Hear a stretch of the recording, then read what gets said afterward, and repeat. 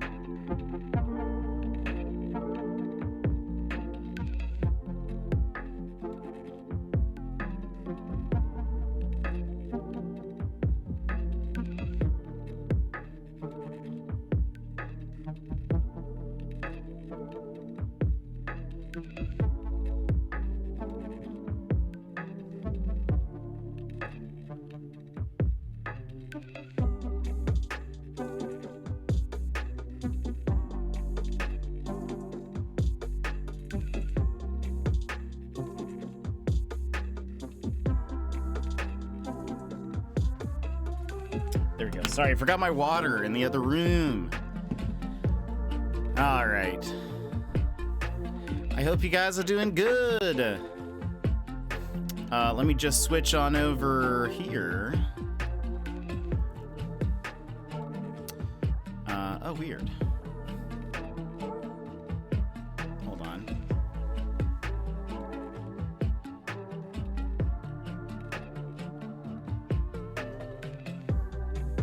Is this better? Kind of, but not really. All right, hello everybody. I have to fix something. Look at that sweater. Let's fix this. But hello everyone, how are you today? I hope you're having a great day. What have you been up to? Where is... Boop. There you go, that's mostly fixed. How are you guys doing today? I hope you're having a fantastic Tuesday. My day has been okay. But pretty much just that. Emmers, you're first. Welcome in. Secret. Thank you for the tweet reminder. I also need to do a hive. Let's do that too. Let's try to remember to do that. Secret, I hope you're doing well. Sassy, welcome in. Enjoy hanging out with your family. I hope you have a great day. And Julia, welcome in. Hello. Send food. Oh no, it was me yesterday. Val, hello. How are you? How are you all? What have you been up to today? Hold on. Copy. Save this. We're posting to the hive. I'm actually gonna try to be diligent in remembering to post here. Been cleaning my room, but still looks like a mess. I feel that. That's me. I feel like I clean the same spots like over and over again all year round. It never stops.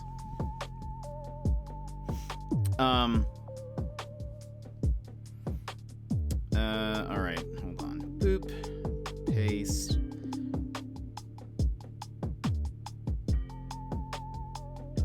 Paste. Post that. Okay.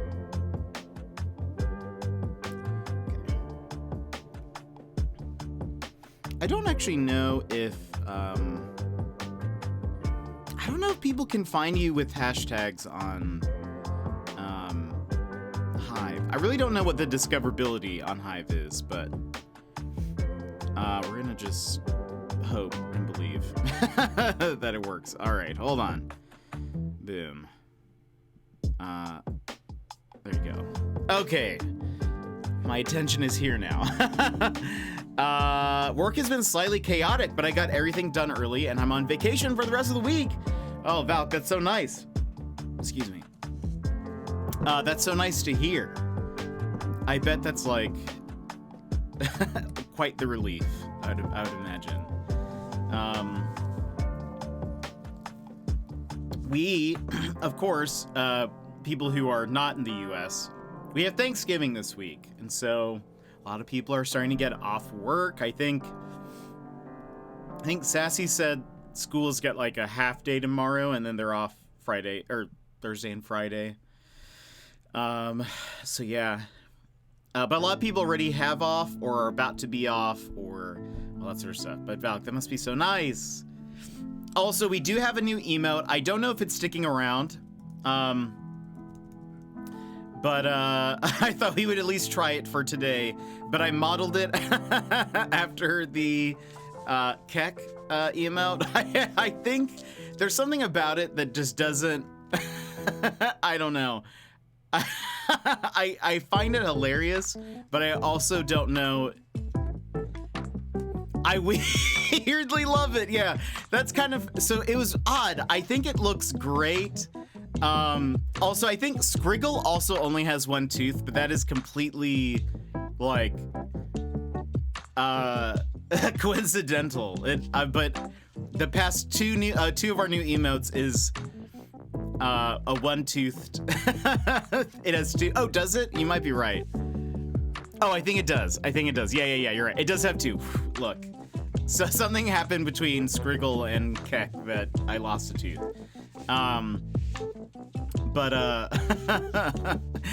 So while I was making it, I was like, I think I'm somewhat capturing the expression of Keck, but it was weird. It was like, I almost think it looks better super zoomed in. Like, when I was looking at it in full res, I think it looked even better. And then I would zoom out and I'd be like, it looks real weird. I don't know if I like it, but there is something that I do really like about it. And I don't know what it is. I would still laugh when I saw it. And so that's kind of why I was like, maybe we're keeping this. I don't know yet. So the thing is here is also my thing. Is Keck is obviously used for like a laugh, but we already have lol. So is that too much? Is having both of these too similar? I mean, like, the expression themselves are not similar, but like they're used for the same thing, but will people use both, I guess? That's my question, I suppose. So I don't know. We'll kind of see what people think, if they like it. It really is though. That's a good point. It's a different type of laugh. I have sparkling water. Excuse me.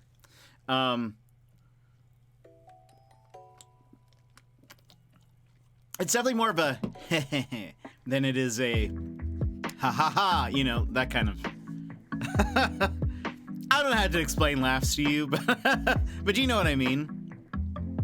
I feel like a natural laugh. I don't know. Is the lol. Gosh, looking at it, it looks so weird in chat. Goodness. Even zoomed in, it's super weird. Anyway, so we'll see. Side note, you might notice that I am drinking out of a purchased coffee cup.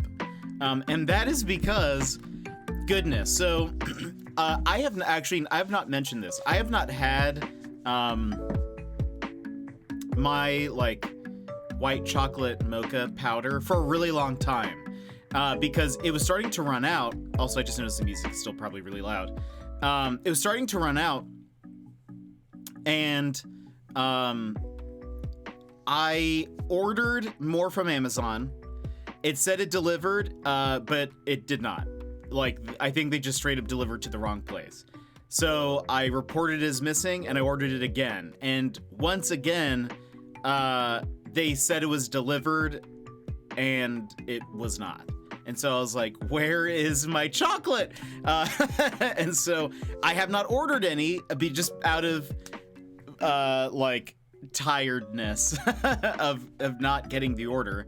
And I don't know of any places in town that sell like the Ghirardelli like chocolate powder stuff. I only know to buy it from Amazon. So I have not ordered any. I've been using the grocery store in town has like a sauce that's made by Ghirardelli that's like white chocolate sauce, I guess. And so I've been using that. It's okay. It tastes a little bit different and it's more expensive. And so after finishing it, I was like, okay, I'm gonna try to buy it again. But this time, instead of getting it delivered to my home, I'm gonna get it delivered to the P.O. box because that's safer, I think. Because that way, it's gonna be harder for them to, like, misdeliver it, I guess. Little did I know, chat. Little did I know. So I ordered it like last week sometime, and it tells me that it's not gonna be until like this weekend that it's gonna come in, this upcoming weekend. Well, this was it last night? Last night, I think it was. Excuse me. Last night I got a message saying that it delivered at the P.O. box, and I was like, yes, that's great. It's early. I love that. It probably got there early because, I don't know, maybe with the P.O. box, I don't know if it like travels faster. I don't know. Maybe it goes through the UPS system in a faster way. Well, so this morning I had to go to the grocery store. I had to run a few errands. And so going to the post office was one. I went over there and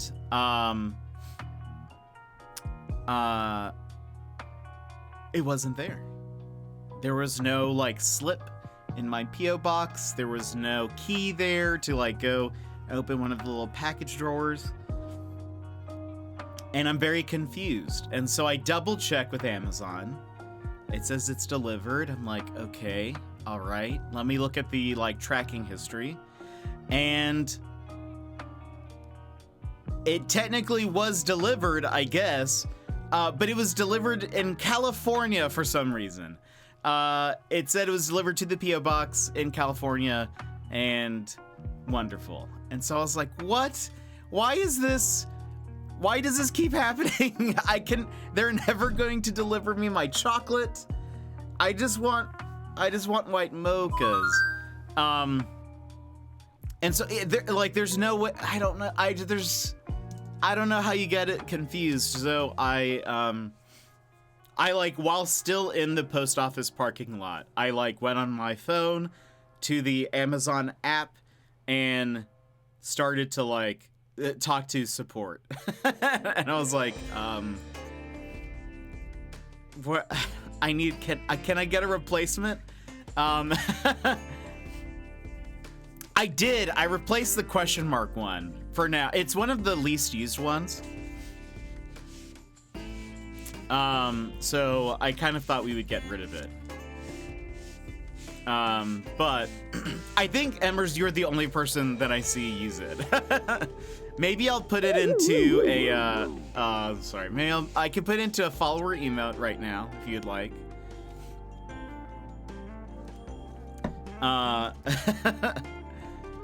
That was one of the ones that I looked at and I was like, so really, this one gets no love, which makes me sad. I could also, any of the extra ones that we end up having, I could always throw into like BTTV or something,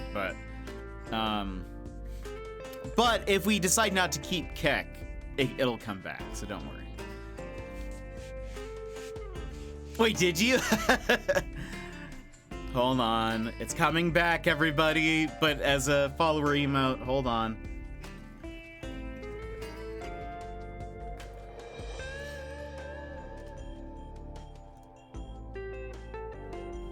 Okay, if you refresh, you will see Hunt is back.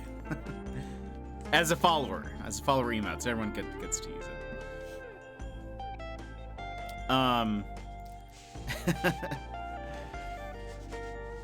The other, I will say, the other one that's on the chopping block is Senpai. Not a lot of people use it. I think Emmers, you are also the only other person who uses it. Emmers uses most of our emotes, which is really nice. I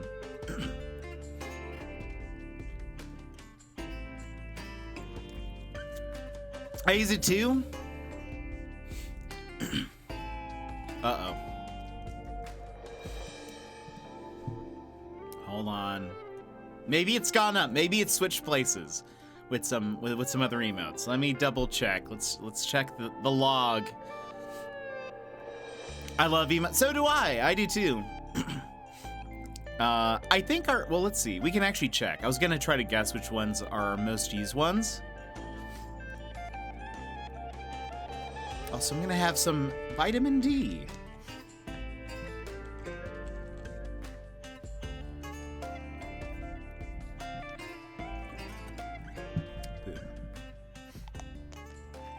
Okay. Let's see while this is loading.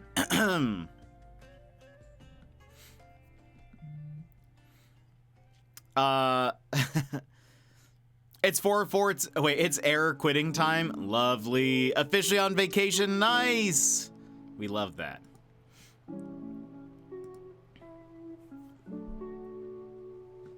All right, wait. Emotes.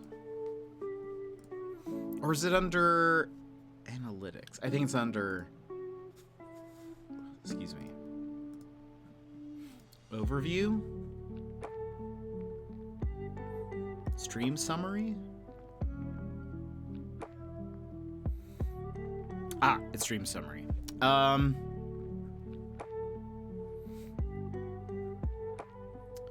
Total usage. Wait, did they change this? Hold on. Interestingly, it shows, right now I'm looking at it, it shows like emote performance of this stream, which is not what I want.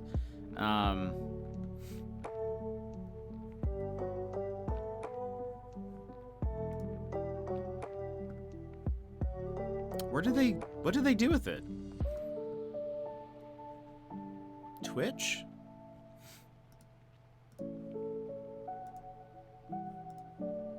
What have you done, Twitch?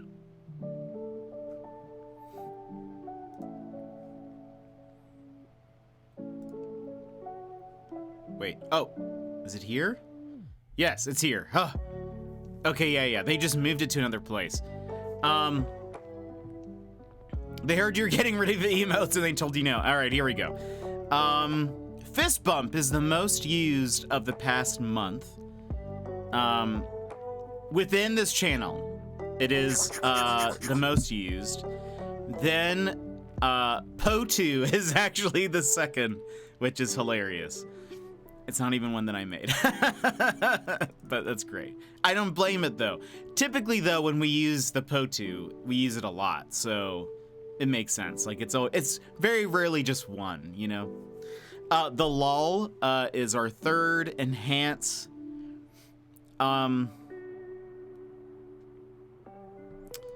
Currently, with this, in the past month, including today, Kek has been used more times than Huh and Senpai.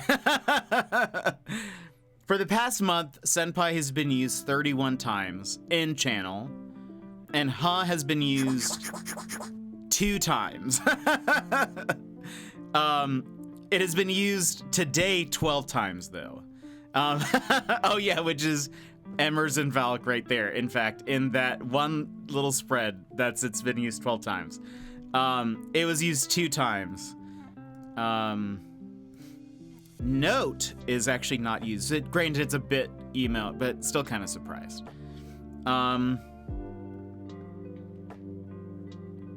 Some of these make sense. Love is actually surprisingly low. Not so long ago, in the Gizmo! mysterious land Welcome in. of Toronto, Canada. That one is a bit one. The note one, yes. Gizmo, what do you think?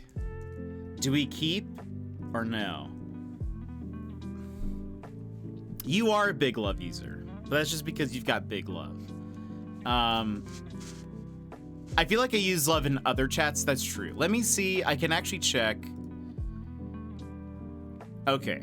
In other people's chats, lounge is used the least, which makes sense. It's a tier 2. I think I'm the one who uses it. Senpai is used the least with 2 after lounge, and then is used 12 times. So those, yeah, that's why those 2 are on the chopping block. I'm surprised Scriggle is only used 19 times in other people's chats, though. That one's too good. I'm so bad with choosing emos. True. The thing is, so my thing was, all right, would this one actually be used? Because it's a laugh. We also have lol. Is that a conflict of interest? Not a conflict of interest. Is that a, you know, is it that distinct, I guess? But by the way, Gizmo, how are you? How's your day going?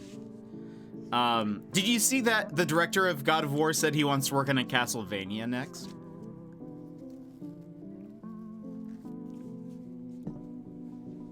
I thought of you. LOL versus Keck fight. I did not see that, but that would be, yeah, wouldn't it? That'd be, I'm very curious what that would look like.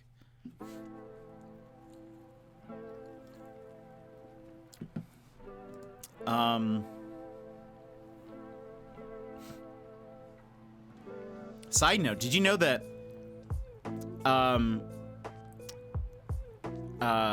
Nick and I share, well, 50% of my viewers, I think, also follow or watch Nick? Something like that. How does this work? What does this mean?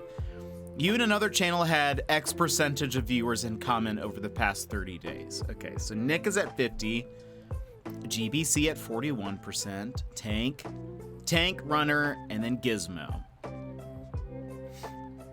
Categories your viewers watch: just chatting. Fortnite, interesting. That's actually surprising. Call of Duty, surprising. People have been watching God of War, which makes sense. Tank has been playing that. 4% Apex Legends and 63% other. I'm very curious what that other is. You're playing God of War. It has taken 30-ish hours from me so far. Man, I really want to play it. I loved the first one, so I'd love to play it. I feel like Keck would win because he has less teeth to lose. True, though. That's a good point. That's a good point. Wait, sorry, Yimit came home. What are we looking at now? Oh, I was just looking at, it says categories your viewers watch, and the top 5 are all very surprising. Well, not all very surprising. Just chatting is at 13%, Fortnite, God of War, Call of Duty, Apex. Those are the categories that apparently you guys like to watch. But there's 63% is other, so maybe that's not very representative. If it's Pokemon or Phasma at all, you can partly blame me. That's awesome. I mean, again, I typically just watch people, so I pretty much just watch whatever Gizmo's playing.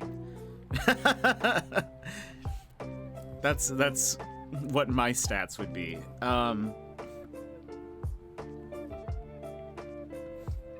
But let's see. Fist bump is the most used both within channel and outside. Enhance is actually used way more in other people's chats than here. Or it's at like a higher slot. Is also used in Pog, Laugh, Toasty.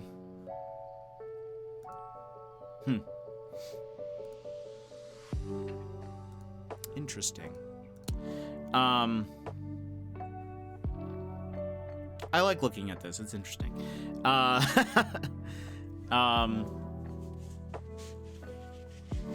I'm definitely guilty of the, yeah, I like that one too. I still need to tweak the fire a bit more, I think. I need it more active. I want it to look even more on fire. Quispy, welcome in, how are you? Love seeing the emotes. How's your day going?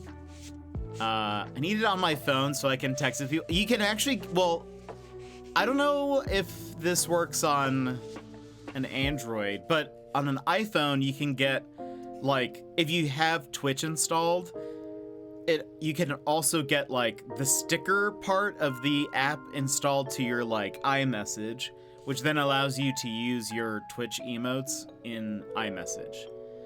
So I've done that a few times. But I don't know if there's, like, an equivalent. Day is good. Finished class early. Stopped at the mall. Upgraded my phone. Ooh, what kind of phone do you have now? I have not upgraded my phone in so long.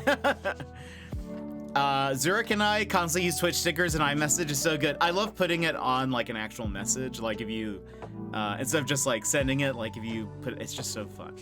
Got an iPhone 14 Pro. Oh, that's so nice. Dang. It's been 4 years for me. I have an 8 Plus. I don't know. That's many years ago. So that's 6 years probably. If you got an 14. 8 Plus. At least 6 years. Yeah. When did that come out? Release. 2017. Right? Is that's 5 years ago. Okay, so about 6. The Samsung 9S or something. Nice. I've kept like my phone pretty like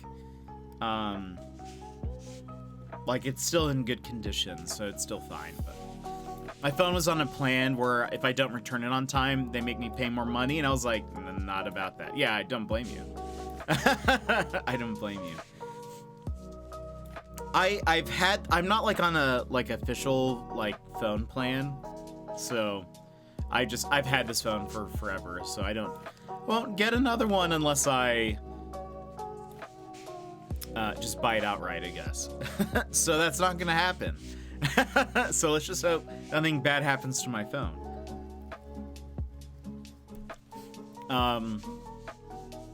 Or you'll see me if you one day you guys see me rocking a like Motorola Razr, then you know what happened. Then you know something has happened. Sunny D, thank you for the lurk. If you guys see me with like a flip phone Razr or a Nokia, then you know something has happened. By the way,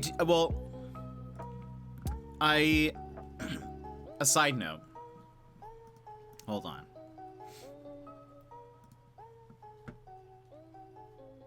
Okay. I got a follow. I got a follow like 45 minutes before stream. And I'm I'm at a lower enough, like smaller viewership that anytime somebody follows outside of like a stream, I'm like, who are you? Why are you following me? How did you even get here? I have no idea who you are. Like if it's somebody that I've recognized from somebody else's chat, I'm like, okay, that makes sense. But like it doesn't show like I was shouted out anywhere or anything, so I'm like, who are you? Are you a bot? Are you... By the way, side note, it's slightly related because I was like, are you gonna be like a hate raid person? Supposedly people streaming the newest Jackbox game have been getting a lot of like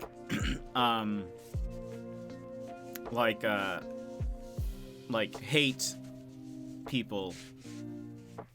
Like either they make their name something like racist, or they're like prompts and answers and stuff. There's like apparently there is a Discord or something dedicated to it, which is like they coordinate to they typically go to smaller streamers who are streaming Jackbox, and they do that. So I guess a lot of people have said if you stream Jackbox to not stream it in the Jackbox category. I think a lot of people don't do that anyway, but so I don't know if they're also like searching, just chatting or whatever, but I've been hearing like within the past week that's been happening more, which is super lame. Yeah, it's not nice at all. And we've gotten that sort of like whenever some randoms have joined us, we get people who push the line and boundaries, but yeah, this is like a coordinated effort. People just have no life. They really do. It's one of those things again where I'm like, for what purpose? For like, why? Why would you spend your time like that? To not only just be a bad person, but to like plan to be a bad person. It just seems like, I don't know, it seems excessive. It seems like a lot of effort. I don't know. It seems like a lot of effort. But anyway, so be careful out there, friends.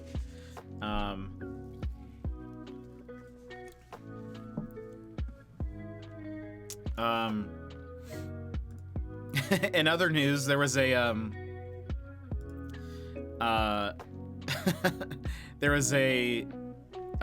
Twitch Reddit thread. I think it was earlier today, but it was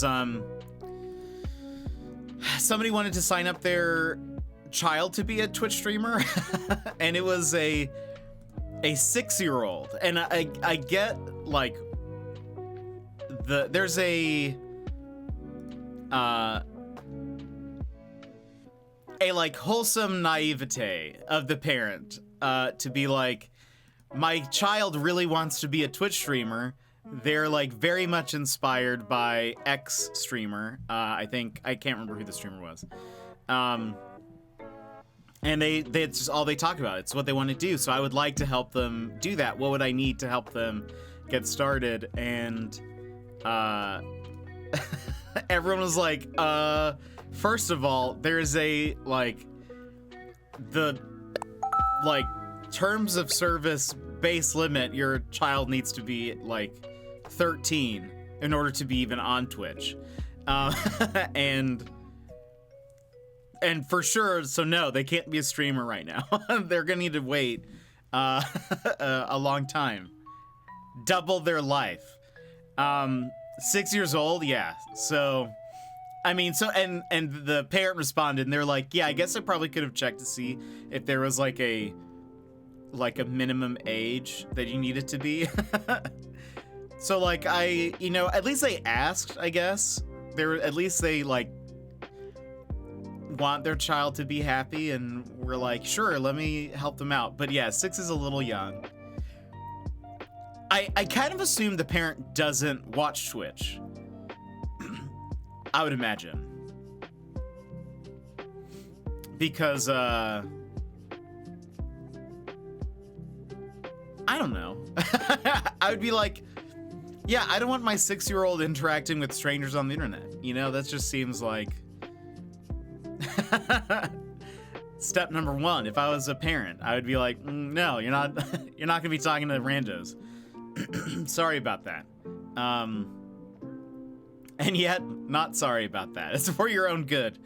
So I assume the parent just doesn't watch Twitch. Then they just don't know. They just don't know what it's like here.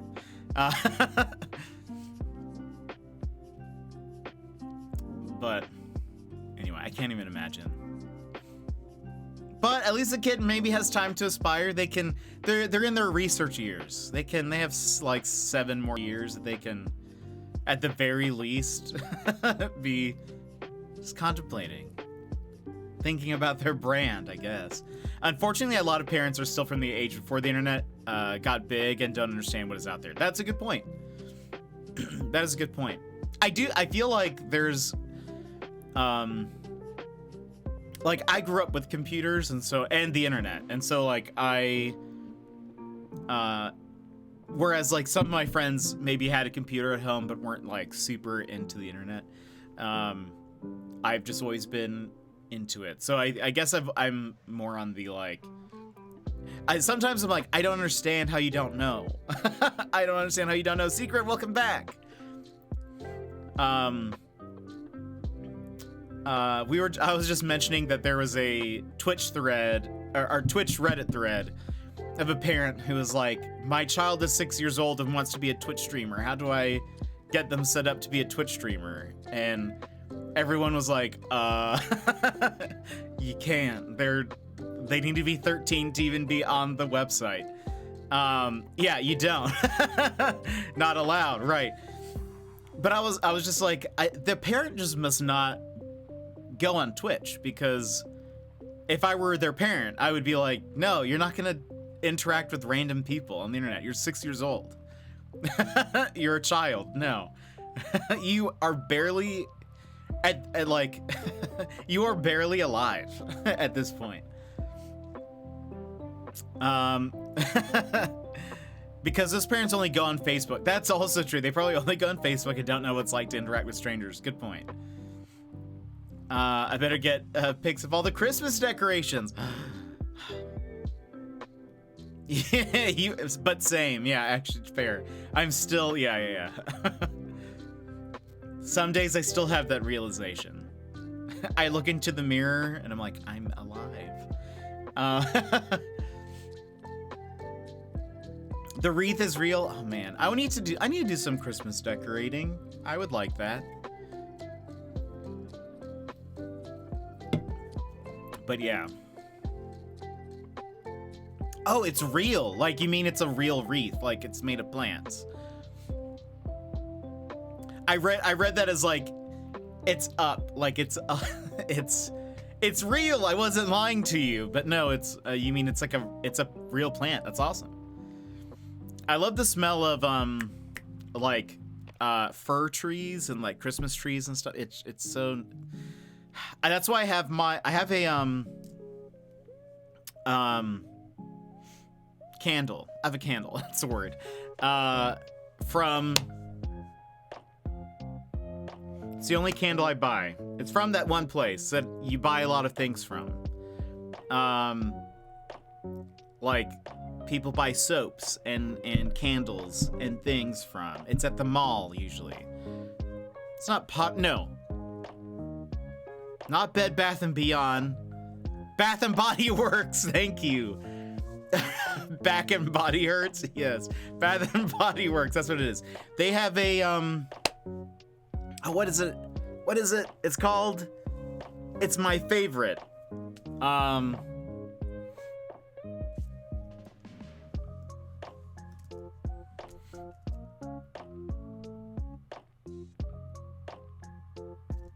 Bath and Body Works. It's not called Fraser Fur, is it? Something fur? It's a Christmas only thing. Usually at Christmas time, I buy like 5 and it lasts me the entire year. And then I re-buy it again the next Christmas.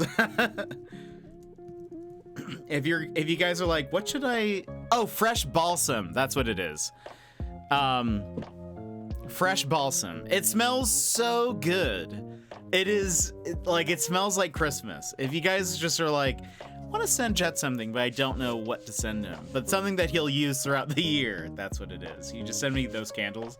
I will have them burning 24/7. It smells so good. It makes my home smell like Christmas all year round, and I love it. Fireside. I bet that one smells very good. I don't know how they do it. Like, how do they even make sense? You know? Like, not SENSE, but like CENTS. No. Wait. No. SCEN. Wait. SCENTS. I know how they make CENTS, which is by charging so much, but sense. SCENTS. Sense.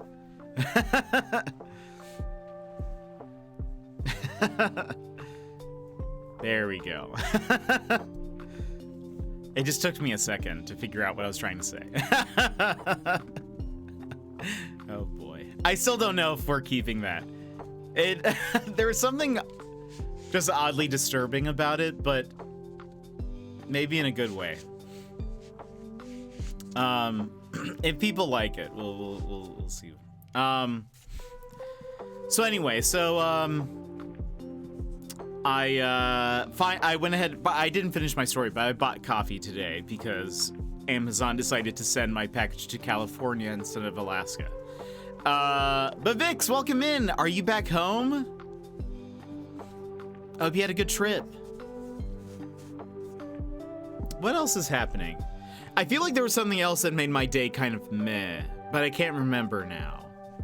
It's just, you guys have lifted me up.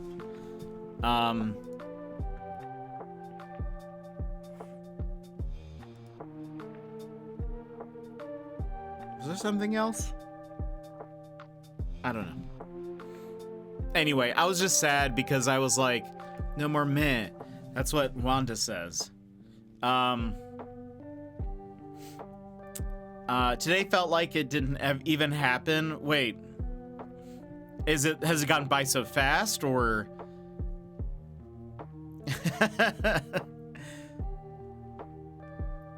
I wish she said no more meh. I am back home, landed here at 6:12 a.m. here, UK time this morning. Dang. It's just been a big day of nothing. How's work been, Gizmo? Any news on like some job stuff?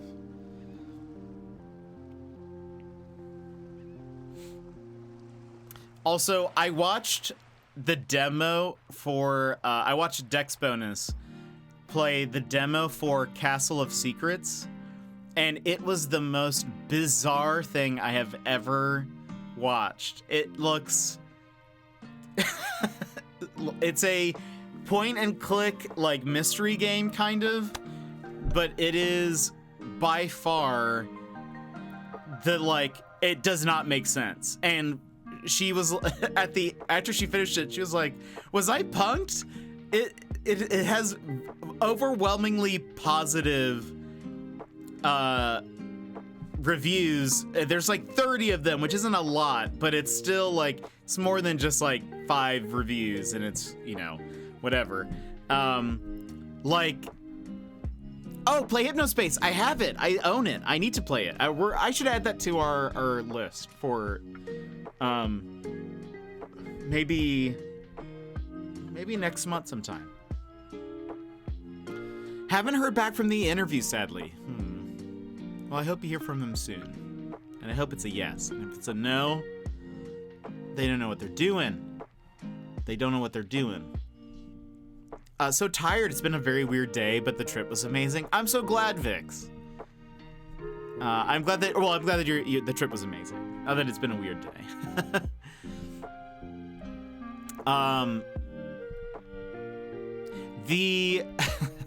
I wish I could show you guys just her playthrough of it.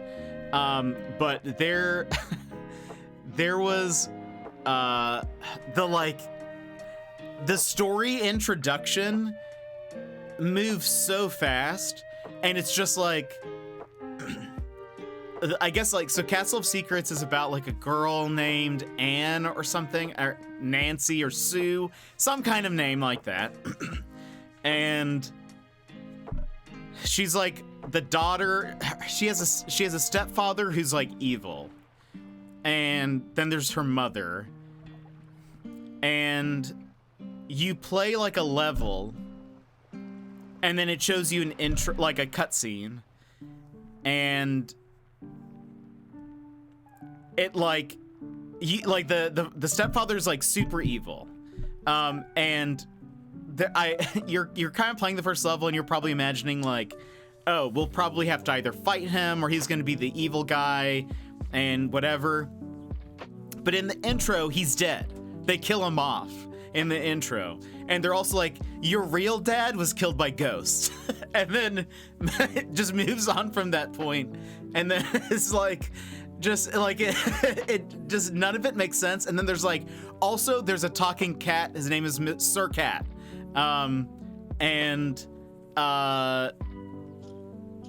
maybe your destiny is tied to this cat.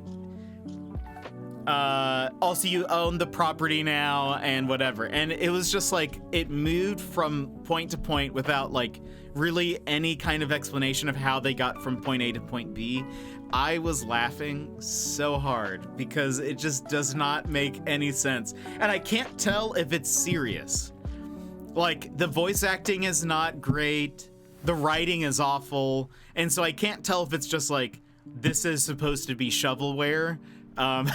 Or is it so, like, are they so smart? And this is like just so well put together. I can't tell. I don't know who the devs are or anything. I don't know what else they've worked on, but anyway, I laughed so hard watching that. Cisco, welcome in. How are you?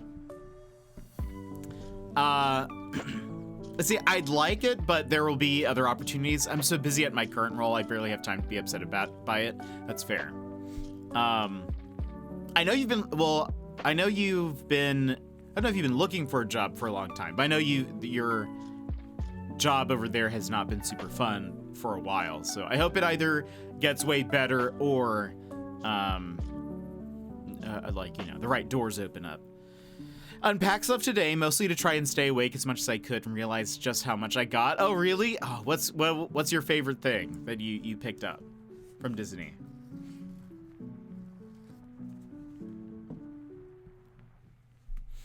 I'm making chicken tikka masala. I just started, like right before stream, I was throwing things into a crock pot. My hands smell like garlic. I don't even know if garlic typically goes into chicken or like tikka masala. But it does. Okay. Regardless, I would put it in there. I like garlic. Indian confirmed. Okay, good. I really love it. I actually planned on going to the market today to go get that naan bread, but I didn't have time before stream started. So I might have time. To go before it's ready, so we'll see. I'll just have to go out during like work traffic, you know, which isn't always fun. But ginger, garlic, tomato, whole spices. Yeah, okay. I love garlic and things, so that's why I'm just like, and anytime they say put X amount of garlic, I usually just double it because I want things to just taste good, and garlic tastes good. Fight me. Same, yeah. Do you guys know who Claire Saffitz is? I did see a recipe of hers that called for one garlic, like one thing of garlic, clove.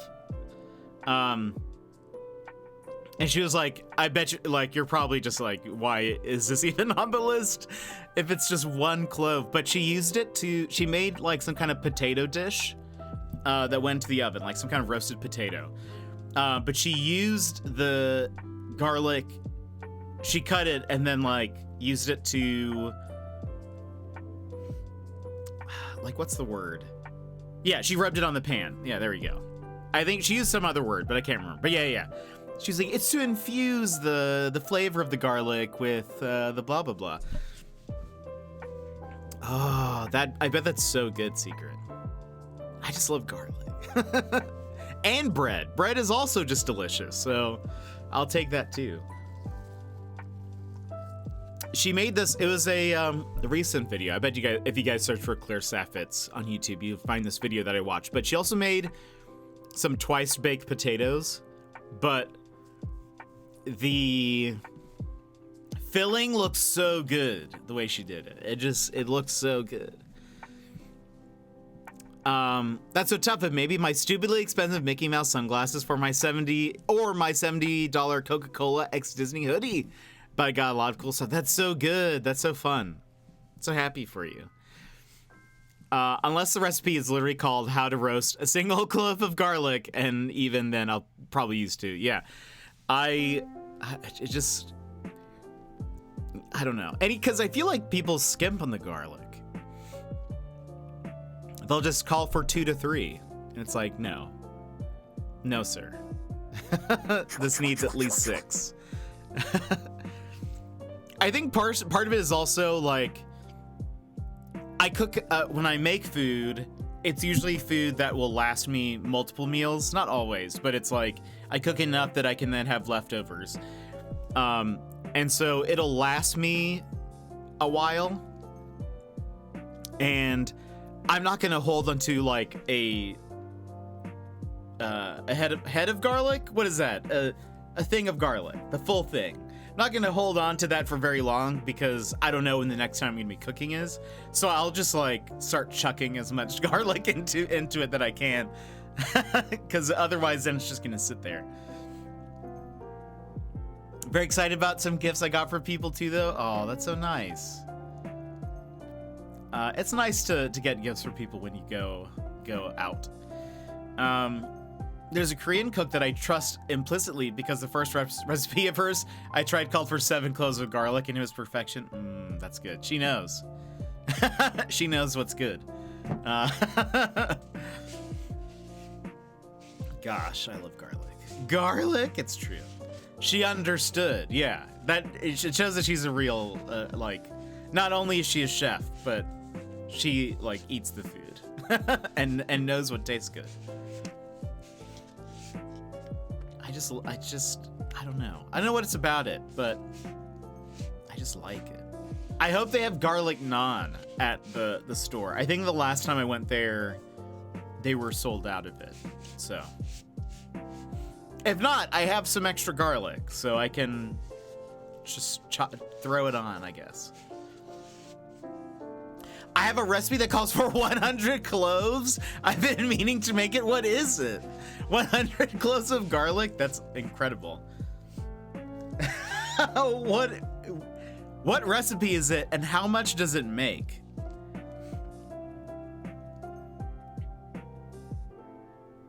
It's so interesting.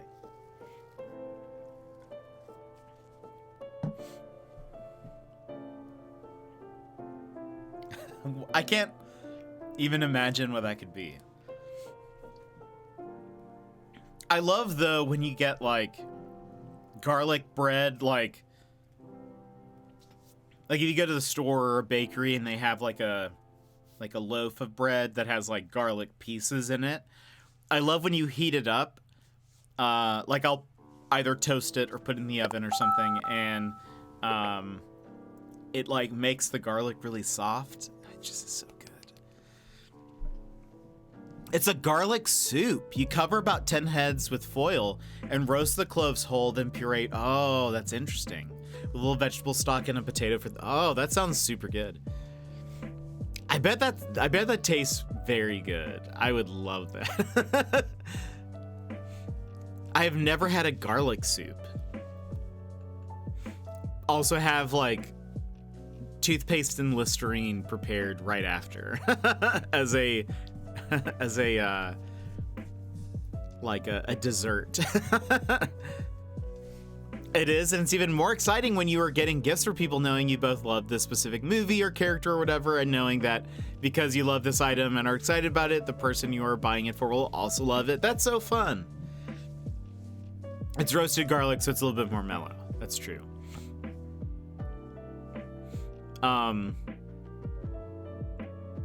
Garlic is just the best. I just love it. More garlic. More garlic in things. That's what I say.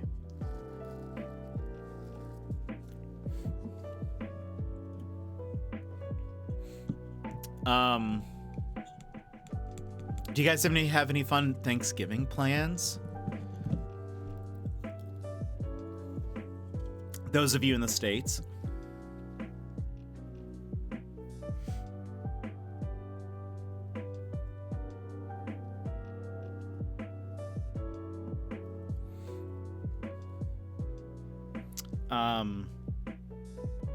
I think I'm gonna make spinach dip.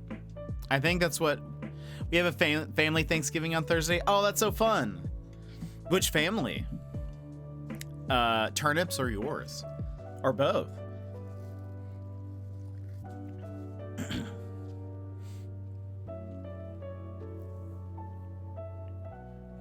Charnos, my family doesn't do it Thanksgiving. Okay, that's fair. I hope it's a fun all time. Are you gonna cook something, or is it all prepared for you? Ooh, a baked brie. Oh, I bet that's gonna be good. I have a Thanksgiving thing, and I was trying to figure out yesterday what to bring. I think I'm just gonna do a spinach dip, an artichoke spinach dip. It's just easy. It doesn't take super long. Friday we have a Friendsgiving, and I'm doing a cheese board. Ooh, oh, that'll be great. Thanksgiving at my grandparents on Thursday. We were planning a lamb, for my parents, and I on Friday, I think. Oh, that's nice. I haven't had lamb in a super long time, but the last time I had it, someone made lamb tikka masala, and it's delicious. Spinach artichoke dip, yeah. The warm melty kind, yeah. I have a recipe that goes in a crock pot, and so it's like super easy. And it's just like, throw everything in. and it's just like, it's so good. It every time I've made it, like, it goes by so fast. Like, if I've brought it to like a shindig or a hootenanny, people just like, I set it down, and then people just start scooping it up, gobbling it up with their chops. Oh, I'm making goat with collard greens, onions in a crock pot, cook for 4 hours. Oh, that sounds good. Ooh, would you like? Yes, Secret. Yes, I would. I would very much love that. That's one of the dishes I'm making for Thanksgiving. Oh, that's so fun. I don't think I don't think I can say I've ever had goat. There we go. But I bet that's gonna be tasty. May need to make artichoke spinach dip soon. It's not very difficult if you've never made it before. I'm sure there's probably even better ways to do it. So I just do it lazily. I'll share some with you if you can get your hands on lentils. I love lentils, so yes. I love lentils. I actually like, growing up, one of my favorite things was like a lentil soup. I just think, I do not have a pressure cooker.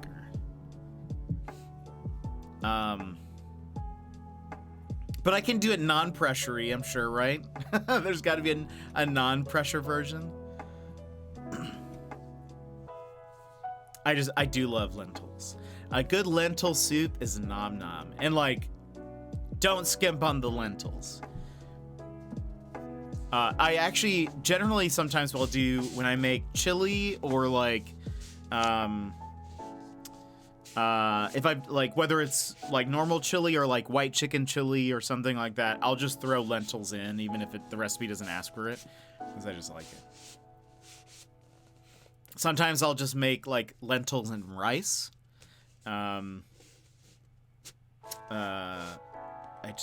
Lentils are great. Need one? I've never used one before. I've heard to be careful with it. Part of me would be scared that it would just explode. They're game changers. Maybe I'll need to look into that.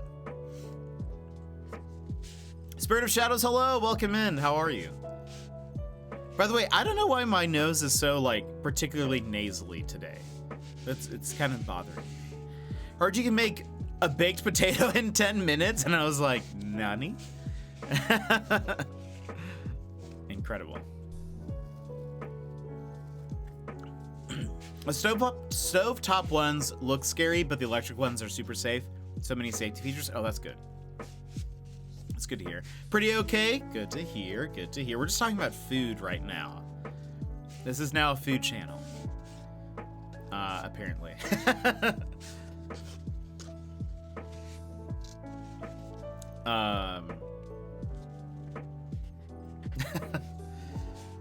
I can cook rice in 3 minutes? Really? Dang. Lentils takes for dang. Food? Yeah, we're just talking about food. Pressure cookers, Thanksgiving,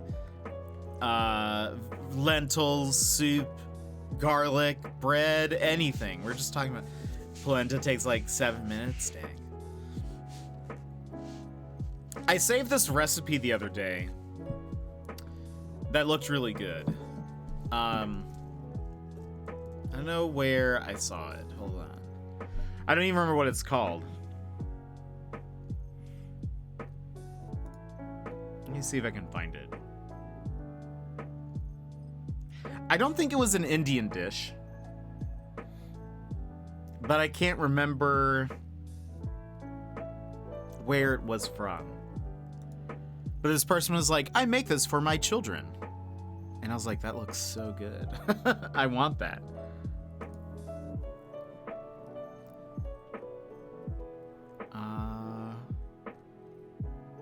Okay, I don't think it was here. Hold on.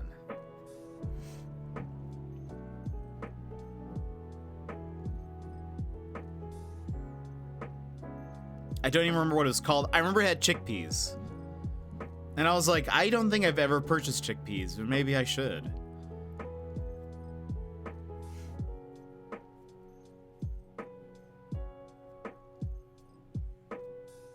I know I saved it, but apparently I didn't.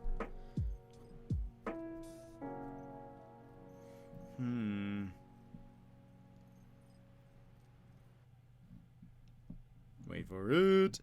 I wonder if I can... Pan-fried polenta and chili. Ooh, that sounds good.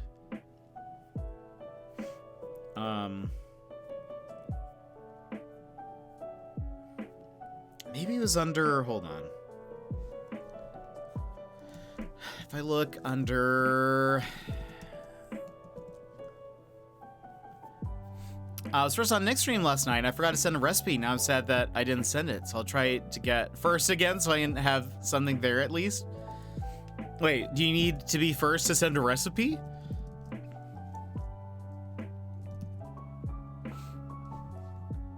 Whoops. I think it was under GIF recipes.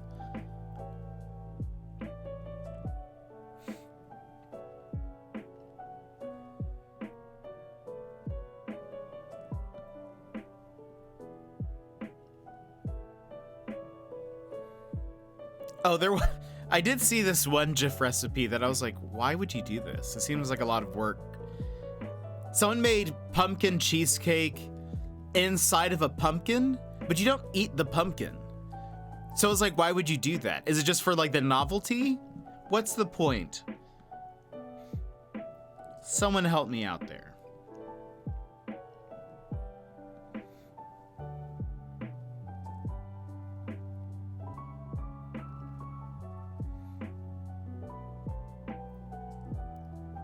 Wait, can you eat the pumpkin? Do people eat pumpkin? Like the outside? The Instant Pot I have is currently on sale. Uh-oh. Uh-oh. It's only 80. I just purchased a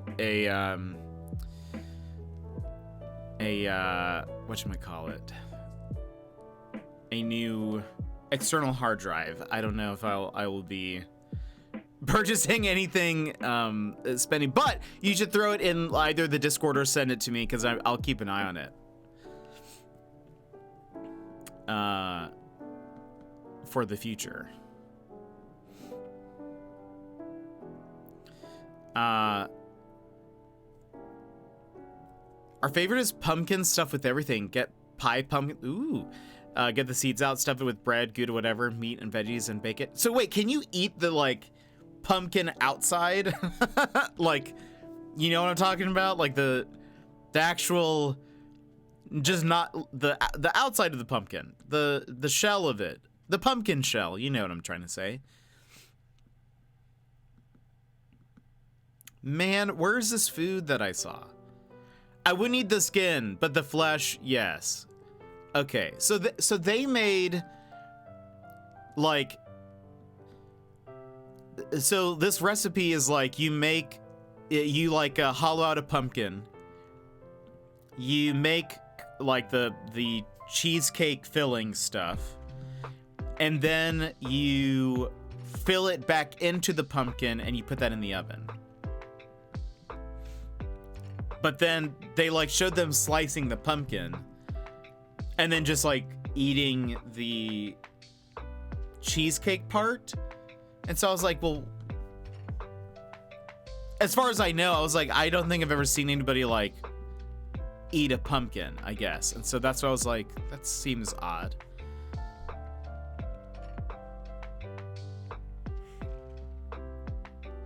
It's on sale for Black Friday. Oh, nice. There's a bunch of Black Friday stuff happening right now. Okay, I cannot find this recipe.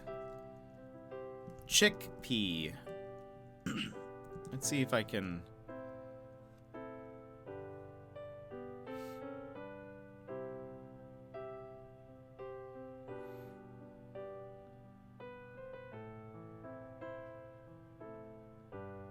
I'll see if I can find it later. It had a name. It was a recipe that had a name. Maybe it's not under GIF recipes.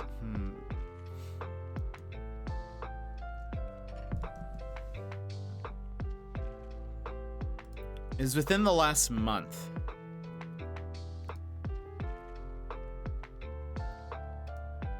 Oh, wait. I'm pretty sure.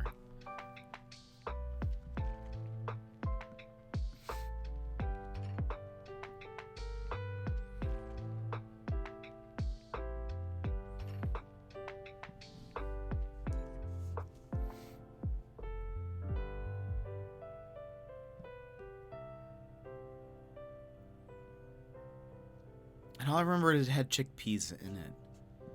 And it was like a bowl, and it had chickpeas and yogurt and... what else?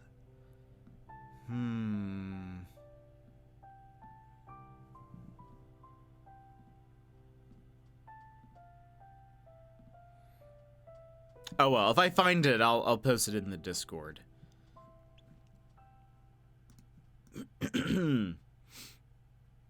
Alrighty.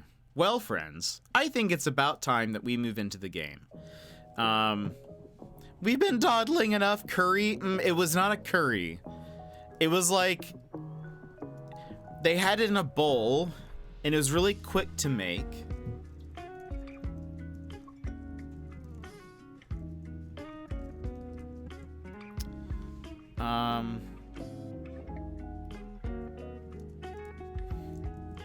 Recipes. I almost want to say it was Lebanese, but I could be wrong.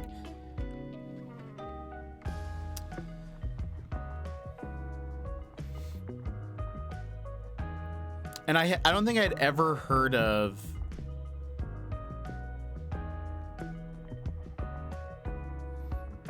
like, I don't think I'd ever heard of it before, but it was so good. It looked super good. I can't remember what else was in it. But I remember they had it in a bowl, and they were, like, layering things in there. Oh, and then they topped it with, like... something. Unhelpful. They topped it with, like, walnuts or something.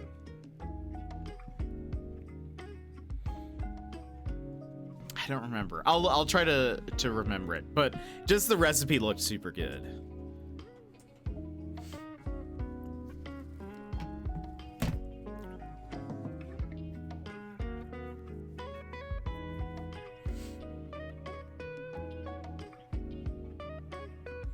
Side note, this is a reminder, while I remember, before we hop into the game, to this week. We are, today's just a normal stream, there's no date nights. We're doing mostly Disco Elysium all this week, except for Saturday, we are playing a game called Beacon Pines. It is an indie, cute, spooky game, question mark? Some horror to it, of some kind. So we're going to be doing that on Saturday. So please join us for that. But we're still doing Disco. I honestly don't know if we'll be done with Disco Elysium for a while. We still may have just like another week of it left.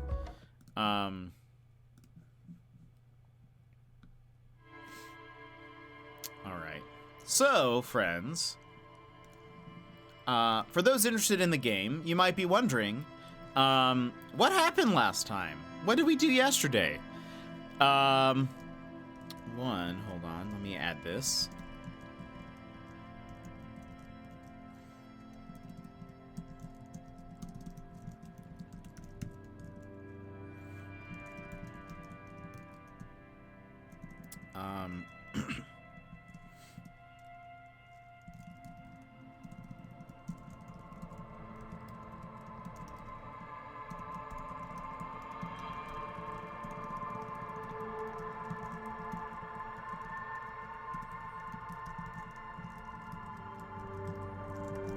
All right.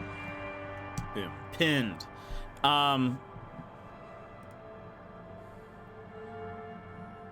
Sweet. There we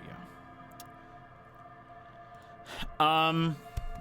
What happened yesterday? So, let me at least catch you guys up. Generally, the basic plot of this game is that we are this disaster of a human.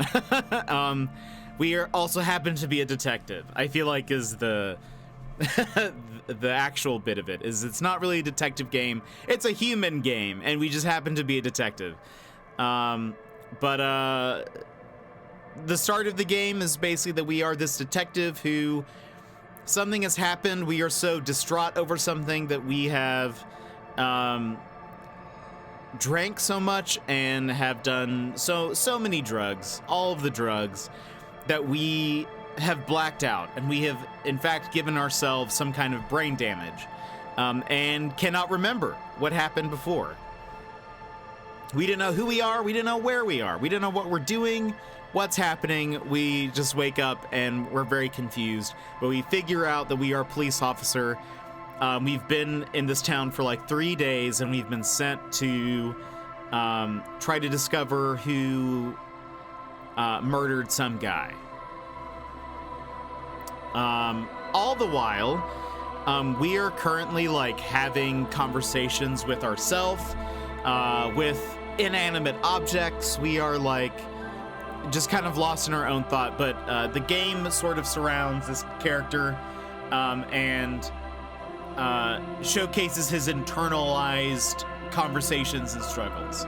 So while we do things, different parts of us will start speaking to us, trying to get us to do different things or to see things in a different way. We have a partner named Kim. He's great. He's like actually a good cop. And he has mostly been there supporting us. But he kind of informs us of what we're there to do and kind of reminds us of what it means to be a good cop. But we've just been questioning people. There's a bit of a background story where these different factions are kind of arguing. There's a company called Wild Pines. Apparently they're like a logistics company, and so they deal with like truck drivers and stuff. That's the other faction. There are these truck drivers that want to work, but can't because the union is striking. And so then there's the union. So there's the union, the company, and lorry drivers. And they're all kind of arguing. They're at a standstill. There's just a big traffic jam in the middle of the town. And we think that some of these people might be involved with the murder of the guy. There was a guy who was hung from a tree, and we are trying to figure out what's going on.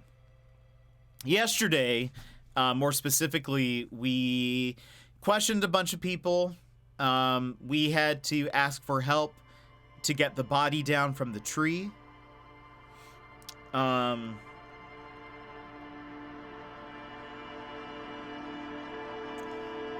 It was a lot, and we got a lot of background. There was a lot of like backstories, not backstory.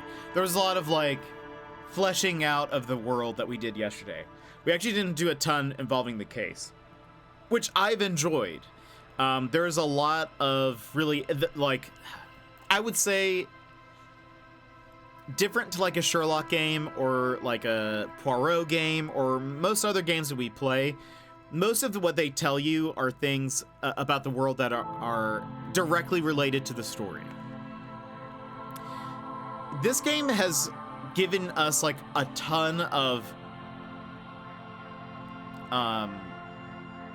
details that really flesh out the world, I think, in a way that you don't really see in other games. Like they've talked about other cities and towns that I don't think we go to. I think we're just in this one town for most of the game.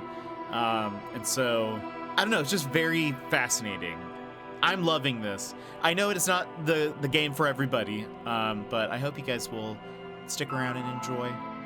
But we're gonna continue.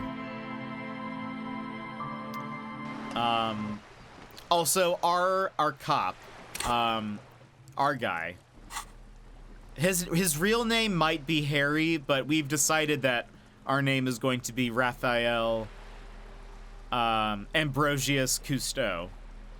And he is a bit of a disaster. He is a sensitive boy, not very smart. Our intelligence is okay, but we're just very sensitive. We can pick up on people's emotions really well. And our physique is all right, but like we're kind of strong, but we're not very like fast or dexterous, and we're not very smart. So we're just a soft cop. Let me see here. Okay. Also, we really want to sing karaoke.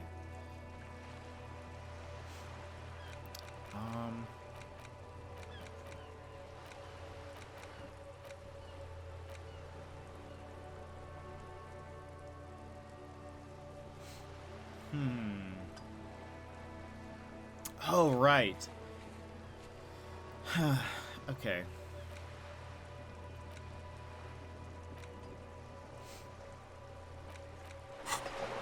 I think we finished. You're back.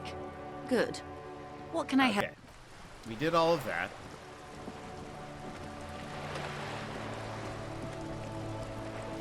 I wanted to, where we left off, I was thinking about retrying some stuff.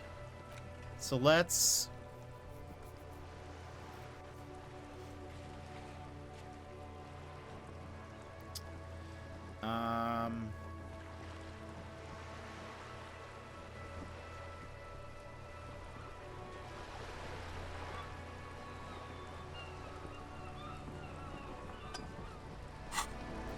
Let's go first.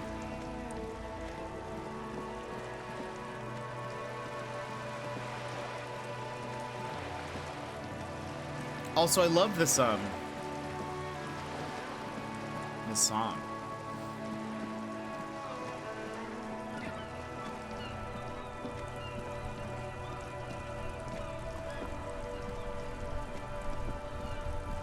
Tommy, do you have anything for us? Stuck in the rain in a traffic jam, man. What's on your mind? I heard that one of the drivers is a woman, but I don't think she's here. Do you know this lady driver? I don't want to talk about that. Oh. He shifts around, suddenly uncomfortable, then looks away.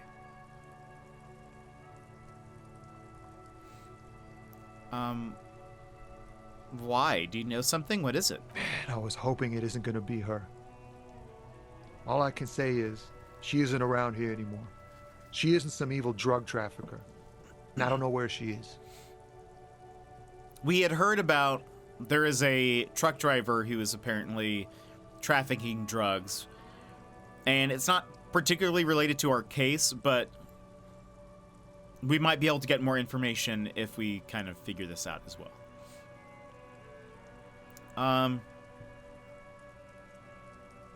I asked you about this person. You said you didn't know, but now you're saying you do? I didn't, man. I told you I was hoping it's not her. That she wouldn't be mixed up in it. He still is. Hoping. It's just wishful thinking on his part, not trickery. Who's the person? What's her name? Thank God I don't know. People here call her the lady driver. She kept her name a secret. From me, too. Now I see why. Who is she to you? A friend? An acquaintance. I don't know. She was the only person in this damn jam I could talk to. She's someone I don't want to rat out to the law, okay? What does she look like? A youngish woman. Gruff, but in a cool way. Cool. What color hair? Blue and violet. Dyed. It was violet when she got here. Blue before she went. When did she leave? Damn, I don't want to... Please just let it go. Whatever she did, it can't be that bad. She's not a bad person. I know that much. We can't just let it go. It's part of a police investigation. That's how it always is with you, isn't it? All part of the investigation. The girl's troubled. If you hunt her down, she may not survive it. I can't have that on my conscience. It won't come to that. We won't pursue her on this. This is information only. I don't believe you. Believe us, it really is. I just can't, man. I'm not naive.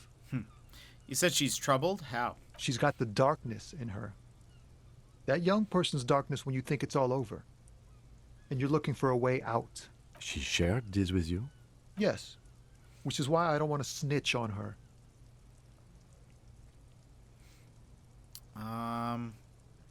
It's not snitching. It's just a few questions. It's snitching, man. I know what it is. I was told everyone's afraid of her. You're not? I heard the rumors. I saw the other drivers looking at me strange when we talked. And she told me, too, that she's had a violent life. But I wasn't afraid of her. More like for her. Did this violent life include drug trafficking? Well, it looks like it did now. But we didn't talk about that. We talked about life, you know? She talked about her mind. Her mind? The way it worked. The trouble it was giving her. The pain it was causing her. When she left, did she leave her lorry behind? Fuck, man. Go grill someone else with these questions, okay? There are plenty of drivers here who couldn't stand her, or were afraid of her. They'd be more than happy to rat her out. He's right. There are other options. The raceman, for one. Push Tommy, and it will break his heart. And his spirit. Don't expect you to be pals. Now is not the time to focus on feelings. You need the info, son. Dang. You see, this is the interesting part. So, just then, we had reaction speed, empathy, and physical instrument chime in. For those who haven't been super involved in the playthrough, and over here on this like side chat, you can see reaction speed has said that Tommy is right. There are other people we can ask about this. Empathy says, if we push Tommy to give us more information, it will break his heart and his spirit, and we will not be friends. Physical instrument is like, but now is not the time to focus on feelings. We need that info. And so now we have a few options of what, like where we can go. We can at least say this, and I think it's neutral, but I think we're then going to be forced to... So let's see. This is put yourself in my shoes. I need this for another investigation too. It's important. I can't blow it. Or we can force Tommy, which is she's a suspect and I need you to tell me where she is, or I can't finish this investigation. Or fine, I will drop the matter for now. Find another way.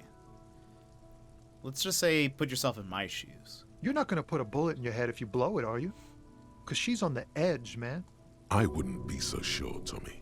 Imagine it. An explosion of stars. Goodbye world of men, money, and machines.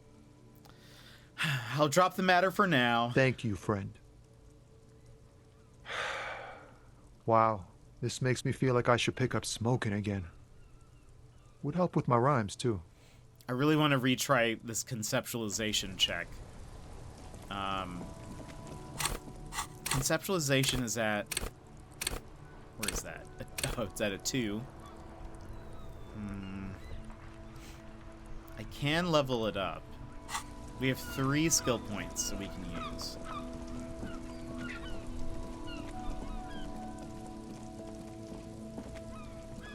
Everything's still cool here, officer.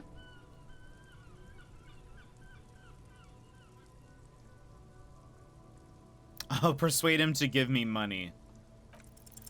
No need to dress this one up. Oh, Just no. tell him what you want. I want your money now. Oh, okay. But why, officer? Because I want you to bribe me. I'm a police officer, or I don't know. It was just the only thing I could come up with. Ah, yes. Money is very important. The street vendor nods, dead serious. Are you trying to ask for a bribe? If so, you're not doing a very good job. He looks at the vendor. Sorry, detective. Okay. Just thought I'd check. No harm, no foul.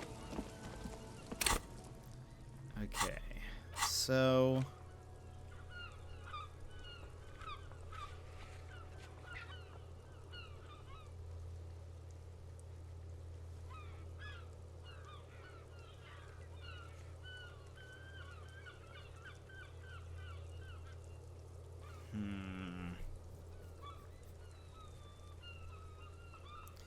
Rhetoric. There were some other things that I wanted to retry. Hold on. Oh, empathy.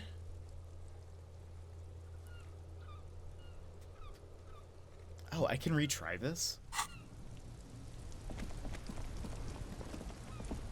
Not that I'm very smart, so I will probably fail at this.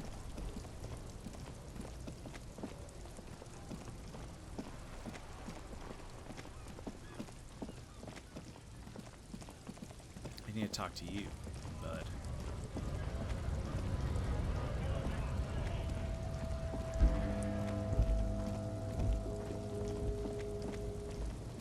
But I can retry this now. An old monument stands in the middle of the traffic island, pointing toward the sea. Oh. It looks as if it's been reassembled piece by piece, secured and mounted in the air with the aid of numerous ropes and rods. Yesterday, we were talking to Renee, and I can't remember the other guy's name. But yesterday, we were getting a lot of history stuff, and I think somebody had asked, what do we get for this? Or, like, do we get anything for this? And I said, like, we might get some experience, but it's helpful because sometimes it lets you, like, it might help a check later on in the game. We had tried this yesterday, and we're a dum-dum, and it's an encyclopedia check. We failed it. And, but now we get an extra +1 because we heard about, like, Renee had told us about the story about the crater. And so we're now at a 42%. So not terrible. I feel like I should be cloaked while watching this. That's fair. That's fair. All right, let's see. Let's see if we can do it. What did this king do? Even by the standards of the Philippian kings, old sumptuous Philip was known for his profligacy. In what way? I don't know what that means also. Well, he blew through the whole national treasury, starting the decline of one of the penultimate century's greatest superpowers, the suzerain of Revachol. His own maladministration foreshadowed the fall of the monarchy during the anti-centennial revolution, an end to his family line and the monarchy on the Insulindian Isola. How did he manage to blow through the entire national treasury? Stories have it that he had his bedroom converted into a treasure chamber. Wow. Where he stored unfathomable wealth. Krugerrands, bars of gold, ornate weaponry, armor, and various chalices. He called it the Sol Auron. It was obscene. There were whispers he slept on a huge pile of gold-dipped feathers, like some obese dragon, instead of a bed, like a normal person. The man certainly knew how to live. That is our necktie that just chimed in with the man certainly knew how to live. Our ruling trait is that we are very imaginative and our imagination just kind of runs wild, and so our tie talks to us. I would like to sleep on gold, hustler style. The king is the king and he can do anything. Wait, really? There's no way that's true? Or a deplorable farce. No wonder everything went to poop. I would like to sleep on gold. But wait, you haven't even heard about his fabled cocaine addiction. The what now? You see, old Philippe wasn't just good at squandering the national treasury on gold and ceremonial weaponry. He was also a prodigious snorter of nose candy. Not just any nose candy, though. We're talking Royal Philippian Blow. allegedly twice as potent as the stuff you find nowadays, and purple. Philippian cocaine was purple. This is a lot to process. His Majesty's courtiers said it helped him connect with the higher realms. That's right. They said something about that. What is nose candy? Cocaine. Okay. So he was addicted to cocaine. That's what the revolutionaries said 150 years later. Right before they emptied out the royal mausoleum and dumped His Majesty's mortal remains in the Insulindian Bay. Dang, where's he buried now? Beneath the cold waters of the Insulindian Bay, thrown there by the revolutionaries after they cleaned out the royal mausoleum. A group of marble pleurons still surround the king's vandalized tomb. A deathly cold wind sweeps up candy wrappers and old newspapers. What happened to the statue? The original was blown apart by communards, then further damaged during the landing of the coalition's airships during the turn-of-the-century revolution, when Martinez was leveled. Who restored the monument? Some years ago, a group of liberal, artistically inclined individuals, designers mostly, thought it would be ironic to restore the statue of the most wasteful ruler of Revachol in the poorest part of the city.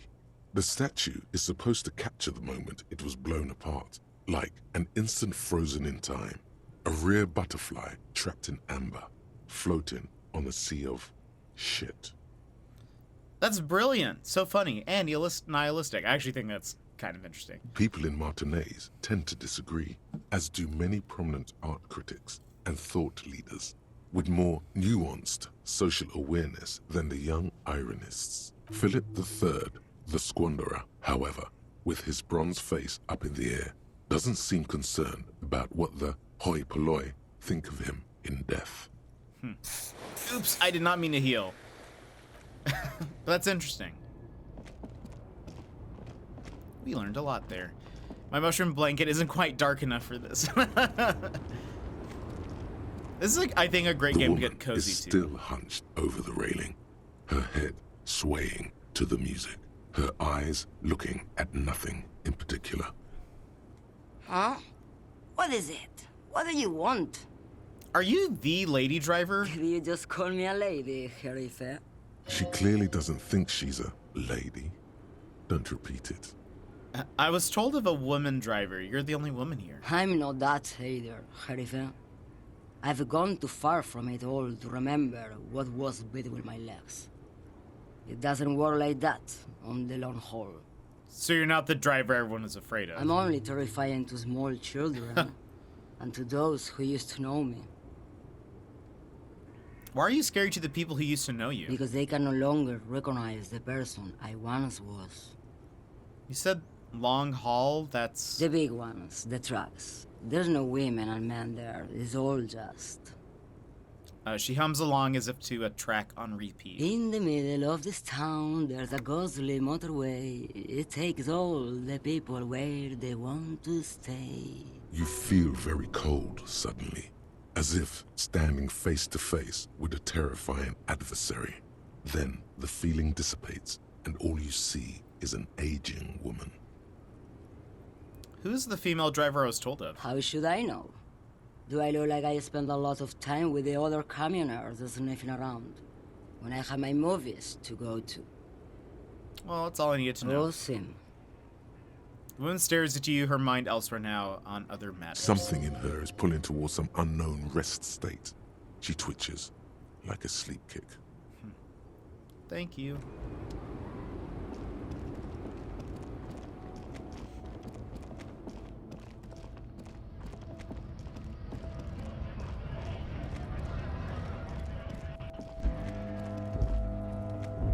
Looking for something, Runt?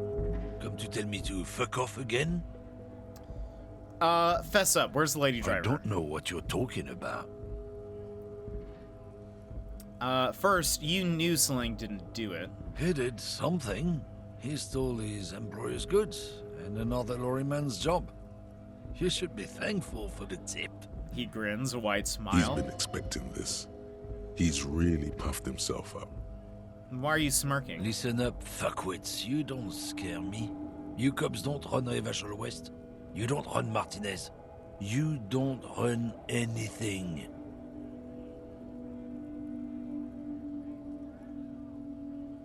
So who does? You? No. He means La Puta Madre. The name resounds like a bell in the air. A dark gong. You get a bad feeling about it. Looks like the lieutenant has a plan. Let him do this. Yeah, him.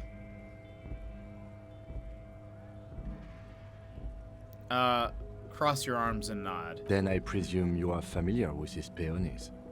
Yeah, they're his little bitches. He's got them all over the unions. Not just the unions. He has peonies everywhere. Some say he even has them in the RCM. Dirty fucking peonies who'd do anything for him. Multi-ethnic drug addicts.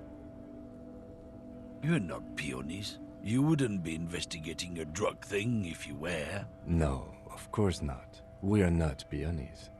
But if we were, and one of Madre's drivers were to be stealing from him, then it's a good peony's job to find out who that is. It's not a hard job. It won't take a long time. It won't make Padre Madre angry. But a stupid fucking racist is standing in the way, protecting this fucking thief. I'm not scared of you or the mob. I'm under the protection of the Lorrymen and Carters Guild. You've seen that corpse in the ceramic armor there. Did his shitty little guild protect him? Nah, you wouldn't just leave him out there if you... He tries to light a fresh cigarette, but his hands are shaking now. The sentence simply ends. The lieutenant turns and gives you a barely perceptible nod. I've softened him up as best I could. Now it's on you to finish the job. Woo! Make him tell you what he knows. We get a +2 because of Kim's bluff. And saw you snooping. And we saw... He saw us snooping in his cabin. But we get a -1. But... Come on... Yes! Men like this only respect two things. Strength and fear. Time to turn up the volume. Show me her lorry right now. The lady driver's lorry. Where is it? Oh, we're grabbing you. it. I told you. I'm not gonna... There. His voice grows smaller as yours.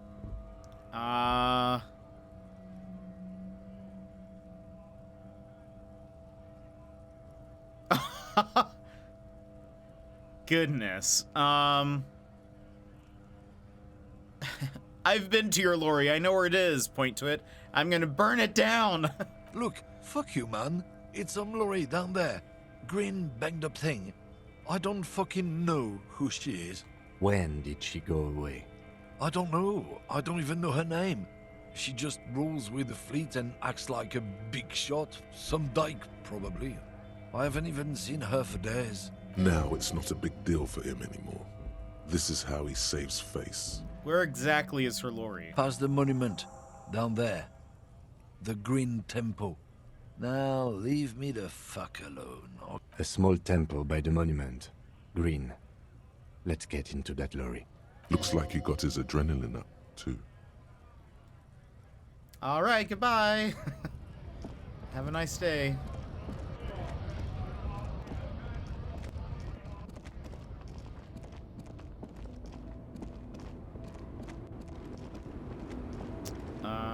Oh, is it this one? This green found, A to Z, Contemporaire, is parked in the shadow of the ruins looming overhead. It's seen better days. This must be the one he told us about. Unless he was lying. Let's peek in the window. The glass on the side windows is tinted and covered with dust. You can barely make out the shape of a seat and two steering levers. It feels like you're peeking into someone's home residence. Inside it's private, cozy, warm, dusty too. Try the door handle. The door is locked. The handle looks shiny, like it's recently replaced. How are you gonna open this, Kim? Use the pry bar to smash the window. Open it from the inside. Really? This has been hard enough. No need to make it any harder. Okay. Let me...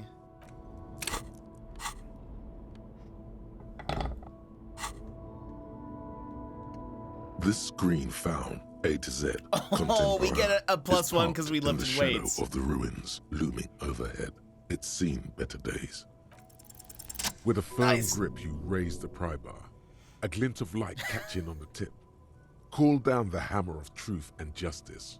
Release your secrets, lorry cabin. We can just smash it. We can say, screw the police, and then smash it. Say, welcome to Revachol window, and smash it. Or say, I'm sorry, I'm sorry, and smash it apologetically. We'll say, welcome to Revachol. The window shatters, and droplets of glass fly everywhere, shattering over the lorry floor and pavement. Subtle.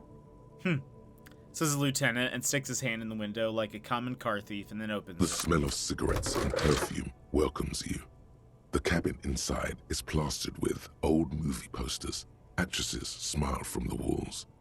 There's a radio transmitter in the front and a toolbox tucked under the driver's seat. Some tools lie scattered near the pedals. Admire the poster. These are movie posters featuring starlets from long-forgotten films from the 20s, the teens, even the 90s of the last century. One of them particularly catches your eye, a centerfold of an ingenue attached right above the back seat. The actress is draped in a sheath dress, one of her shoulders bared. The faded remains of an autograph run across the poster. She's looking past the camera. A feeling of tenderness washes over you. A longing even, perhaps. And gentle tragedy. Wait, doesn't she resemble someone you know?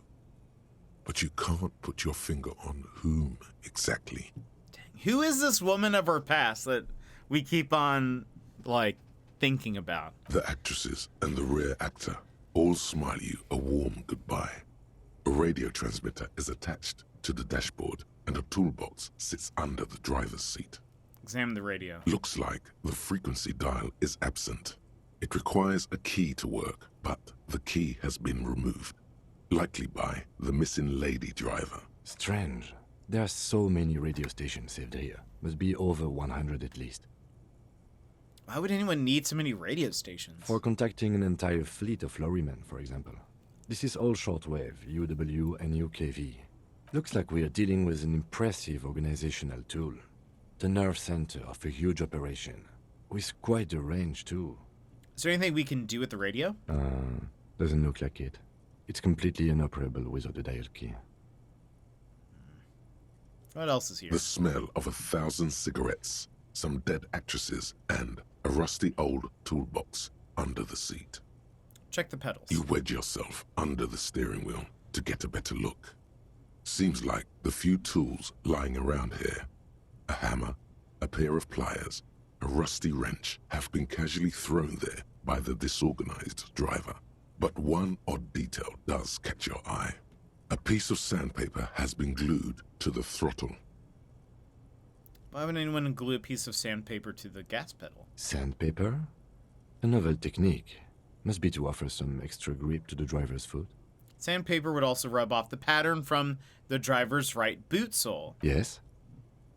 He likes where this is going. Do the honors, he thinks. Connect it yourself. Oh, thanks, Kim. One of the footprints at the crime scene had an aberration. One sole was smoother than the other. Which means that the missing lady driver was present at the lynching.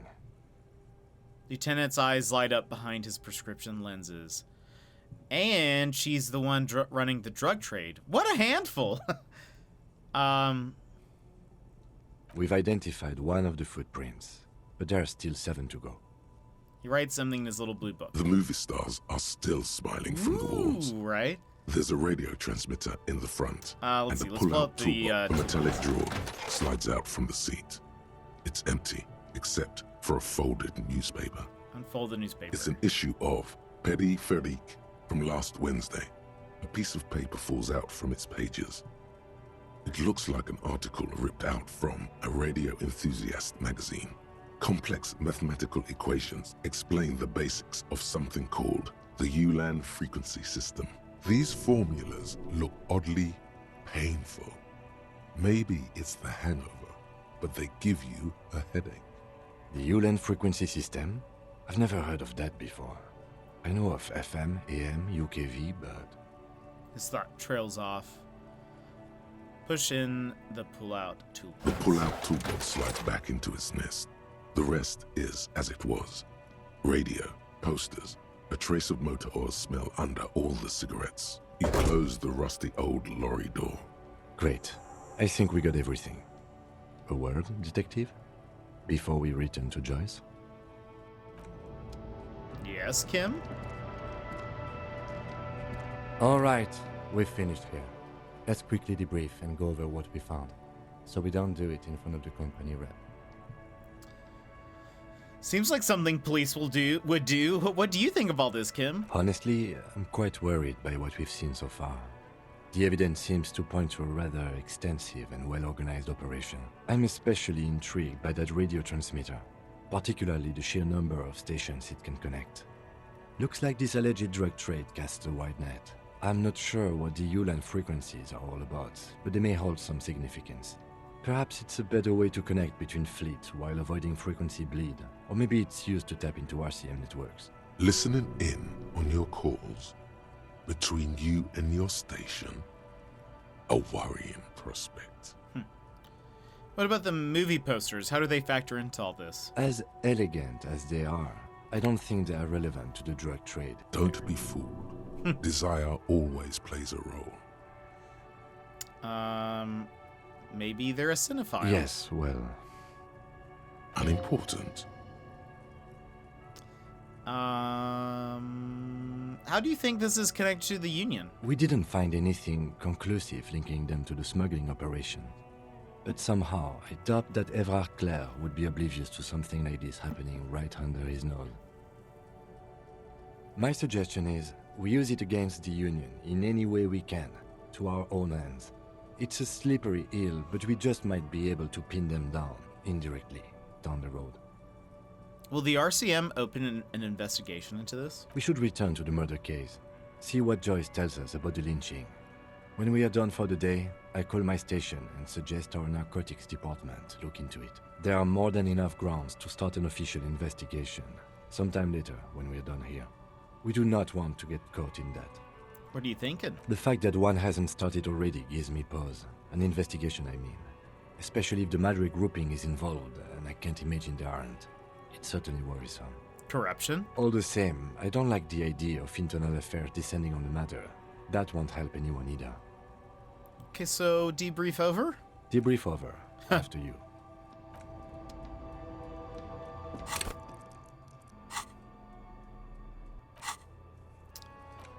Okay, so we need to report back to Joyce. How close are we to our next level up? Very close. 26 points.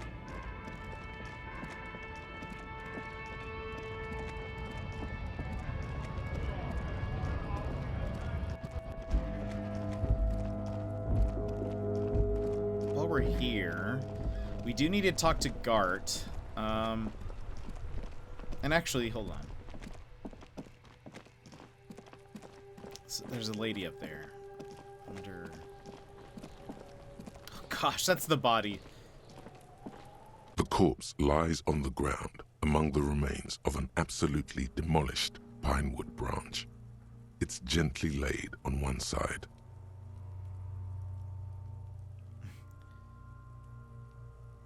Beautiful. Wipe a tear from your eye. Well, it's down. Celebrate in a more reserved manner. I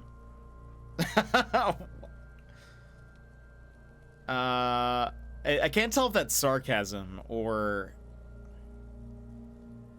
Well, it's down. I'm just curious what happens if I say beautiful. Mr. Measurehead has done a good job. Nothing is too broken or compromised. The victim is ready for a field autopsy. A field autopsy? Yes. 1. Investigation of the scene. 2. Initial examination of the victim. 3. Field autopsy. 4. Transportation of the body to the morgue. We are on number 3. The fuck are they on about? Cop's gonna cut his shit up! Don't we have someone else for this, a doctor? No, you and I are detectives. The honorary rank of detective signifies our ability to handle the entire incident chain. From autopsy to cleanup to social work, everything. Wait, honorary rank of detective? An honor and a burden attached to your rank once you've proven yourself able. Usually after 5 to 8 years of field work. Mine is Lieutenant Detective. Yeah, I feel like a detective. You are. Your station would not have assigned you on this case if you weren't. Now... The lieutenant adjusts his glasses and takes a deep breath. What exactly is a field autopsy? Come on, officer. You know what a field autopsy is. You've done 100 of them. Clap your gloved hands. Let's get in there. Being a detective makes you a mortician, apparently. I guess so. Let's get in there. There truly is a time for everything, even for yellow gardening gloves. However, they are lacking hygienically. I suggest you get in there in limited capacity. Alright. I'll ask you when I need you to. For the most part, maybe I should handle the contact and you take notes? Okay. You're being handled. If you resist now, he will turn on his heavy-duty authority mode. You'll get your chance to dig in later. We just fill this in, right? Show him the red field autopsy form in your ledger. That's right. You knew it because you inspected your ledger. Yeah. The lieutenant is relieved you know the protocol. I know protocol, trust me. Open your ledger at the field autopsy form. The dead man stares in silence as you crack open the ledger. The bright red paper is covered in boxes and lists, describing the condition of his skin and organs in 3 parts. Above those, an 11-field info form needs filling out first. It begins with... Begin, assistant. That's you. Right, Raphael Ambrosius Cousteau. The corpse is indifferent to your scribblings, just lies there. The next box says... Coroner's case number. KK57-0803.0815. Write it down. Next. Name? NA. Next. Date of birth? NA. Age? Roughly 50. All right, roughly 50. The corpse looks ageless, like meat on a hook, teeming with opportunistic microorganisms, letting out a foul-smelling diamine compound. Your eyes turn watery. Race? Mondial. Write it down. The pudgy mess of curdled meat looks neither mondial nor anything other. Sex? Fucky, fucky! The little monster exclaims energetically. Male. Pigs can have sex? Right, male. Nor does he look male, with his pregnant belly and indistinguishable face. Date of death? We're still going with March 4th. 51. What else? 9. Body identified by is non-applicable. 10. Case number is the same as the coroner's case. KK 57 0503 0815 listens motionless, with the cargo belt still around his neck. Only one box remains. Evidence of treatment? None. At least not after the initial examination. A strange word. Treatment. What exactly is treatment? Interfering with the body's position or wounds post-mortem. Right, like my gunshot? How did you not know that? Aren't you a cop? You're leaving a weak impression here. Say something sure-handed. Okay, authority. Don't overdo it. It's okay to be unsure. I agree. Lividity pointed to a lynching. Then again, the right lividity is easy to produce if you know what you're doing. He places his hand on the dead man's chest as if in preparation. Your central nervous system recognizes this gesture. It's the stations of the breath.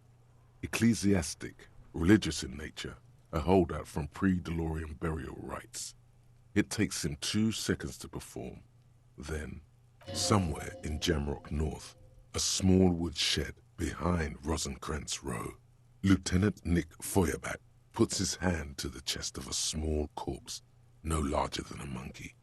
It's raining outside, light drizzle. There is darkness in the shed. That seems like a memory, maybe? Elsewhere yet, An obese female sits in a wicker chair, her silhouette ball-like against the window. Outside, Grand Coudon. The day is turning dim for Sergeant Mac Dawson. Hand extended, he approaches, to make sure she is dead more than anything else. The building is tall, 7 stories wind-wrapped in solitude. Most of the apartments are unoccupied. This was a suicide. The other, an accident. The small one. And so, all across Jamrock, Coal City, GRIH, 42 deceased persons found today. Today? 42 stations of breath. We should start the post-mortem. Turn the page. The corpse cannot feel Kim's hand on his chest. It no longer meaningfully interacts with its surroundings. A thicket of boxes and lists on red copier paper tries to answer why. External examination summary. Clothes. The deceased wears armored boots and white briefs. The make of the briefs is Babrodine, I think. Let's see. Turns the body onto its side to check the underwear label. See, it's happening. Babrodine, yes. Inexpensive. Size M. Color white. The disappointment is palpable. The red-haired thing was expecting something more lurid. Write it down. The rest of the clothes have been removed post-mortem by scavengers in order to get to the victim's ceramic armor. Officers are in search of the missing pieces. Removal of the boots is left for processing. When am I gonna get them? We'll just write it Tattoos. down. He stands up, feet planted on either side of the body. The upper torso is covered in a single, continuous tattoo, resembling a map of the night sky. It reaches from the right shoulder to the heart. The ink is blue and white. The assistant has a color photograph of the markings, to be added to the case files as document A1. The photo is taken on the scene, using a Trigat Mini. The deceased has a cargo lashing belt around his neck, tied with a hangman's knot. Color yellow. Length 3 meters. There is a buckle on the other end. Well-nourished, athletically built, measuring 1.8 meters. Generally consistent with age, about 50. Preservation is good. Ambient temperature, below freezing. Write it down. Body hair is light brown. Distribution is consistent with age. The deceased had male pattern baldness. Hair is combed back, short. Touch the corpse's hair before moving on?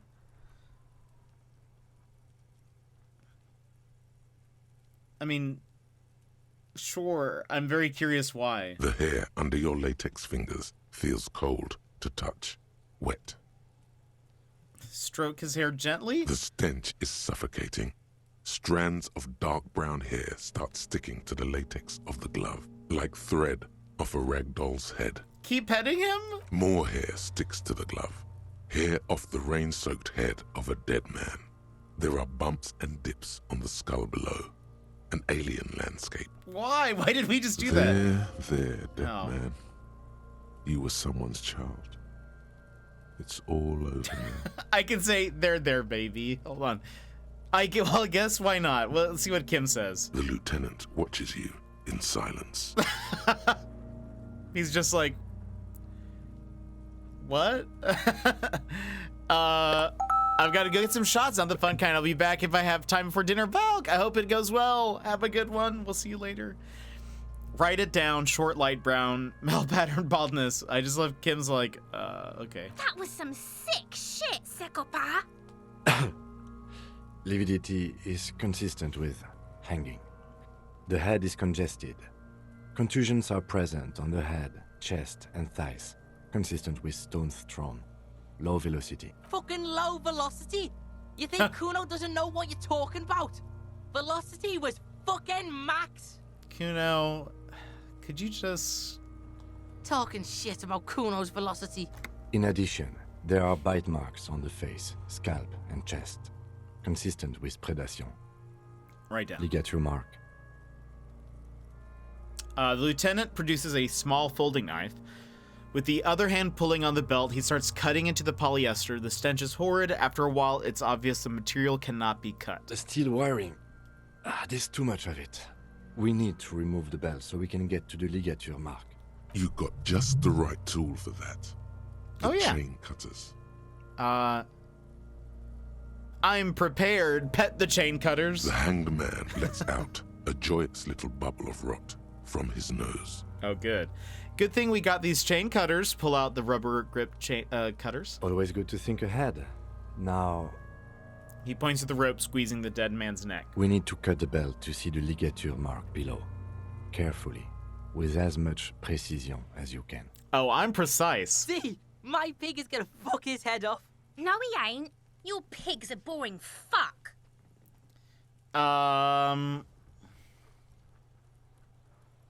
Look for a good spot to cut. The belt is equally tight around the whole circumference of his neck, swelling over the edges like white bread rising from the east.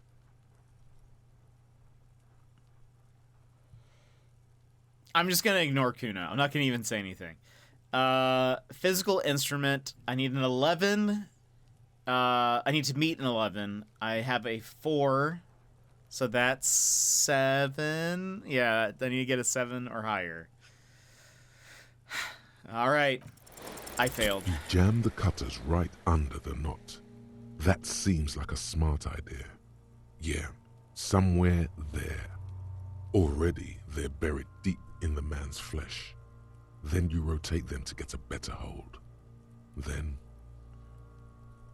Enough, cut some. Yeah, fuck him. Fuck that faggoty. Corpse fucking time. Told you my pig was hardcore. I should have a go first. I think I have a strategy. No, give them back. No, I'll let him work. he sinks the cutters into the knot, preparing to perform the cuts, with his elbow to his knee for precision. Yes, that's much better form than you had. Kim knows what he's doing. Snap. The knot is slashed. Another cut and the belt falls apart like a flower bouquet, revealing the dead man's neck and the dark red ligature mark around it. Here. He hands you the chain cutters back and then kneels closer to the body, running his finger along the dark red groove until he comes to a gap. The rope rises to a point, leaving a gap in the ligature mark. The suspension point is in the back of the neck, on the nape. As it ought to. This is where its grip on the curdled meat is gentlest, pulling up. Hemorrhaging is observed on the skin, above and below the ligature mark. The mark is well pronounced, consistent with a drop from 1 or 1.5 meters. Write it down. Chest is intact, normal contour. Abdomen is protuberant, pelvis intact, genitalia. He pulls down the underpants. No, it's gonna happen. See. I fucking knew it. This is clearly what they've been waiting for, ever since the autopsy began. The lieutenant is trying to make it as boring as possible. Genitalia is male and unremarkable. No evidence of injury. We'll just write it down. Back is symmetrical and intact. Upper and lower extremities are intact, but asymmetrical. There are combat injuries on the right hand, thigh, and hip. Bullets have bitten little pieces out of him. It must have been excruciating, especially the hip. Before you is a temple of pain that knew little tenderness in life. In addition, I see smaller, residual scars, too numerous to count, covering about 30% of his skin. This is the body of a soldier, a mercenary. Mm-hmm. We have a real museum here. Of battles, wars. Write it down. Last item. Hands. He takes the man's right hand in his, inspects it, and then moves on to the other hand. Pick up the hand. His flesh is cold, icy. Pleased to meet you. Where are you from and what's your name? My name is... I'm only fucking with you. I know where you're from. From Cappadocia. And your name is Il Corbo. What can I do you for, Il Corbo de Cappadocia? Pleasure's all mine. Tell me, are you a temple of pain and a stranger to tenderness? You get me, Corbo. I feel like you were once, for tenderness and kisses yourself, but then shit went south, and now you're ahead of even me on the pain front. We should do this more often. Be close like this, I mean. Hands are clean. No sign of injury from struggling. Okay. Were we expecting any? I was. Maybe I'm just not seeing them. Honestly, this stench is making it hard for me to think at the moment. Ooh. That's all for the external. Well done. What next? Summary. Central nervous system. I have nothing. Do you have anything on this man's central nervous system? You don't even have a joke. Nope. Right, NA. Musculoskeletal. Purge fluid is coming from the mouth. Not injury related. Eyes and tongue protuberant. Hyoid bone. Let's see. With his eyes almost closed, the lieutenant puts his hand on the dead man's throat and begins to massage it, gently. A rotting smell erupts from the mouth. Purge fluid runs down his lips, black and viscous. Yeah, jack that fucker off! The hyoid bone is fractured. The rest of the musculoskeletal system is intact. Unremarkable. Write it down. Respiratory system. Back hunched as if in prayer, he begins to pry open the dead man's jaws. He stops to exert more force. Both hands are used. Oral cavity shows no lesions. The victim has received dental implants, possibly after a combat wound. Mouth swollen. Hemorrhaging present in mucosa of the lips and mouth. From here, it looks as though the clown-faced man is screaming. The tendons of his jaw are torn apart. Hyoid ripped from the force of the lieutenant's hands. No scream, no sigh of relief rises from the darkness inside. It's humid there. Sickly sweet air, unlike anything living. You feel like throwing up. Straight in that mouth. No, you don't. You can keep it in. You can keep anything in. Oh, look deeper inside. You manage to suppress the contractions trying to enter your stomach. All it takes is concentration. Through it, you see nothing but darkness. More meat and darkness. There are ancient mysteries down there, Kobo. Ask me later. Hemorrhaging present in mucus.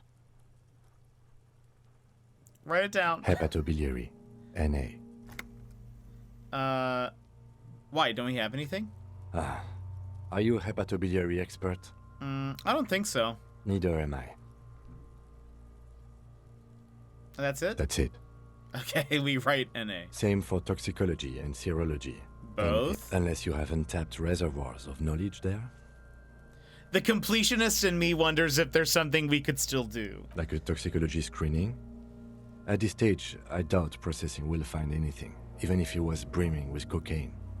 But still, you should add a request. Okay. Brimming with cocaine. NA and add toxicology requested. Cardiovascular. The body exhibits heavy lividity.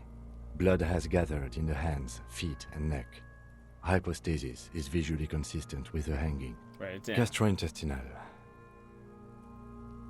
He breathes a sigh of approaching relief. This is the last field on the list.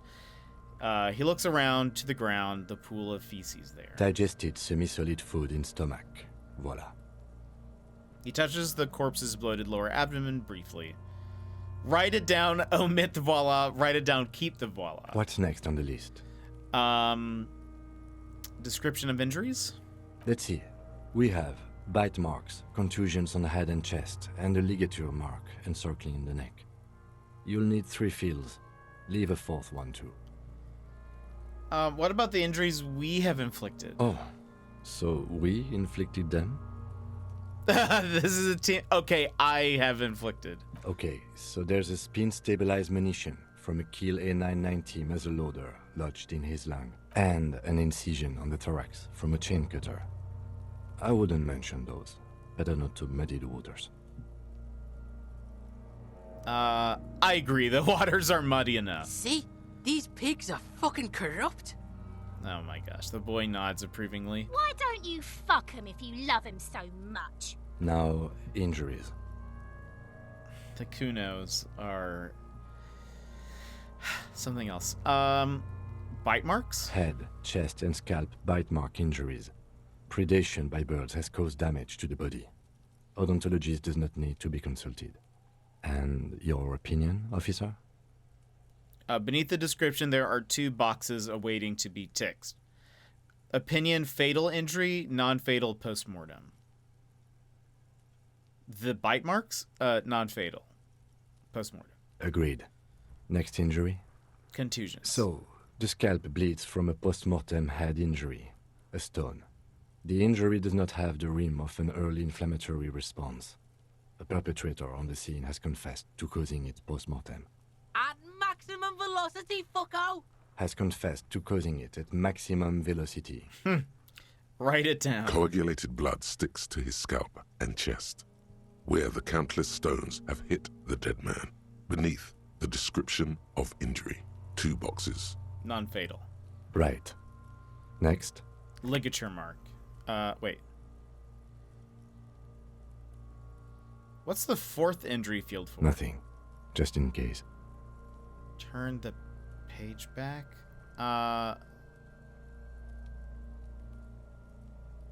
The corpse lay slouched to the side, oblivious to its surroundings. The field or... All right. Bite marks, contusions on Ligature head, mark. a dark red abraded ligature mark encircling the neck, with a gap on the nape measuring, let's say, 7 centimeters. The hyoid bone is fractured, the cervical column intact. I see hemorrhaging on the skin, above and below the ligature mark. Depth of the mark, 1 centimeter. No signs of clawing on the neck. Write it down. Below the note, 2 customary boxes wait to be ticked. The man's head jerks to the side. The ring around his neck is visible. Fatal injury. That's it. We have established cause of death. It's not much, and it leaves much to be questioned. But it's a start. Let's wrap this up. I pronounce this field autopsy over. How'd it go? Well, we established probable cause of death. Some would say that's the goal of an autopsy. We also requested a toxicological screening. That was thorough. The results should arrive in a couple of weeks, if we are lucky. I will not hold my breath. What else? We were thorough with the list of injuries, too. We described them all in detail. What is there to say? Given the circumstances, it was a professional field autopsy. Yeah, it was. Oh yeah, well done, Master Detective. Maybe a drink is in order? What now? I need a copy of that autopsy form. Then I will drive him to Faubourg. Rip out a copy of the autopsy. For processing. He looks at the dead man one more time, then at the slip of red paper in his hand, then at the corpse again. He's thinking, did I miss something? Tell me something, dead man. Uh-oh. Oh, interesting. Shoot, Looney Rooney.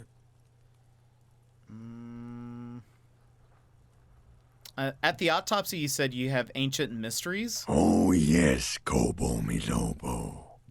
In the gift horse's mouth. Tracts and wakes and waterways. Ancient materials buried.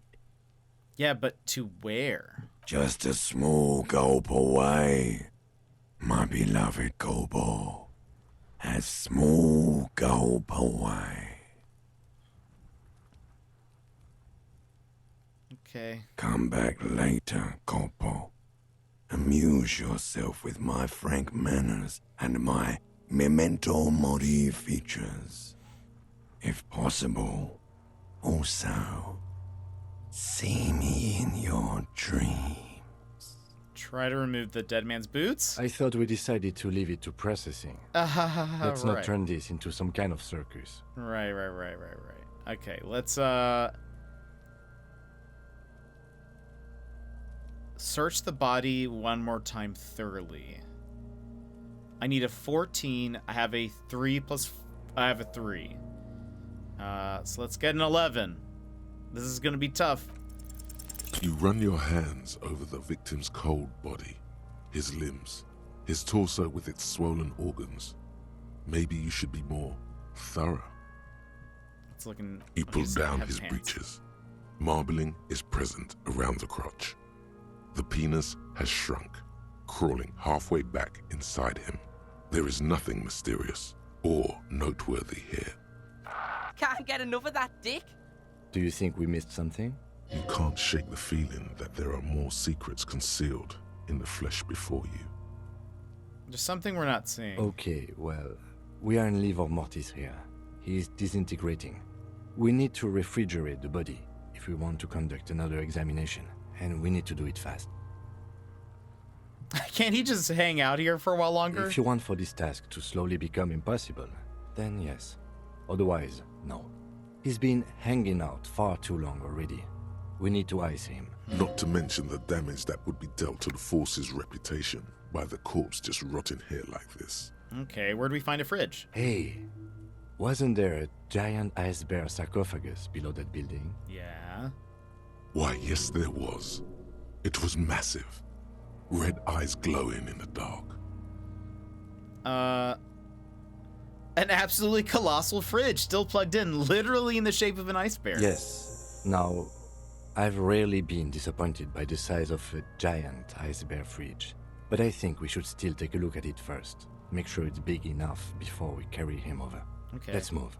With every hour, whatever we are looking for in the deceased will become harder to find. Goodness.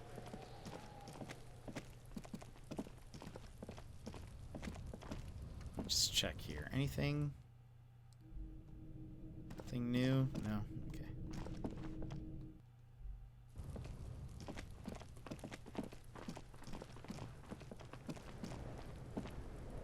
You missed a good show before. A kid came by and completely fucked the tree to pieces. He fucked the tree up! Fucked it good! It was porno! Wish I could have been here. I have some questions. Shoot that shit at Kuno, Pigonaut. Oh, right. I talked to Manana about the armor. So?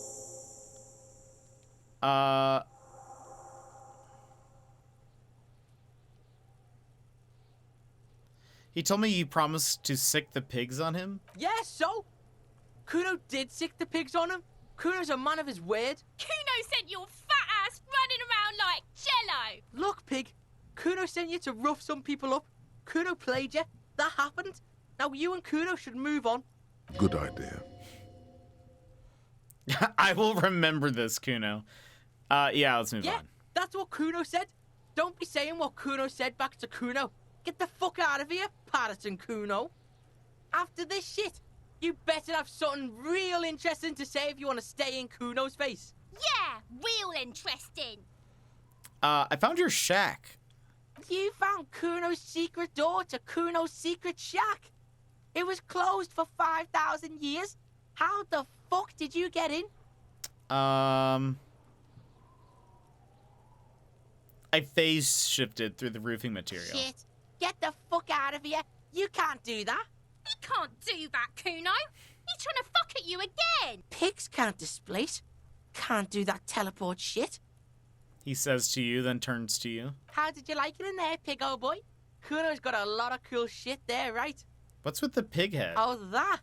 Kuno decapitates pigs. That's just a Kuno demo tape.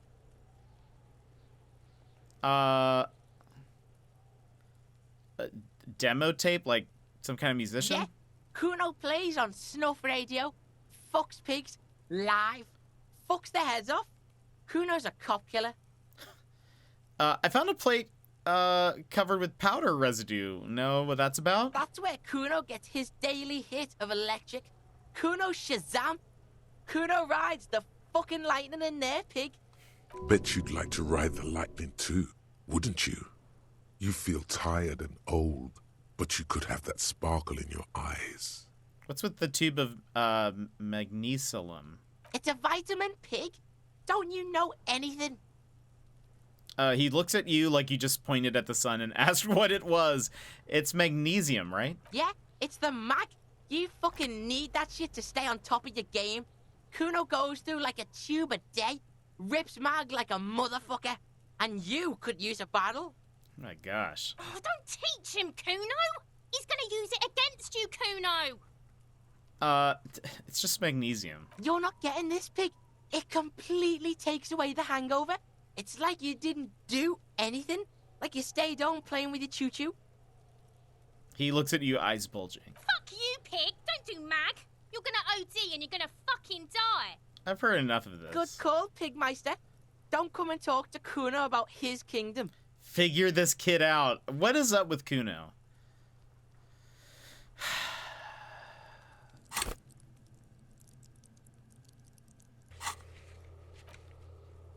It's empathy. Do we have anything else that involves empathy?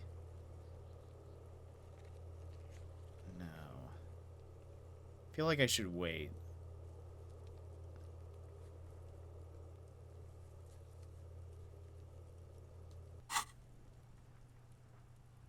Kuno does.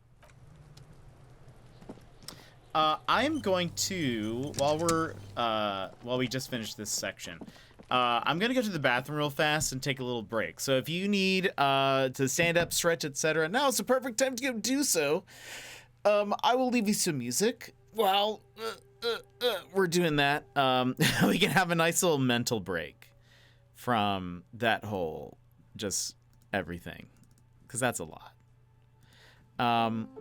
All right, so if you need to take a little break, now is the time to do so. Stand up, stretch, get some water, etc. We'll be right back with more Disco Elysium here very quickly. Or we'll be shortly? We'll be back shortly. Back in a flash.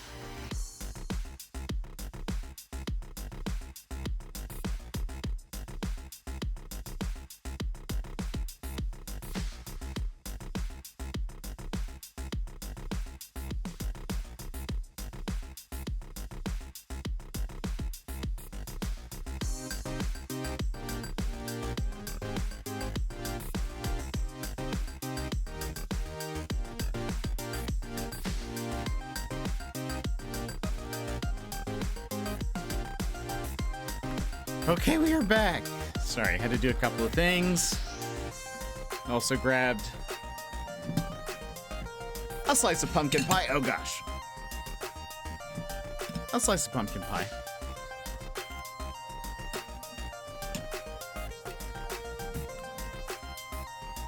All right.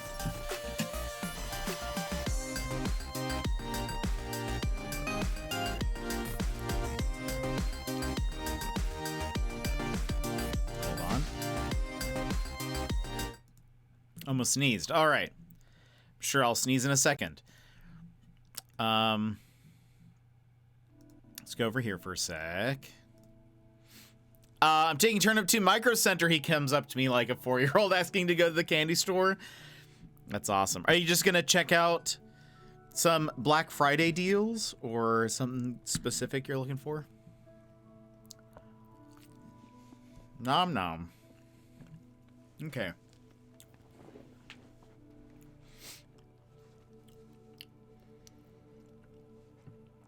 All right. It's getting late. I have 5 points.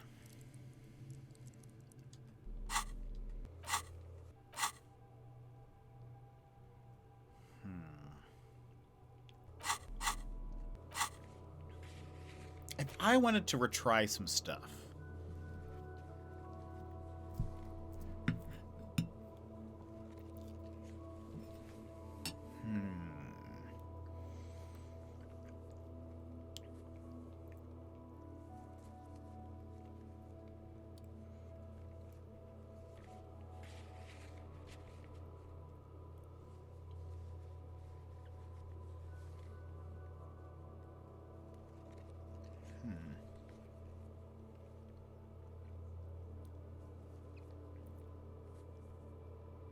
Where's the conceptualization?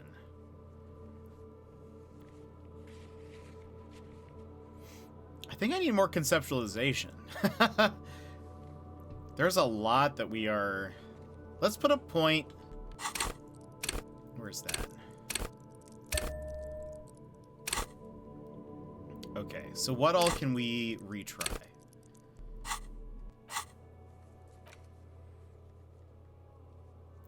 Joyce is still impossible. The box of sunglasses. Let's go over there. Can I... Do I have the skills to do this? Okay, let's go. Box of sunglasses? The shine on these sunglasses lasts a lifetime, officer. 100% guaranteed. Okay, I need a 10 or higher. No luck. All you find is this lime-colored cellophane visor, produced by a bargain sportswear brand called Amphibian, apparently. There's a malformed green frog on its bent cap. Oh, that visor is perfect for you, officer. It'll definitely keep the sun out of your eyes while you're shooting criminals. Bang, bang! And all for a mere 6 real. Should we be prepared for firefights? I hope not. You don't like it? Sure, Square Joe. No problem. Let's get you some real shades. Yeah. Okay. What else can we try?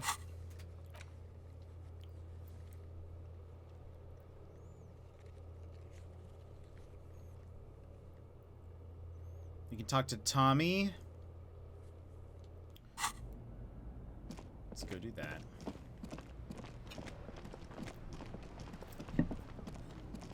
While I have pie. I got some stuck in my beard. All right. I saw you poking around in Lady Driver's lorry. She in trouble?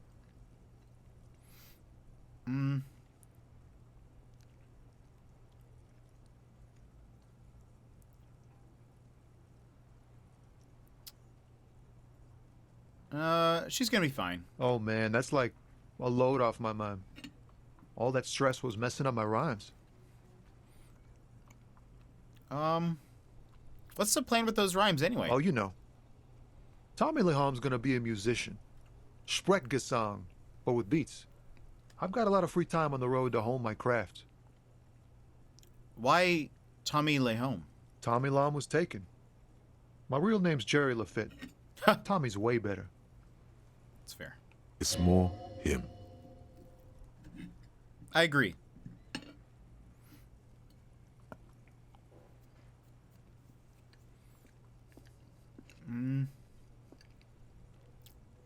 The man taps his fingers rhythmically against his arm. All right, come on. I need a 10 or higher. No, just no. I can already see it's failed, and I'm stopping it now. Until you have good poetry, you have no poetry. Dang. This guy has amazing willpower. Honestly, he's the only one of that intellectual bunch I trust. I was so we were one shy. I want a poem. The Micro Center. I think it's like a tech store.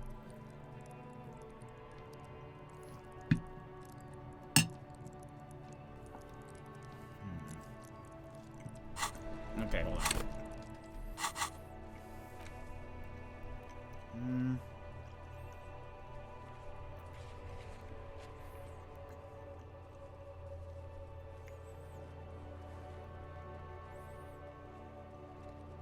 Volition.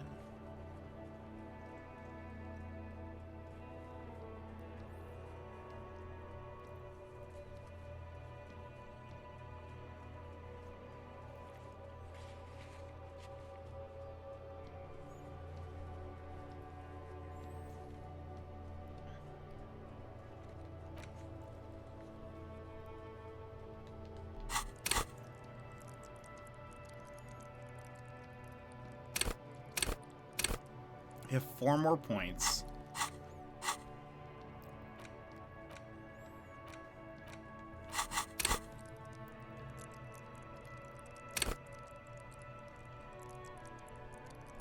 We've honestly been doing a lot of good, like, empathy checks.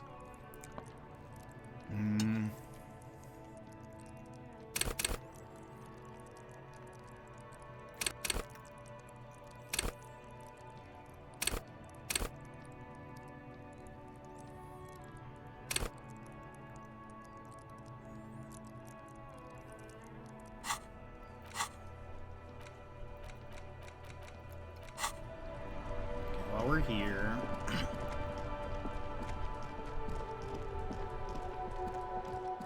let's go talk to Joyce. Tell her about the lady driver.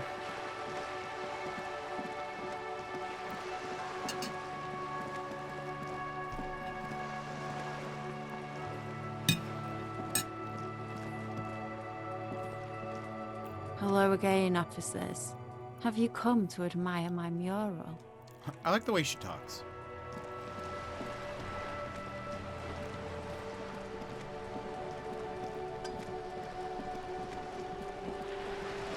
You're back. Good. What can I help you with?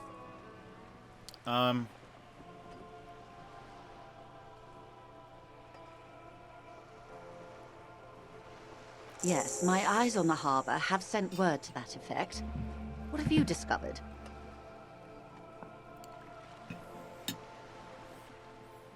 Wait, where exactly are these eyes? It doesn't really matter. And I do apologize for the surveillance. Wild Pines can't afford to be blind at a time like this. In any case, it's a relief to know someone has looked into it. If I may ask, will there be an official investigation? I assume you discovered there is an operation. The lieutenant is about to interject. Cut him off. This decision should be yours. I'll let him handle it. If there is an investigation, it will be part of an ongoing operation, subject to confidentiality. I am sure you understand. Of course, detectives. In any case, you've held up your end of our arrangement. I trust you with the rest. Now it's my turn. I wouldn't normally break protocol like this, but the situation demands it. If you don't solve this murder, I'm afraid we may have a bloodbath on our hands. Okay. The words bloodbath sound cold in her mouth. They taste of iron and strawberries. Oh, what was that about? A bloodbath? Yes. I'm afraid this strike may descend into a small-scale civil war, with possible consequences for all of Rivershoal West. Since you are sharing, ma'am, this is also the RCM's worst-case scenario. Then we're on the same page, as grim as it may be. How are the lynching and the strike connected? I have an indirect role to play, I'm sad to say. My employer experienced a momentary lapse of faith in me. In that moment, they elected to deploy a private military contractor as an insurance measure. They called it my security detail. A momentary lapse of faith? They were dispatched after I relayed the union's initial offer. Every worker... A member of the board. I tried to convince my employer it was simply a piece of rhetoric, or a joke. They did not appreciate the humor. Do you need a security detail? Absolutely not. These mercenaries are muscle, pure and simple.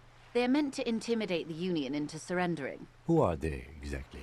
Crenell, an Oranese military company. As far as I know, 3 arrived in Martinez.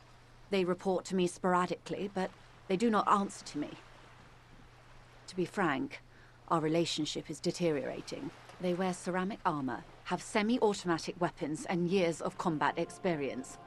They also have trauma and stressor disorder, and no idea how to conduct themselves in an urban civilian environment. So, what happened?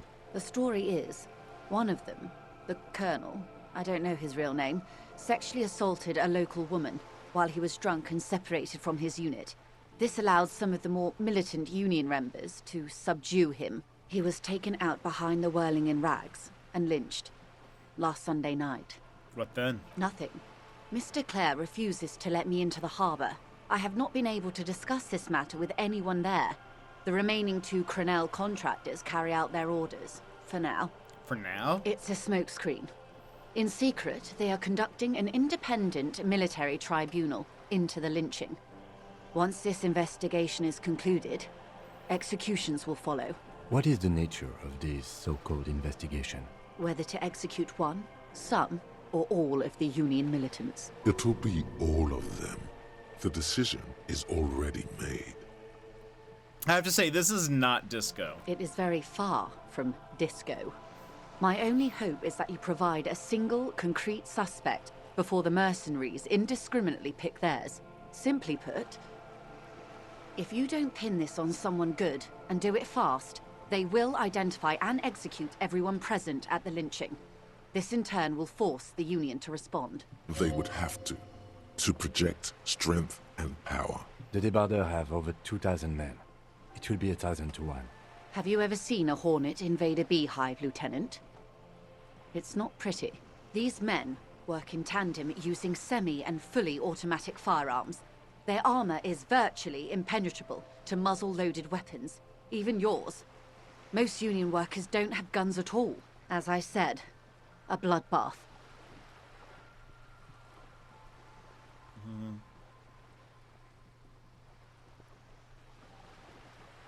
See, Kim, this is what I was talking about. There's the gray bloodletting. It appears you found it, yes. And I'm not happy for you. This is pretty bleak. Many bleak scenarios have already come true. Nameless, badgeless detective of the citizens' militia. Okay, fair. Ouch. All we can do is keep the rest from going the same way. One single concrete suspect delivered into civil court, and I may be able to defuse this situation. What can you tell me about Crenell? Not much. Their public resume is relatively good, as far as private military contractors go. I believe they were once called Downwell. Down a deep, black well. They boast a long list of clients. Saint-Baptiste, Welchman Lorenz, Eintracht. A warning sign, however. The operations concerned all take place in third or fourth world countries. Guarding facilities, escort missions and such. Meaning they're used to operating in war zones. Yes. All the good conflict corridors, Supramundi, Yesut, the Seminese Islands, Countries that don't have a good record reporting atrocious military conduct on their soil. Okay, anything else? Sadly, no. Before this happened, I had little interest in them. Now that I do, I don't have the resources. If you still have access to the ICP's database, you could run a better background check than I ever could. It may take some time, though. Do you know a lot about the inner workings of the RCM and the ICP, ma'am? In my line of work, it pays to do your research. I was prepared to deal with the RCM. I did not think I'd be dealing with a group like Crenell. Could you contact the company, tell them to call them off? I have. And they will. However, these orders take time to reach what is basically a rogue unit out in the field here. Until they do, it's all on us. He said the deceased assaulted woman? Or he didn't. This is information passed on to me from some teenagers loitering around the canal. I cannot testify by it. Who did the passing on then? The remaining contractors. Their tribunal. It's what they believe. What did the teenagers say? That the man was killed because he assaulted a local woman. I've asked around a bit. This seems to be the accepted story around Martinez. The lieutenant consults his notebook, his eyebrows knitted in concentration. Odd. We haven't heard any reports about an assault in connection with the lynching. Where did it take place? And when? Last Sunday night, at the Whirling in Rags, the hostel by the gates. Supposedly, the colonel was drunk, maybe on narcotics too. Either way, he's alleged to have sexually assaulted a woman. Sometime later, a group of dock workers got their hands on him. And who was this woman? That's a good question, officer. I don't have the slightest idea. As I said, it's a rumor about a rumor. In any case, it's what the colonel's remaining colleagues believe. You meet her soon enough, you feel?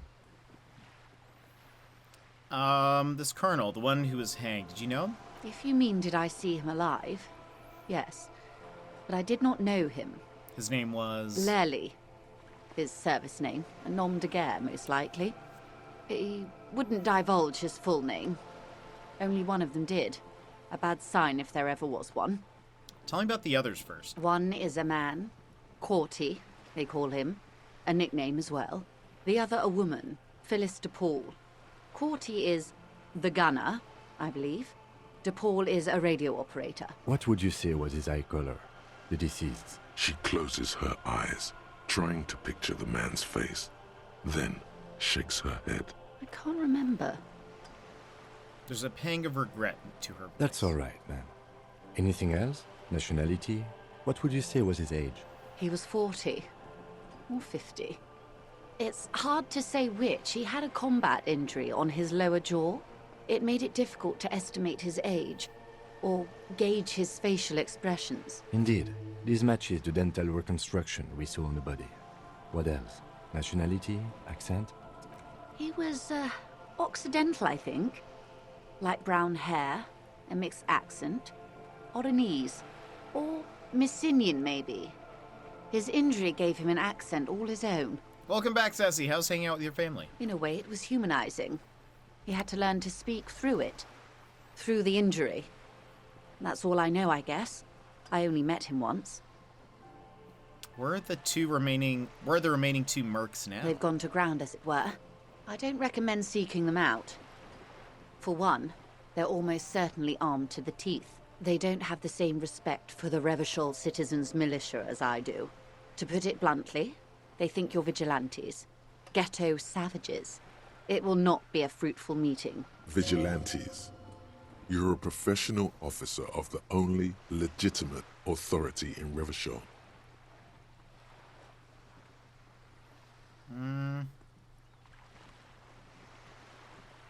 Well, we still need to know where they You're are. likely to run into them eventually.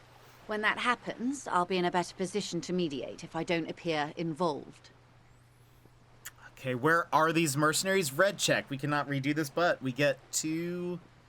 We have a +3, so 7 or higher. One is obviously the scab leader at the harbor gates. The one chanting the idiotic slogans. He's barely maintaining his disguise. The other has a vantage point in a building south of the roundabout. They were keeping tabs on you while you were canvassing the lorry drivers. One must be the goon in ill-fitting work clothes by the harbor gates, the scab leader. That may be so. I still hope you heed my advice. There's no need to kick the hornet's nest. For all your talk of averting this catastrophe, the situation at the gate is a powder keg. Does this not bother you? Of course it bothers me, Lieutenant. But my hands are tied. How would my employer react if it appeared I were intervening on behalf of the Union? Your concern may be appearances. Ours is keeping the peace. One is probably in a building overlooking the roundabout. That would afford a good vantage point. In any case, it's practically inaccessible. Where is your radio for contacting them, if I may ask? Do you have an earpiece? Heavens no. I'm not an undercover agent. There's a shortwave at the ship's wheel. I have another question. I hope I can answer it better. It was fun, but I've been reminded that 4-year-olds are exhausting. When you get to, after this conversation. Until the executions start? Truthfully, I don't know. It depends on their progress identifying the members of the lynch mob, and their impatience. They don't report their progress to you? Not on this matter. I'm afraid they consider this a personal initiative. There's a brief silence. Seagulls squawk over the bay. 5 days, not more. Maybe sooner. It's a matter of days, not weeks. That's enough. I am sorry to have been the bearer of bad news. Oh. If there is anything else I can help you with, please ask. Can you tell me about these tattoos? Of course. Excuse my hesitation before. She reaches over the guard wire and takes a photo. For about half a minute, in silence. It was taken with a Trigat not long ago. This is the man's upper body. There were no more markings on his hands or legs. Stay quiet. Her mouth is relaxed. The accordion lines near her mouth vanish. The pearls of her eyes move slowly on the photo's surface. What do you think? Sorry. I was trying to see if I can read the web of interdependencies between these points. The stars. She points to one on the photo paper. I can't. But that's how you read this story. The points themselves don't have letters, numbers, anything. Their size, location on the body, and distance from each other tells you what they represent. Like stars in the sky? Close. Port cities. This is an Oronese map of the waterways, a sailor's tattoo worn by wayfarers of the Dolorian century. Over 300 years ago, the sailors would mark their bodies to map their travels. What is the use of this map? The sailor's soul would use it to fly back home if they should die abroad. This is a sort of contraption to be reeled back in by. The silver cord, they would call it. Where is he now?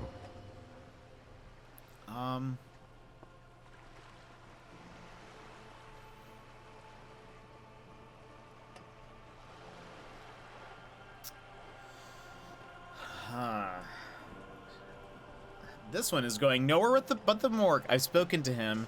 For now, the soul is fastened inside his corpse.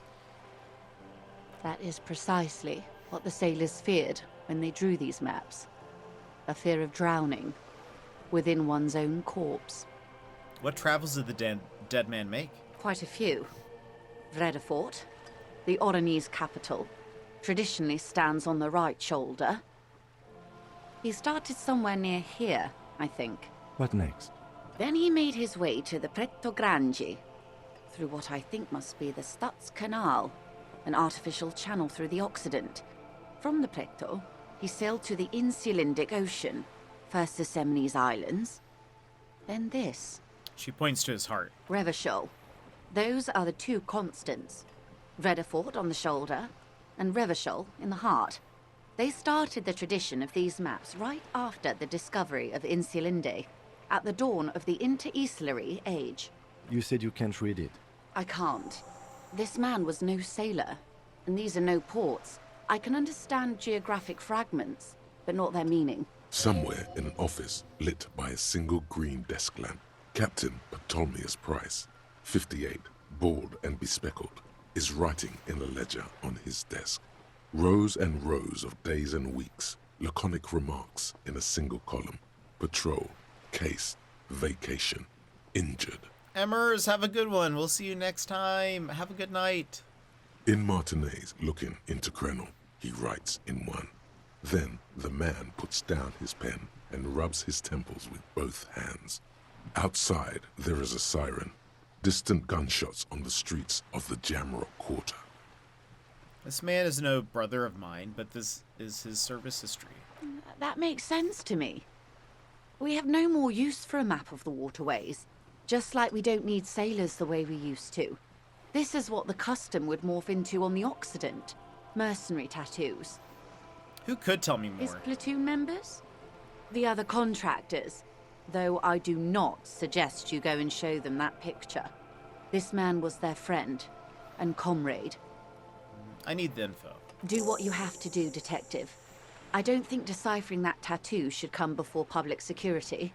But if you should wade into the mob to find out, I couldn't stop you. We will be careful, ma'am. That's all for the tattoos. Is there anything else I can help you with? More lessons in basic reality? My favorite part of the day. Oh. Go ahead. Ask me anything. Conceptualization. What is... A strange coldness comes over you as you look at the world. The waves sway the sloop slowly. That's all. The doubt is fully formed in your head. The alien feeling persists. We have Yet 5 something points still again. missing. I'm You using have it. finished mulling over the jamais vu thought, but your conceptualization skills are not nuanced enough to make sense of it. Glad to have been of assistance. More lessons in basic reality? I have a 92%. My favorite part Please. of the day. Go ahead. Ask me anything. What is Finally. all of this? The scent, the sound, the air. What world is this? What world? The only one, I suppose. The world of matter. And its pale antipode. The camera of her mind glides over the surface of the water. What do you see? Great bodies of water. Forest-covered surfaces. Clusters of light where the cities lie. You've seen the montage. We all have. This world is enough. She concludes. There is a term of endearment they coined for it. In the DeLorean century, when humanity was high on this world, discovering more and more of it, these archipelagos included. What is it? Elysium. Elysium?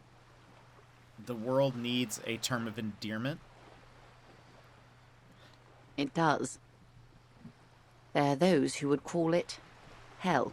What is hell? A term of hatred that originates, like many such things, with the Mesk petro-fascists.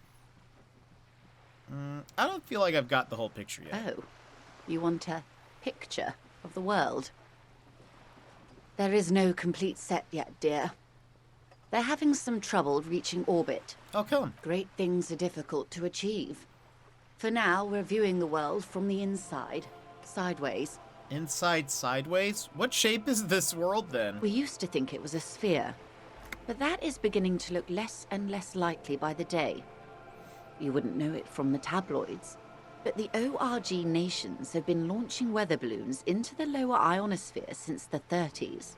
ORG, Occident Revichol-Grad. There's a steadily increasing trickle of images. Between the big 3 scientific contributors, they're piecing together a dark grey corona. A dark grey corona? Yes. Pale covers 72% of the surface. There are grey flares and prominences, even arcs above entire isolas. The images are blurry, but if there was a sphere in there, it certainly looks like it fractured a long time ago. A cold fear seeps into you. The pale? And what do you mean corona? They say there is a rarefied envelope of matter surrounding the darkened disk of our planet. That is, if we are still living on a planet. Or, to speak more plainly, imagine vast swathes of land disrupted by nothingness. I am sorry, dear. It must sound quite terrifying through the acute encephalopathy. Even scientific positivism isn't entirely convinced about what we're dealing with here. But this is one of the greatest questions of our time. Maybe when they get the complete set together, it will jolt us out of our rut, bring us together, however naive it may sound. A fractured corona doesn't feel like it's gonna bring anyone together. You have misimagined it. I don't have the power to convey to you the effect and geometry of the images that depict our world from below low orbit. It's like the crowning of the world. It's insane. Very disco. You'd love it. Well, if you say it's disco... Everyone finds something worth holding on to in this world, however wasted its opportunities. The cold seeps into you. The air is heavy with 80% humidity. Suddenly, you're conscious of yourself standing there, on whatever this all is. Your arms hang down by your sides. The lieutenant observes you both, silently. He adjusts his glasses. You said pale. What is pale? The pale is not, technically speaking, part of reality. Yes. Also, I think we've had enough excitement for today. We do have a case to attend to. Kim. His voice is low, but firm. All she can say is... Of course, Lieutenant. Let's try something else. I don't want to. I want to know what the pale is. I don't think your colleague would appreciate that. He has already been so patient with this whole exercise. Let's continue with something else, all right? Okay. You can ask about anything else in the world. Anything. Ask him to step away.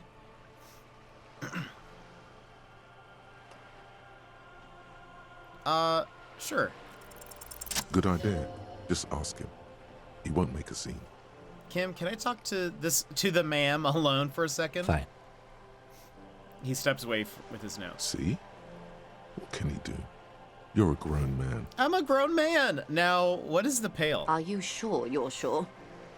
Your colleague seemed adamant.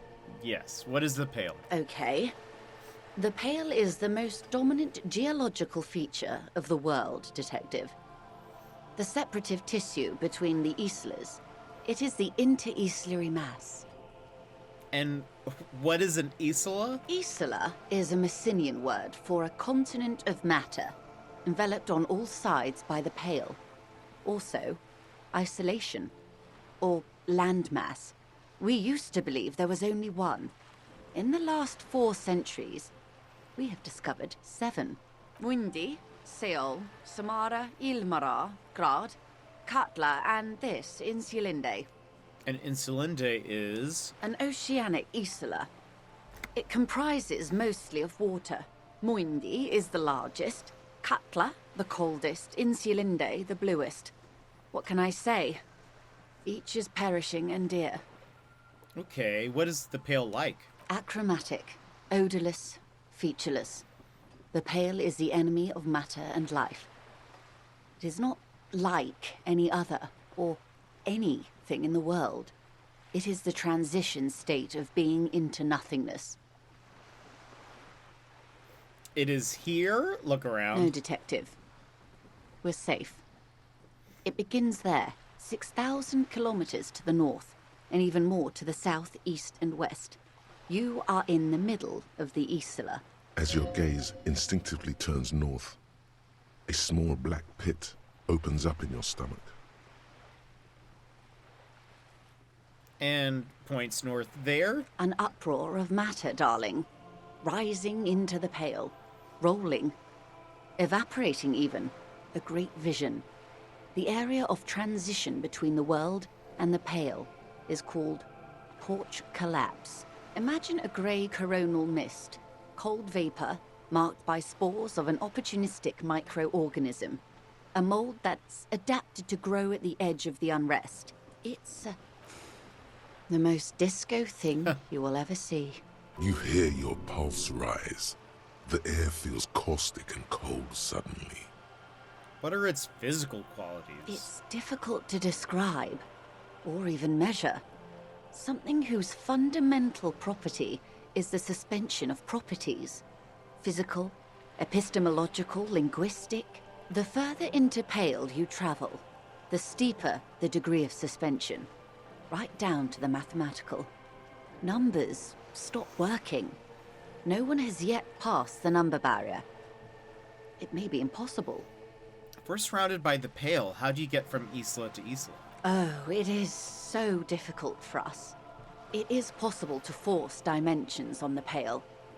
In modern times, we can even compress its latitude, bouncing radio waves from one end to the other, shortening the path. But it is still hard for humans to navigate the Pale without getting lost or having our minds damaged. The Pale can damage the mind? Extensively. How? Some say the damage stems from extreme sensory deprivation.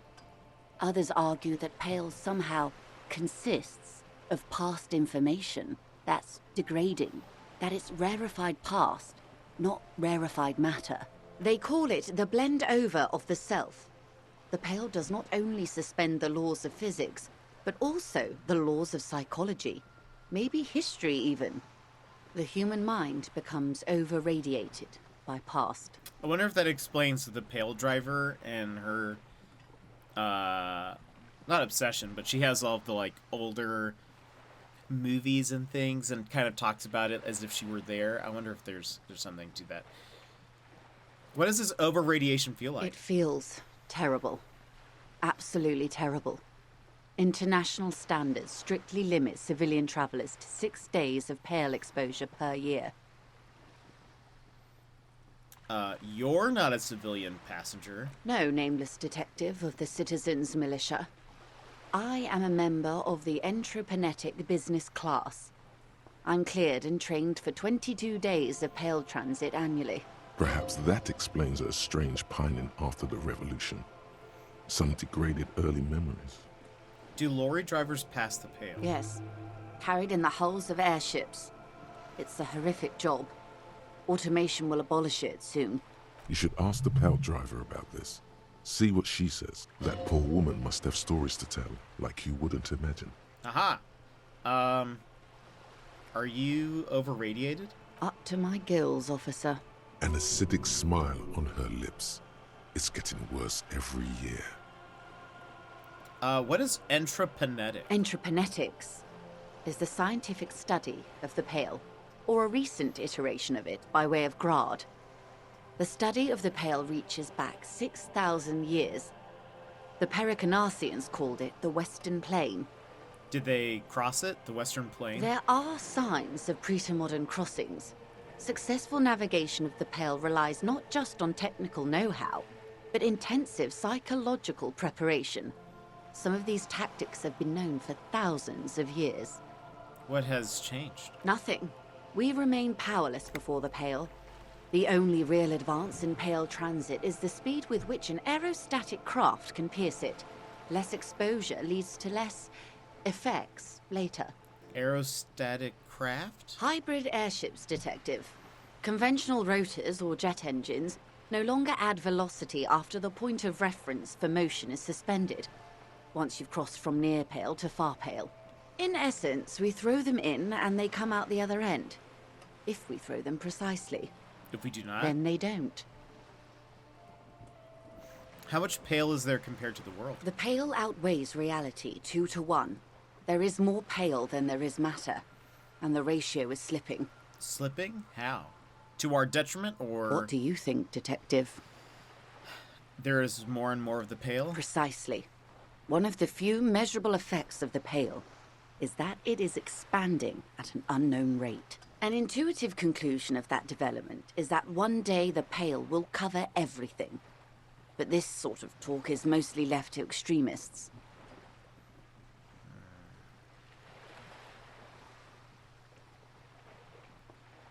Stay silent. Most people, and indeed most private and government sector organizations, entire civilizations and religions even, find handy ways to ignore or downplay that knowledge.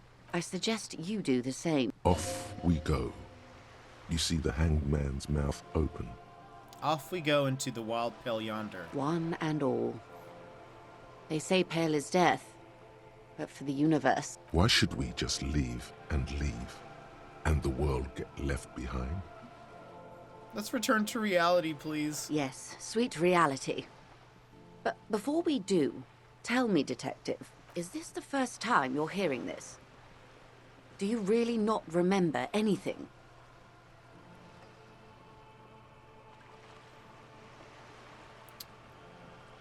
I sometimes sense vague shadows of a past, and it's not good. Then tell me, what do you think of the Pale?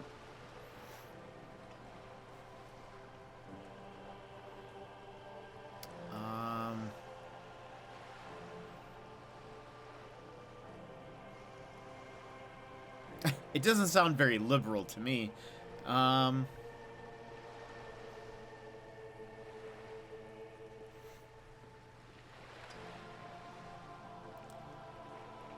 It's disco. Mm-hmm. Her eyes tense. Crow's feet radiate from them. She observes you, your bloodshot eyes and swollen Your face. ailing constitution, sweaty forehead, the beads there, and your heavy breathing. You really didn't know. This does not spell good for the investigation, Detective. If you don't know even this, then...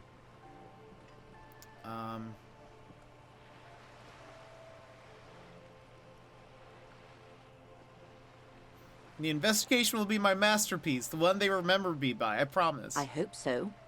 I truly do. If I may suggest, hold on to your colleague, Kitsuragi. I ran a check on him and he is very competent. In the meanwhile... Some of that assurance is meant for herself, as much as it's meant for you. She must have a lot on the line here. You have me.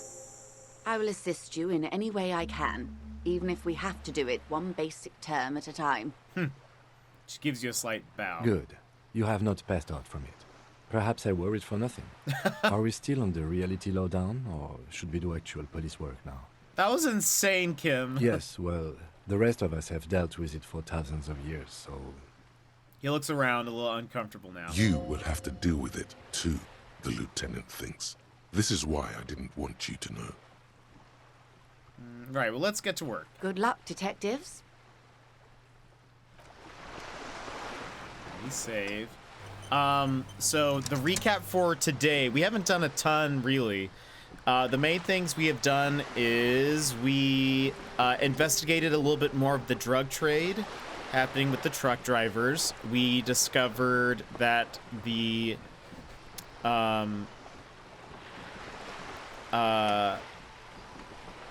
person who is doing the drug trade is known as the lady driver. Nobody really knows her name. And she was also present at the lynching of the guy. We did an autopsy, a field autopsy, and really everything just confirmed our suspicions that he was hung and that there wasn't like and besides our wounds that we did to him, like there was nothing that seemed odd. That was kind of it. But we went through like a whole procedure and Kim like helped us. And we've just been talking to people. I did some extra checks, like I did some stuff that we had missed before, and we learned some things, but that's basically all we've done. I do want to hold on. Just an ordinary wall. Nothing to see here. So we have a plus total. We have an 8 to this. We need to get a 10 or higher. In the dimming light, some things become clearer. Oh, because we're looking at this at night, Cindy's artistic impulses are infectious. Oh man, come on. You have no clue. It's just a wall. So many walls all over Montanese. Weather-worn, cracked, their paint peeling.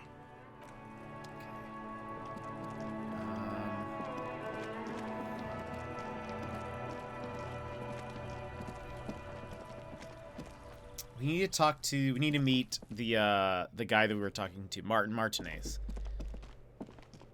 How do I get up there? Balcony.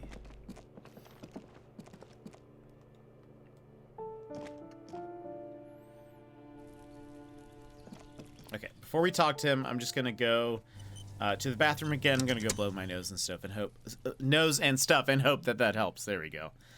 All right, hold on 1 second. If you need to stand up, take a break, etc., now's the perfect time to do so. We'll be right back.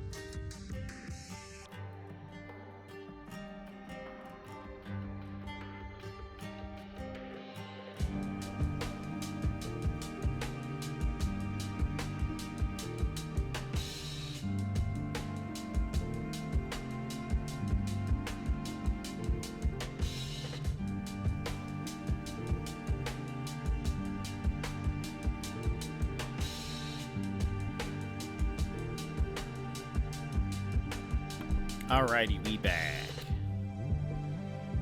Boop, boop. Okay, let's talk to this guy.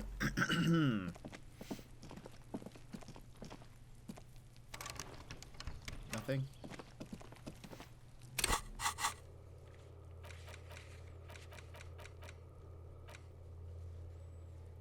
Okay.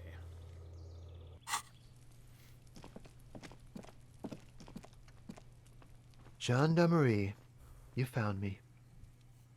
The young man on the balcony gives you a bright smile before taking another drag from his cigarette. His slender figure is backlit by city lights, its distant streets and motorways flashing like diamonds. It feels like a Friday. He seems to be in a good mood tonight, and his shirt is still unbuttoned. We got your hint. Found the key right under that stone. Beautiful. He replies, smiling. As he looks at you, something sparkles in his eye. So tell me, are you here to make things right again? I'm not just going to make things right. I'm going to make them spectacular. Beautiful. He says again. A nearby street lamp casts shadows on his chin, drawing out the slender cheekbones. I have some good news for you. My Sunday friend is visiting me tonight. I told him about you and he'd like to say hello. Step in. He's already waiting. By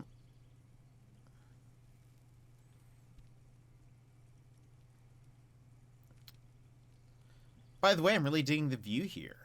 Mm-hmm. That's why I chose this place. Martinez is special, isn't it? Wait. Suddenly you're digging things? Lieutenant whispers to you, shaking his head. Is it Friday tonight? It feels like a Friday. Yeah, it does feel like the end of the week. Such gentle weather. Why would I want to meet your friend? Trust me, you do. Very well, I'll talk to him, but first I want to talk to you. I have so many questions. That's nice, but I don't have anything to tell you. It's my friend you're looking for, not me. He takes another drag of his unfiltered cigarette and looks around. It's getting dark, and the neighboring windows have lit up, one by one. Besides, I've got to run. Okay. He's going to leave you alone again. That's sad. That is sad. Go if you must. I don't care. I don't care about people leaving me all the time. Sure, why not? Don't worry. We'll meet again. Come find me in the bar of the Whirling some evening. A man on high heels stumbles out of a basement club, music blasting over the entire district. It's chilly, and as the chemicals hit his nervous system, 1,000 shivers ripple through his body. Only if you promise that we'll talk again. It's important. Something flutters in the corner of the lieutenant's mouth as you're saying those words. We'll talk. Just not tonight. Okay. Take care, all right? We have to be close to another thing. What is the current objective? Still looking for the karaoke song? We have not solved that part yet.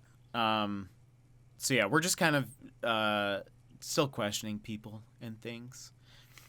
All right. And he's gone again. Looks like it's becoming a theme for him. He's always leaving. Why is he always leaving, Kim? Who knows, detective? It's a mystery. There's something different about him. Different, of course.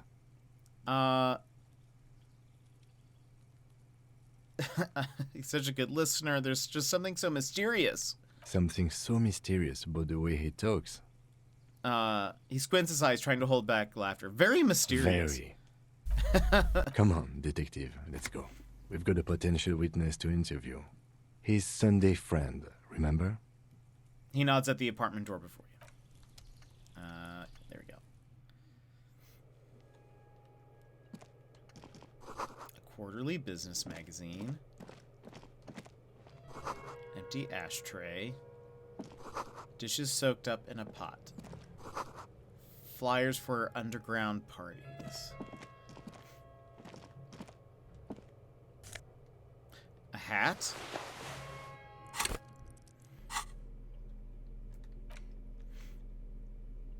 +1 to logic, -1 suggestion. Insensitive bachelor party vibes. That's fair. Super logical for a cop to wear this. That makes sense. An exquisite canopy bed made of metal. An old photo of the same apartment dated year 1. Buckets of paint and a layer of old newspaper. A party dragon silk robe. Incredible. This gives 1 drama and 1 electrochemistry. Generally things I don't do. Alright. Hello. Officers of the Revachol Citizens Militia.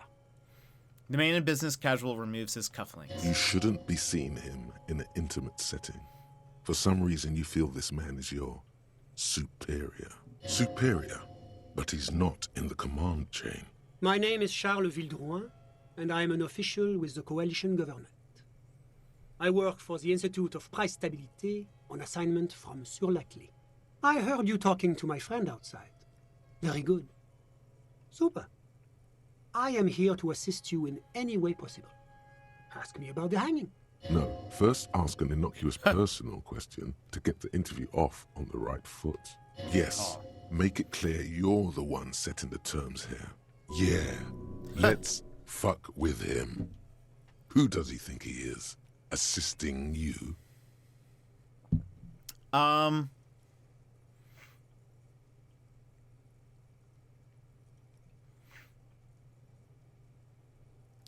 Where'd you get this beautiful silk robe from? Oh, we got it from an atelier in the East Delta Commerce Center. Personally, I think it's a little culturally insensitive, but the material is great. Sadly, the shop is now out of business. That's really all I can tell you about it. He forms a little rooftop with his fingers. Cold air sweeps in from the balcony. That didn't work at all. What was that? You were supposed to fuck with him, not compliment the decor. The lieutenant takes out his notebook and nods to you to proceed. You actually witnessed the lynching? I'm sorry to say I did, officer. This is just the break we've been looking for, Kim. Easy, detective. No need to jump to conclusions. He eyes a spectacled man near the window who smiles and spreads his hands. Is it because you did it, Mr. Villadrone? Because I did it? I misspoke. What did you see? Officer, it's very difficult to describe what I saw that night.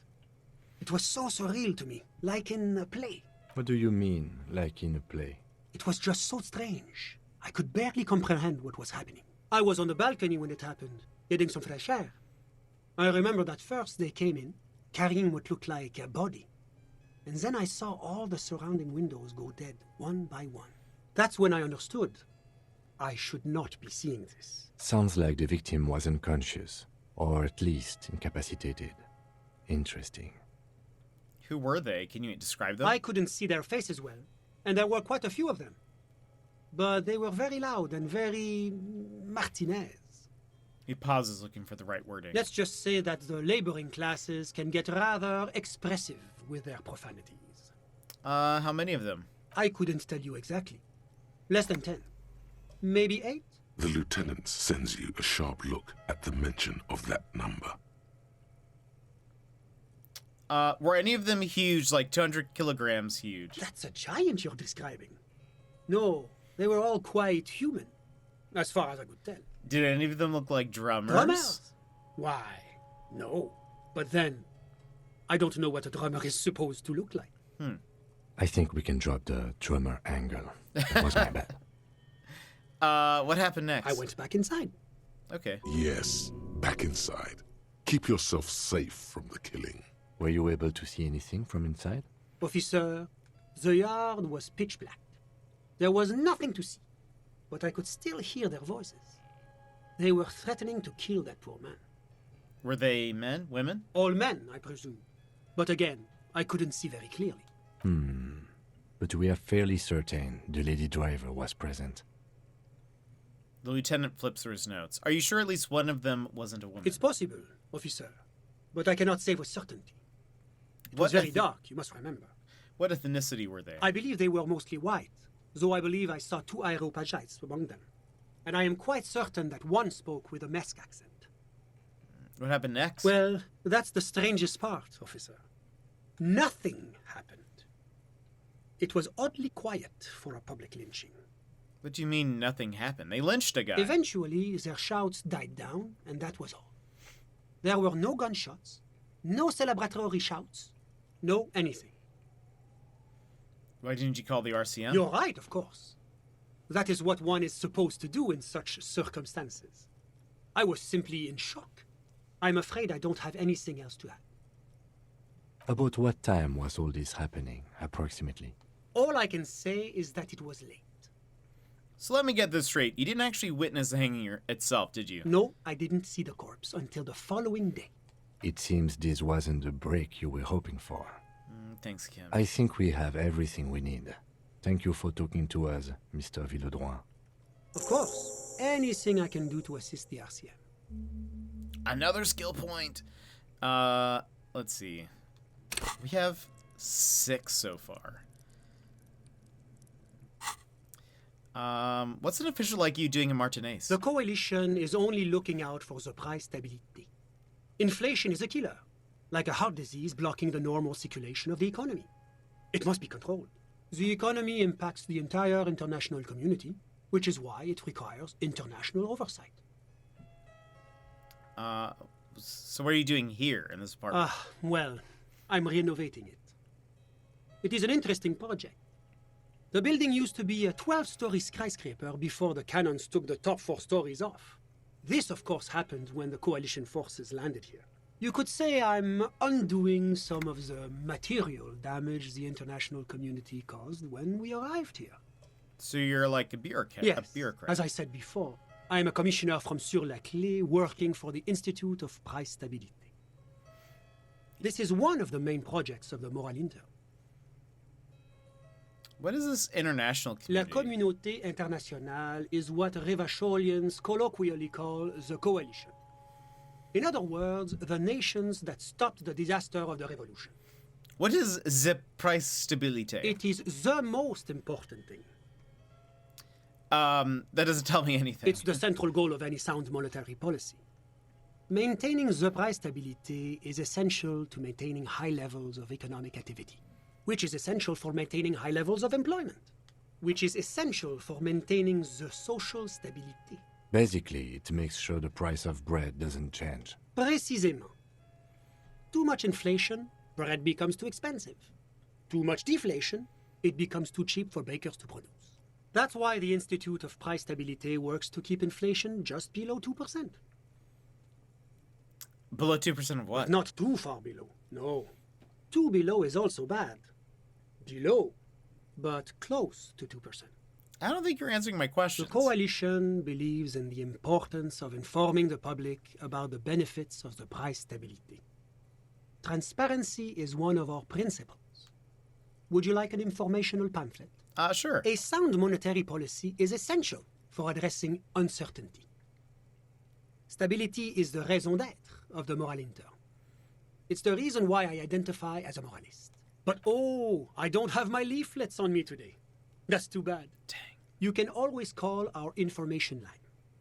Making information available is part of the Moral Intern's commitment to transparency. I've heard about this moral intern before, but I want to know more. It's the International Organization for Moralists. Hence, Moralist International. The Institute of Price Stability is just one of its many mind babies, as is the Coalition.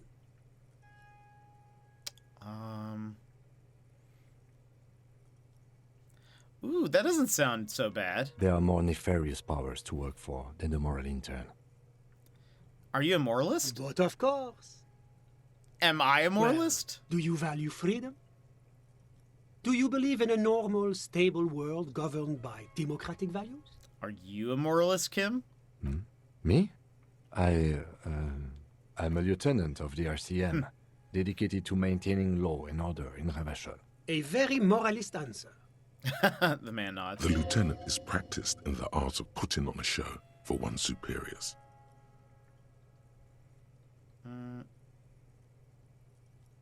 But what is a normal, stable world? The Occident is part of the normal world. Oranje, Sur-la-Clé, Martinez doesn't seem very normal or stable to me. Martinez? No. Martinez is something else. What about the rest of Revachol? Is it part of the normal world? Revachol is generally difficult. It's led by an interim government, which means it hasn't yet achieved full democracy. But they are working towards it. You're all doing very well here, relatively speaking.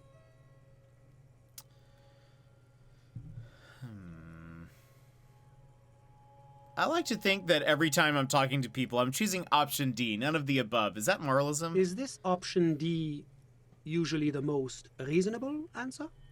Yeah, everything else is super extreme. It's like I'm living with a bunch of lunatics. Sounds like you're a moralist indeed, my friend. Welcome. Moralism is all about compromise and achieving the achievable. It's pragmatic, realistic, and level-headed. An ideology for doers. Are you a doer, my friend? It looks to me like you are. Now, enough of this delightful political interlude. Was there anything else you wanted to ask? Tell me about Sur-la-Clay. What's there to say? Sur-la-Clay is a modern, urbanized country that measures very high on the Human Development and Freedom Index. Mostly, though, it's known as the executive heart of EPIS. Moreover, it is a great sponsor of less emerged countries. Revachol is only one of its many darlings whose progress it supports and cherishes. What makes Revachol Sur-la-Clay's darling? Because a great percentage of Revachol's culture hails from Sur-la-Clay. Its language, its people, its cuisine even.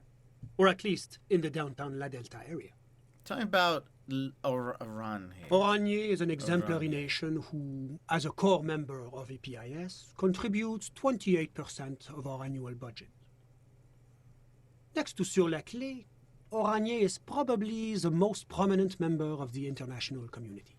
Which one of them is more EPIS? As founding members, they are both very EPIS. Oranje carries a lot of political weight, while Sur-la-Clay takes care of the business side of things.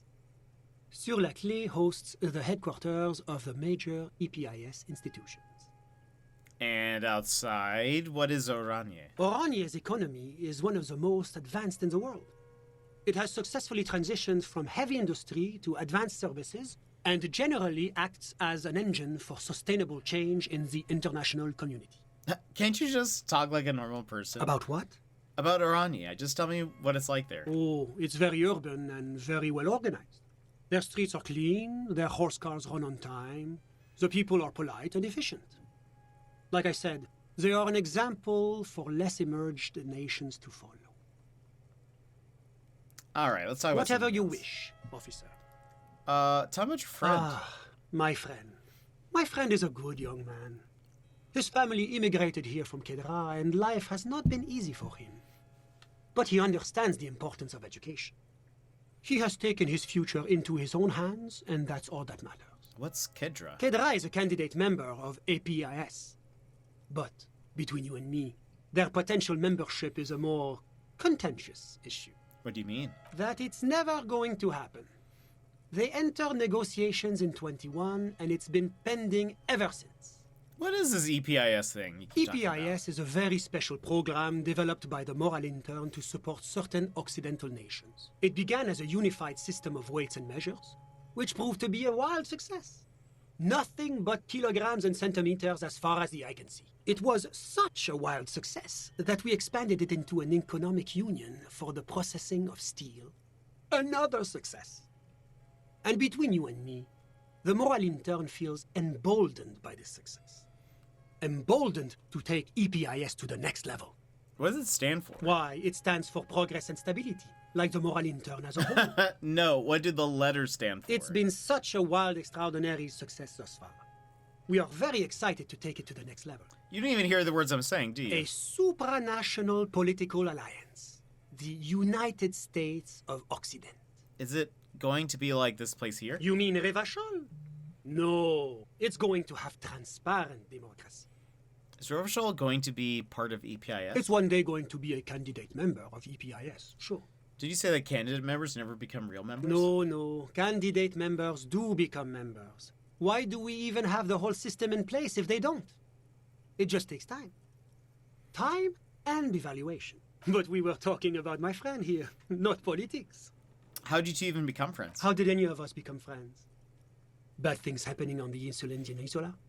Oil platforms ablaze in the night? Civil wars lasting for years? Finally, the international community is forced to step in. What? Au contraire. It's how millions of people end up where they are. Meeting the people they meet. It's how I came here, and my friend, too. You still haven't told me who he is. Sorry. Who? Your friend. But I told you, officer. He's a bright young man here to pursue his What's education. his real name? Officer, you have to understand. I can't give you his personal information. I'm sure you have your own methods and databases, right? Please don't put me in this situation. So all you can tell me is that he's here to study the arts. He's deeply enmeshed in the study of the fine arts, yes. Which ones? He's a truly free spirit. He likes all the arts. Perhaps graphic design, printmaking, who knows? The world is open wide for a talented youth like him. What are you doing in his apartment by yourself? I'm just enjoying the view. What do you? It's dark outside. Listen. What? I'm not hearing anything. The Insulindian Bay. What about it? This place used to be a luxury accommodation before the revolution. Apartments, of course, were much bigger then. A few walls have been added here and there, leaving some of the tenants without a private bathroom or a kitchen. But the million real view stays. You can't take that away. I was asking about your My friend. friend comes and goes. I'm sure you've seen him around. He's a busy bee. I had something I'm else. all ears, officer. No, that's it. A moment, officer. Yes? Do you have everything you need from me? I'm afraid we won't have the chance to speak again once you leave. Why not? It's against diplomatic best practices for an official in my position to be discussing murders with local militiamen. And I'm pressed for time. After you leave, I should be leaving as well. I want to take a look Sure. around. Go ahead. It's a beautiful space. Let me know if you have any further questions. Okay, hold on. Was there anything else? Of course. Okay, I guess that's it. We looked around, we asked him all the things. I guess that's it.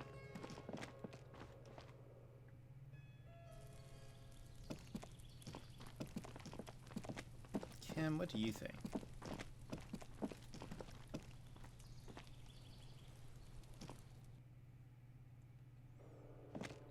Hey, Shadows.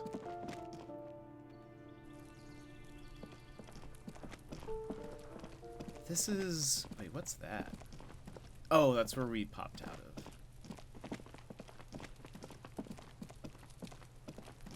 Huh. This must be it. The basement door is weather-worn. The copper nails holding the upholstery in place have turned green from sea air, and there's a knocker shaped like a lion's head. The royal lion, Guillaume's kitten. This knocker will last a lifetime and then some. Carefully not. You knock silently. The upholstery muffles the sound. No response comes from the apartment. I guess no one is in?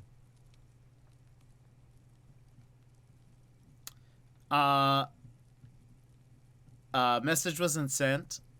Wait, but you're angry at the accent? So I know, like, some of the voice actors are French. Like, the guy who does Kim Katsuragi is French. But this doesn't take place, like, on Earth, so I don't know what they're, like, I don't know what they're going for. Like, there's no France or England or the US or anything. This is all fictional. So I don't know, like, what their thing was, like, how they did that. But at least I know the one voice actor that I know is Kim Kitsuragi. His voice actor is a Frenchman, but that's all I know. You feel eyes on you, watching you from the window overlooking the yard. Press your ear against The leather upholstery is cold and rough against your jaw. You don't hear any movement. Thank you for the hydrate. In fact, It's oddly silent in the yard around you. No birds chirp. Lieutenant, what's your opinion about all Let's this? be honest. This isn't what I joined the RCM for, but every day tells you something new about yourself. Lieutenant replies, still inspecting the padded door. Apparently, working with the local union boss to get info on an investigation is not something I'm squeamish about. So you don't mind if I unlock the door? If the Merc Tribunal happens before we solve this, we are looking at casualties. What's one unlocked door compared to that? I guess that's a good way to look at it. On the other hand, we could just leave and tell Evrart we opened the door. No one seems to be tailing us to see if we actually did it. Lie to him? That's an option? Yes. Presenting a fabrication is known to get results here and there. You took this task. You make the call. The door is right here. You can just open it and be done with this. Besides, if you never open it, you're never going to find out what's behind the door. Inland Empire, you're right. But I don't know yet. I don't know if I want to open the door. It seems super sus to just open a door and leave it there. I feel like they're gonna kill somebody.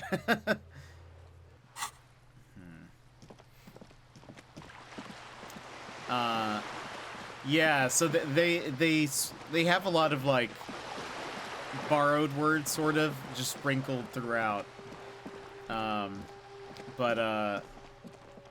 Yeah, we've gotten a lowdown of the whole place, and it's sort of like, yeah, we're not even on Earth. Like, this is I forget what they call it.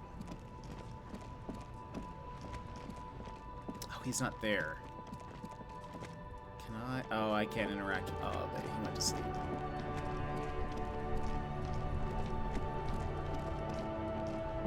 Oh, so did everyone's gone. Hold on. Still need to do that. The damaged ledger. Logic. Hold on.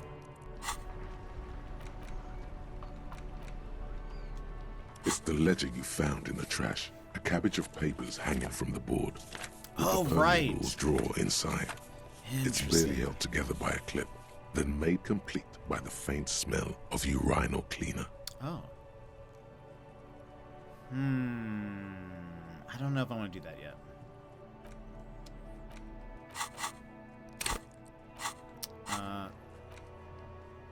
Have to wait for him to show up.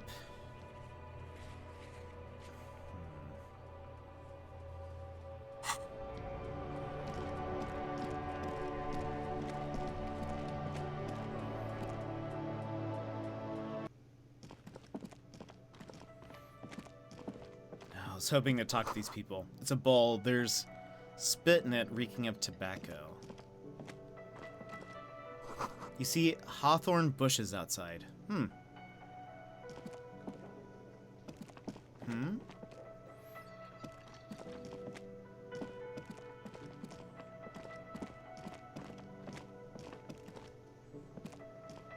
It's all about money, you know. Yeah. Tell me about it. Who's that? Oh.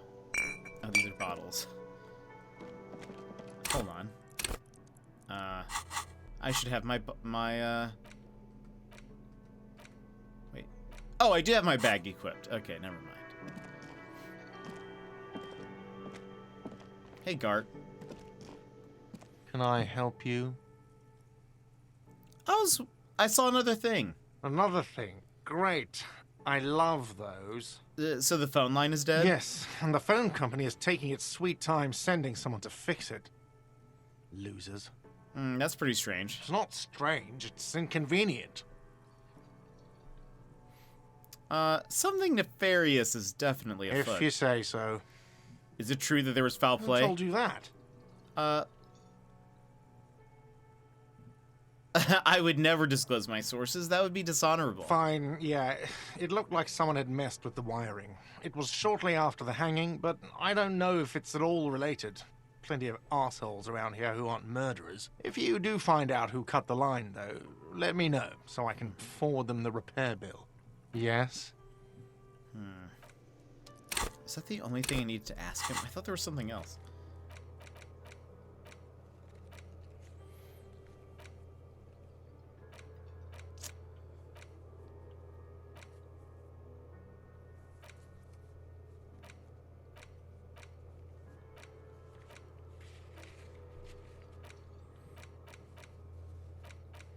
Ask Guard if he knows how the victim's clothes got in the trash. Can I help you? Maybe I have to give him his key. Thanks. I hope you found what you were looking for. I found the victim's clothes. How strange. I certainly didn't put them there.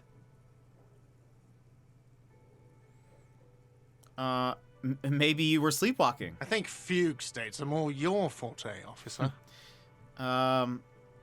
Could someone on your staff have put them there? Sylvie had the keys before I got here, and I can vouch for her. I can vouch for all my staff. None of us would tamper with the crime scene. Who else has keys to the trash container? The trash collection service, CS Municipal. I don't see why they would put anything in the trash, though.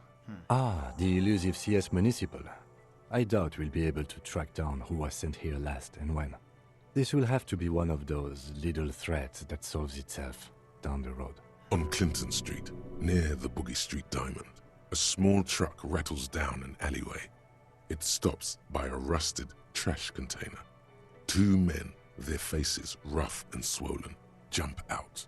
They look at the container, despondently. CSM is written on their backs. Narek Stargazer, welcome in. How are you? Thank you anyway. All right, thanks. Let's talk about something else. I don't want to pay my bill yet.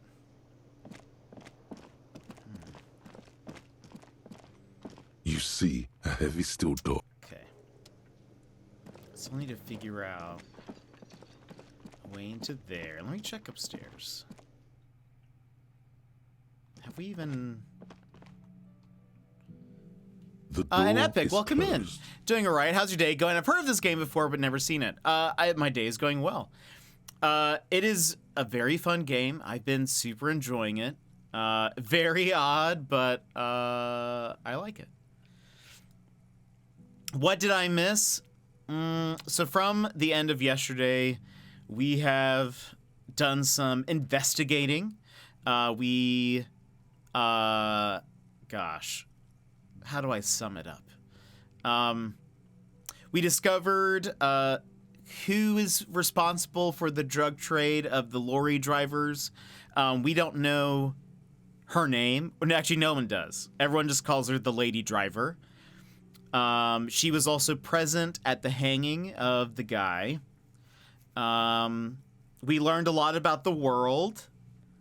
We asked a lot of questions about the world. We interviewed somebody who saw the hanging, only partly. He confirmed there were like 8 people there. And, and we did an autopsy. That's right. We did an autopsy. That's pretty important.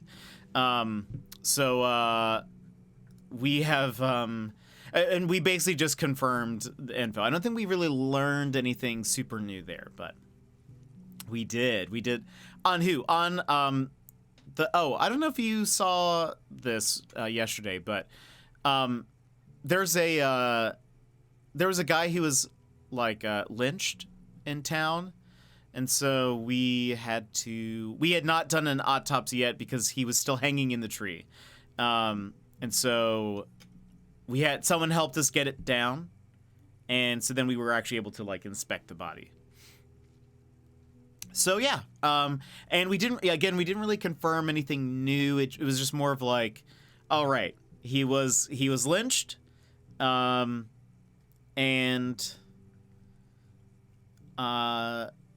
Like, there are no other, like, abnormalities, really. Yeah, that's kind of it. There may be something... I can go back and inspect him later. And so there may be something still in, like, his pockets or something, but... Gonna alert? Awesome. Well, thank you. I appreciate...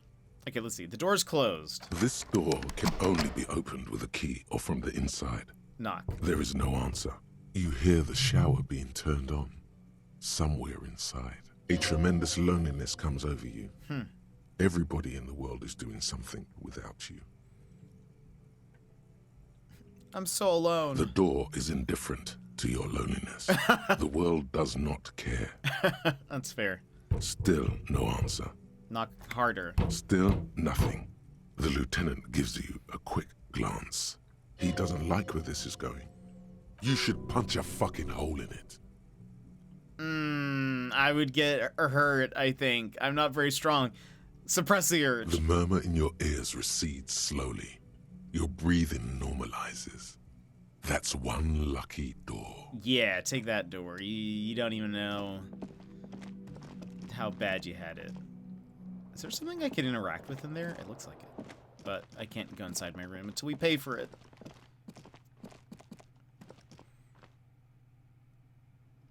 Okay, let's figure out if there's any last things we can do before the day is over.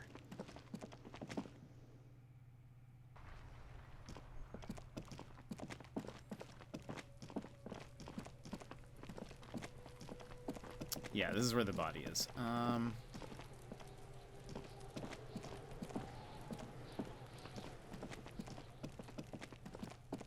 Oh.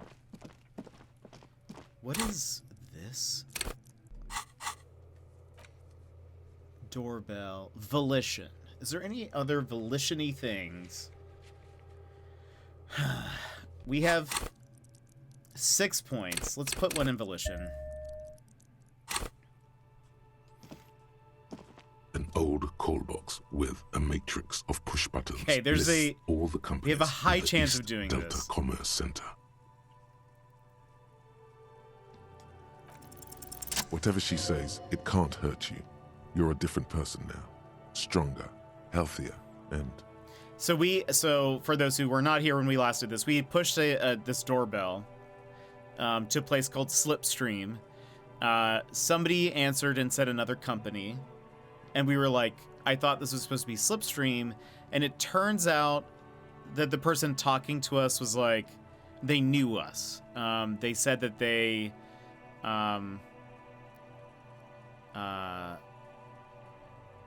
yeah, that they knew us, and that it sounded like we were talking to somebody from our past. And it kind of seems like we were imagining it, because Kim seemed really confused once we finished that conversation. But anyway, so that's what this is. We had to resolve ourselves such that we could push the button again and try to see if we could talk to her. So that's why he says, whatever she says, it can't hurt you. You're a different person now, stronger, healthier, and... All right, maybe not healthier, but it's a bonus that you've drunk so hard you can't remember any of your past relationships. Oblivion's the ace in your corner. Call her again. Press the doorbell to Slipstream SCA. There's a light buzz as you press the doorbell, waiting for her to answer the call. It's cold outside, and you can hear the wind blowing into the speaker. A strange metallic taste fills your mouth as you stare at the intercom. Yes, hello. This is Tricentennial Electric. Have you come to place an order?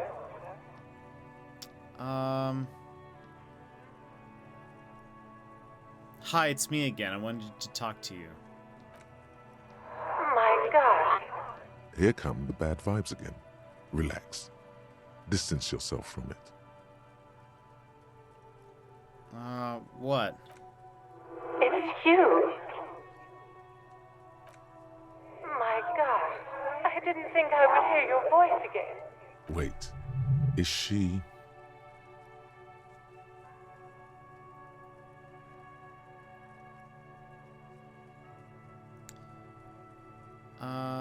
Are you repeating your words? Michelle, just please.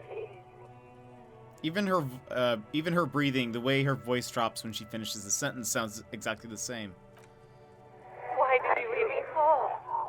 I don't understand. You've been gone for months. I thought you didn't care.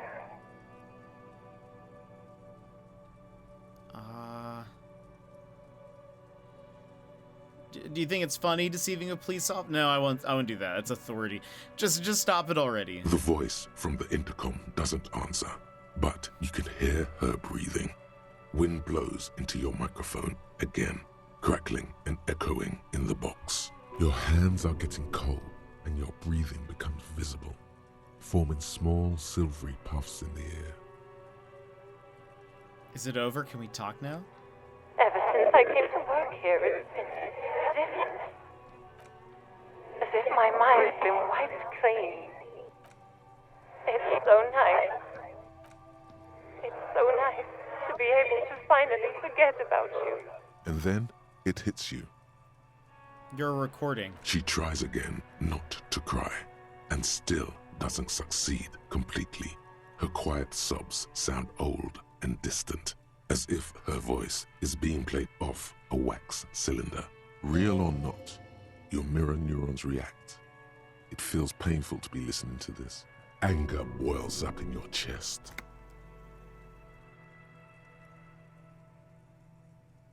Why does it still feel like it's my fault? Her sound melts into the static from a long-distance phone call. From time to time, you can hear people talking in the distance, but can't make out any words. This is where you hung up the call the last time, but the recording is still going. Keep listening. A phone rings in the office with an old-fashioned chime, and someone walks by in a pair of heels. The static is like a warm blanket wrapped around the sounds. Is anyone there? No one replies, but the static grows stronger like rainfall. Then a female voice speaks out, completely different from the one before. Glorious and total somehow, crawling inside your head. For 300 years I have been here, volatile and luminous, made of sodium and rain. If you want me, you can find me on the beach.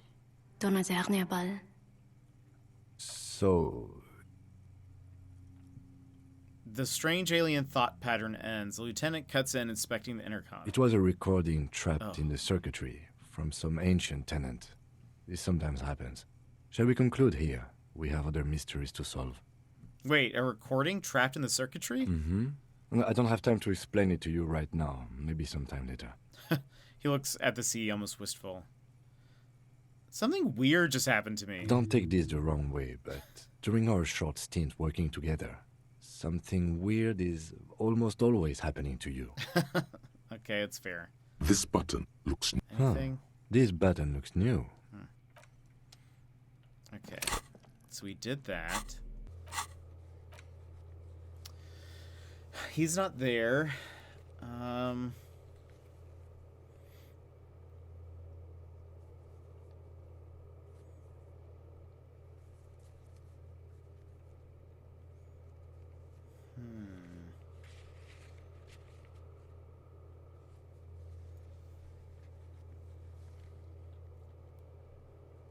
Oh, wait.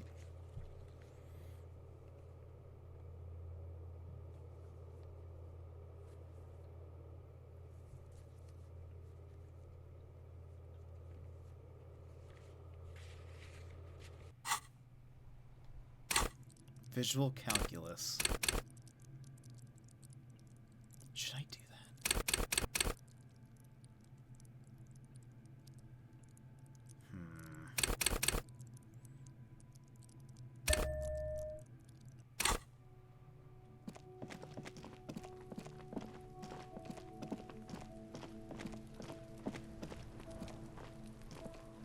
What do you see?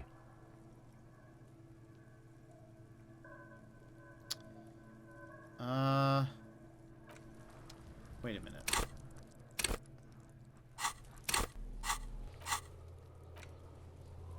Set of tracks. Is that not what this is?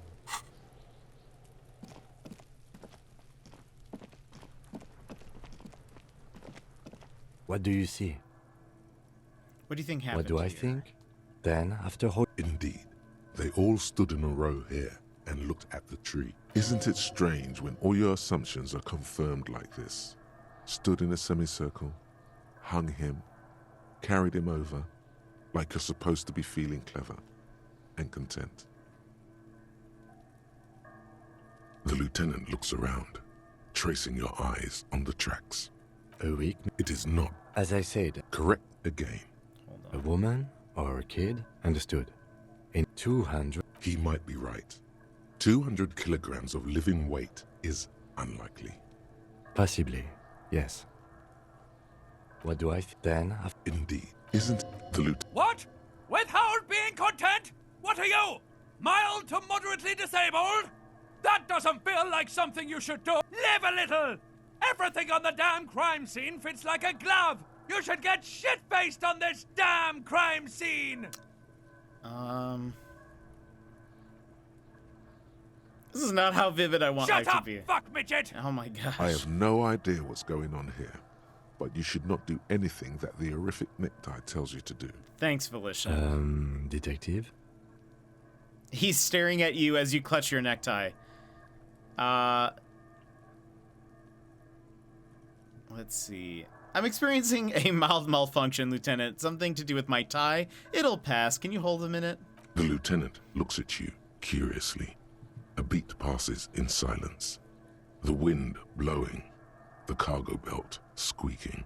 The lieutenant doesn't understand what's happening right now. You're twisting at your tie, looking sweaty even by your standards. He needs to say something. I agree. Our assumptions could be wrong. Better not to have them confirmed just yet. Wait, what? Where? Hold on. Where is this check? Set of tracks. Oh, wait. It's not these. It's... Is it this? You see a set of tire tracks in the brown Yeah, slush that okay. covers the plaza mosaic. Visual calculus. Reconstruct the movement. No. These Critical tracks are fail. not interesting at all. Yeah, not interesting at all. You're right. Had to try. There's one more we can retry.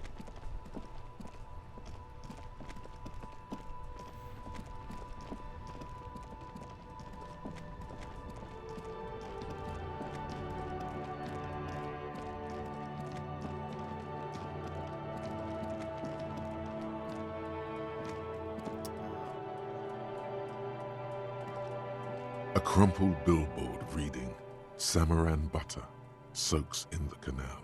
Two ugly lines mar the bright countenance of the blonde boy depicted. Attempt to reconstruct what happened here. Just some tasteless Another advertising critical at the bottom fail. Of the canal. No use rubbernecking. Okay. Man! Unbelievable. Alright. Let's see if there's anything in the store. I think there's not much we can do besides... You see rows of toy soldiers guarding. The boomboxes wait on the shelves. And your boombox, that gold and amber, heart. It's like a Typical street lamp? Martinez streetlight sits among. Hello, hello. Let me know if I can help you with anything. Sure, let me have a look. Anything else you're thinking of selling? Did we confirm there's nothing we can do with that gun? I don't have anything. Another time, perhaps. Let's take our... I think we have some tear that we can take and sell. And then I guess we buy...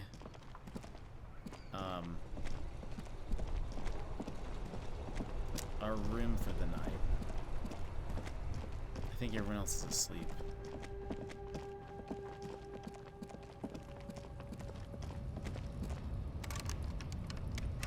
Oh, it's locked. Right, makes sense. Okay, is there any last thing?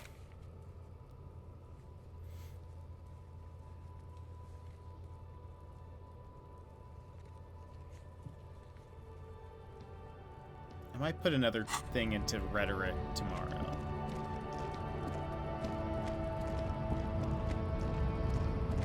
Everybody's there. Measurehead is still up top. Makes sense. Okay. I meant to talk to the gang that was sitting at the Whirling in Rags, but too much time passed.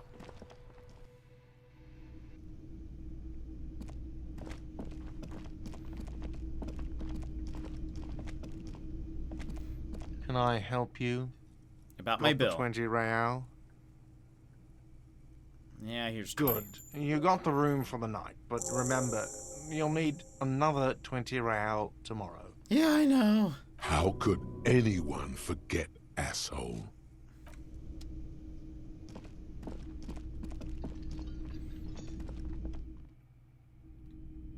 Okay, Kim.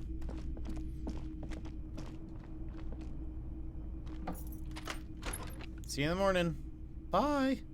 What is this? An empty cassette case. Oh, I can pick up the bottles in my room.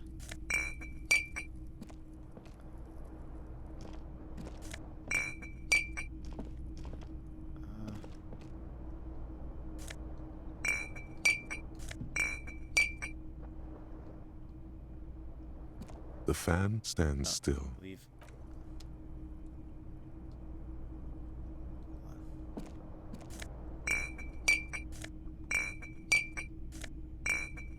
Look at me.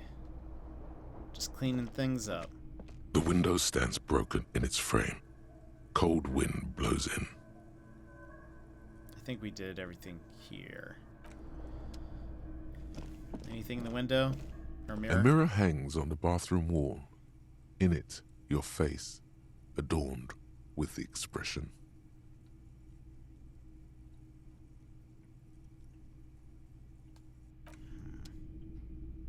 I don't want to put any points in those yet. Okay, now that Kim is gone, I want to see if we can steal the boots off of the body.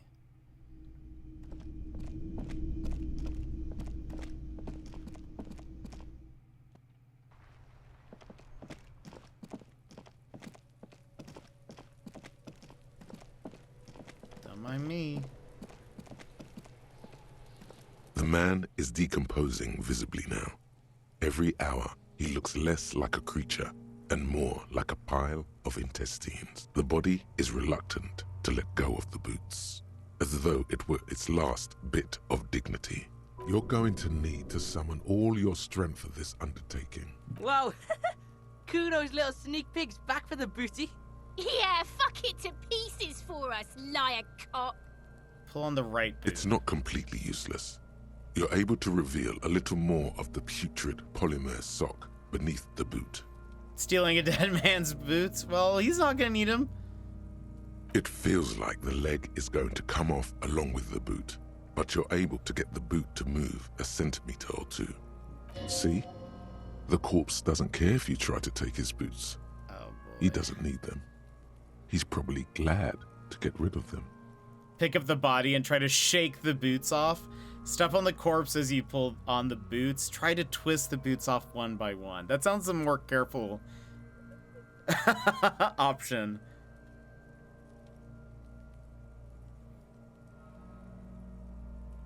This is the right method. It takes some time, but eventually the boots come off, with nasty slices of polymer sock stuck to even bigger pieces of skin and rotting flesh. Good. Look, he's skinning the fucker up good. Puko style. Hell, keep at it, pig. Take stock of the damage. The legs look like they've been clawed at by wild animals. As for the boots, you can't possibly do anything with them until you've cleaned and disinfected them thoroughly. Yes, these absolutely need to be washed before. The stink is incredible. Didn't the Whirling have a kitchen?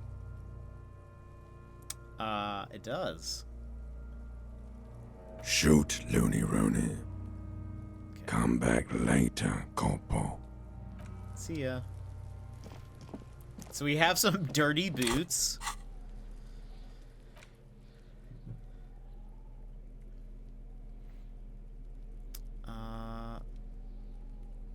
Okay.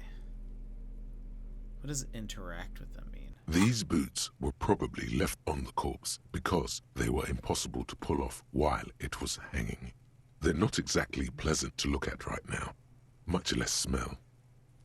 Look the boots over carefully. Graceful whirls cover the boot's glossy surface. These will be gorgeous once you get them clean.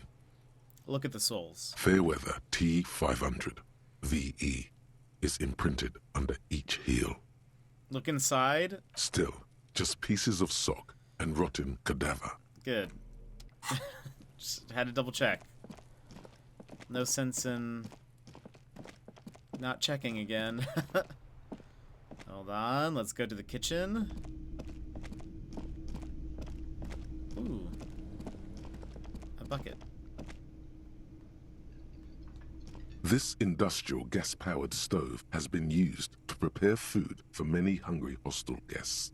There are several pots and pans on hand. Check out the cookware. A commercial pot draws your attention. It's very large, gigantic even. It could be used to make enough stew to feed an entire city, and also to boil a putrid pair of death boots. Good. Far away, in the darkness of a makeshift morgue, behind Station 41's Lazarus, Dr. Nix Gottlieb cuts into the cold, dead feet of a murder victim. The veins are oddly black. He suspects a neurotoxin. Shady, welcome in. Michael Blue looking into the paper bag. I don't know what I expected. Dead bird, right? Is that what it says? Or something like that. That's such a funny episode. How are you, by the way? Check out the cleaning supplies. There is a variety of soaps and bleaches in the cabinet to the left of the stove.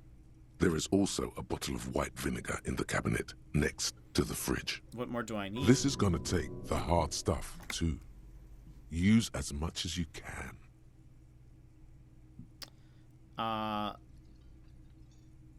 Soap. That's exactly what I need. Pour lots of dish soap. The boots are really disgusting. Pour some dish soap and the bottle of white vinegar. Yeah. The delicious smells of cheap soap and vinegar waft up from the pot. All right now, chef. Light up the stove and boil them. Add Master Chef out. Add water and the boots to the pot. Bring it to a nice boil. The strong smell of vinegar forces you to step away from the pot. The water slowly comes to a boil. Wait. Strips of polymer fabric and human tissue separate from the lining of the boots. They float to the bubbling surface. Beautiful. A 2-course dinner of rotten flesh and hardened ceramic. Wait, some more. The boots look cleaner and cleaner. Those bits of human flesh are beginning to look cooked. You can smell it too, just like beef stew. A little more. That's it, chef. The boots are as clean as they're going to get. Steam, dense with the smell of strange meat, disappears into the vent above the stove. Dump the sock and flesh stew. And examine your new A pair boots. of real beauties. The boots are shiny, hot, and reek of vinegar. Just perfect. Master Chef out. Kim's gonna be so proud of me. I'm good. Tired after a leg day at the gym and procrastinating all the things I should be doing. Oh, I feel that. I hope you've had a good day, though. Let's see what... it'd just be great if it's... These are, like, not any, like, skills or something that we need or that I use. Authority. I mean, yeah, I guess. Put your foot down. Composure. Composure -1. Shoes too big to fill. My composure... Oh, is 3. It doesn't really come up that often, but what does this give me? +1 composure, -1 savoir-faire.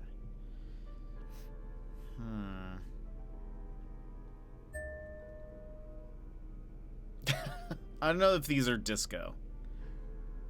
I feel like if I'm wearing these, Kim's gonna be like, so where'd you get those shoes? Okay. Oh, what's this? You look down at the white ceramic sabatons hugging your arches and calves, surprised at how well they fit. I will be responsible with this. This is just to protect me from harm, not to show off. Decked out in future cop armor like a cop ought to be. Oh.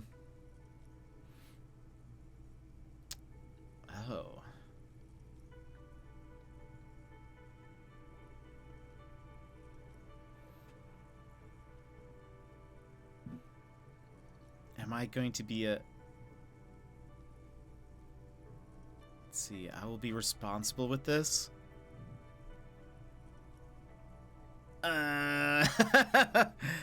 Decked out in future armor. I am, though.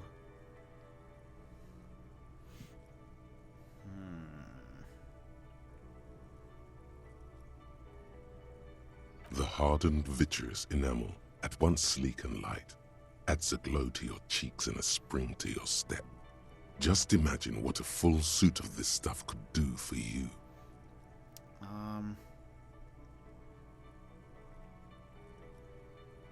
I want all of it. It may be a while before you have all the pieces.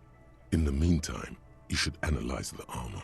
Figure out its vulnerabilities. Remember, this is a highly specialized kinetic redistributor meant to stop bullets. Wear it. Observe its properties. See if there's a weakness in the design. For the day you have to fight someone covered in the same material.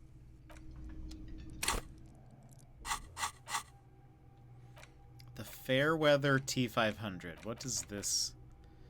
-1 savoir faire.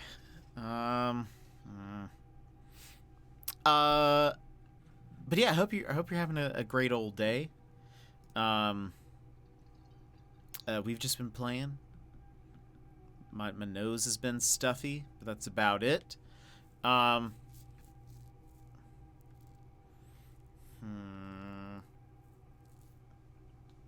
Should I learn about it? I don't know if that seems worth it. I don't know what it is, but is there anything else I should do before I go to sleep?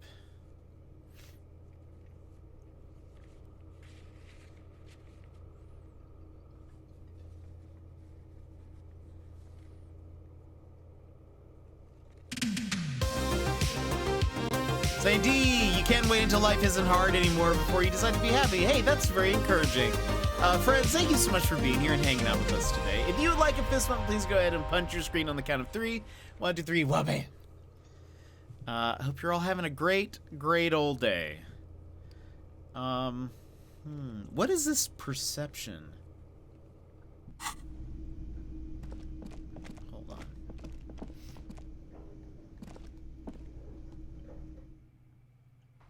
Riddle me this.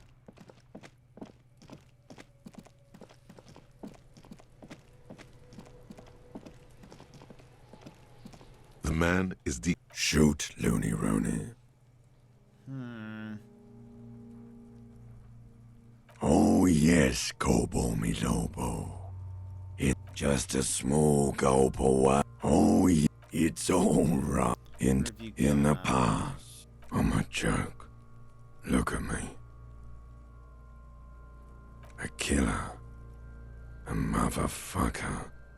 And a kid. Takes one to know one. Go ahead, Kobo. What's happening? What do you mean? It's the power you met. Yeah, man! Don't be crazy! He loves those.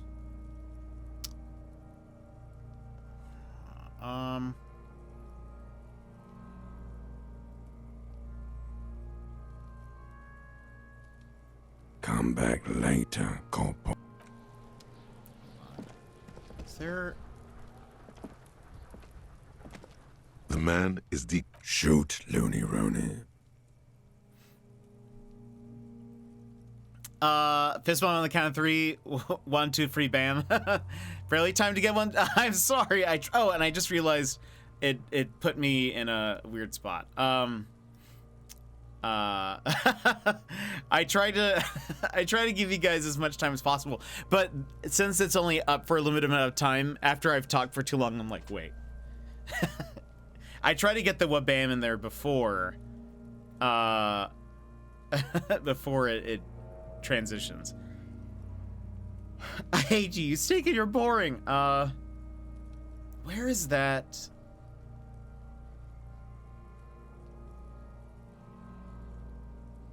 Did I just...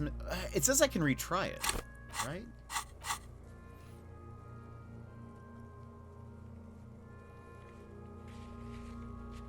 It's a perception. If it's on this list. The Hanged Man Legendary.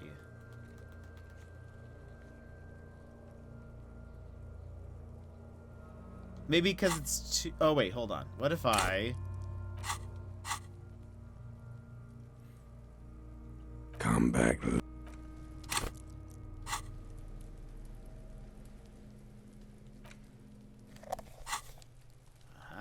The man is... Shoot, Looney Rooney. Is there... Oh, yes. Just a small gulp away. Maybe I was getting my... I know what this means. More. Do I remind you of someone? Sure I do. You just don't... Do I remind you of... Sure I do. You just don't want to admit it. Sure. Looking at my face, motionless. Looking into my eyes. Standing here. Oh, you know Why what? are you investigating my murder? Do I need to put a thing in perception first before I talk to him? Maybe that's why. Maybe this will lead to something. Ha! The clown lips on the corpse appear to smile. Something is on its way. Something hidden. It's coming. A miracle from the northwest, and it's almost here. You can feel it in the air, on your hands. The cold spring air smoothing them over. Come back later. We have a few extra points. The man is the... Shoot, Looney Rooney. Nothing? Oh, no. Oh, yes. It's all in the park. I'm a joke. Look at me. It takes one. Go ahead. Hold on. Let me double check. I'm gonna actually search for this real fast. Wait. Wait, it's gone!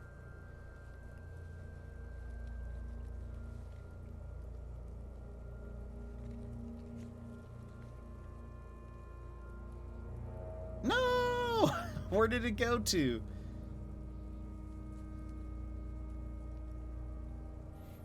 It's not on the list anymore. So I just wasted a point.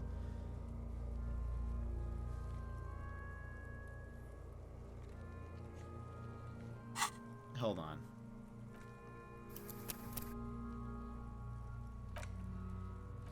I don't want to save scum, but I'm not gonna let them just steal a point for me if there's not... Okay, we still have her shoes.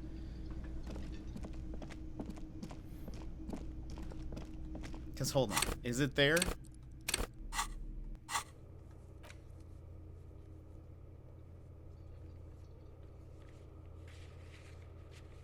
It's not there anymore. Weird. Okay, on this list it said I could go talk to the body. And there was a perception check that I needed to do. Okay, so it lied. Anything else I want to do? No, you see, it's there. Perception, the Hanged Man. I don't know. I don't know. Is there anything I need to do? I don't think so. I guess we'll just go to sleep. Stealing points? I know, right?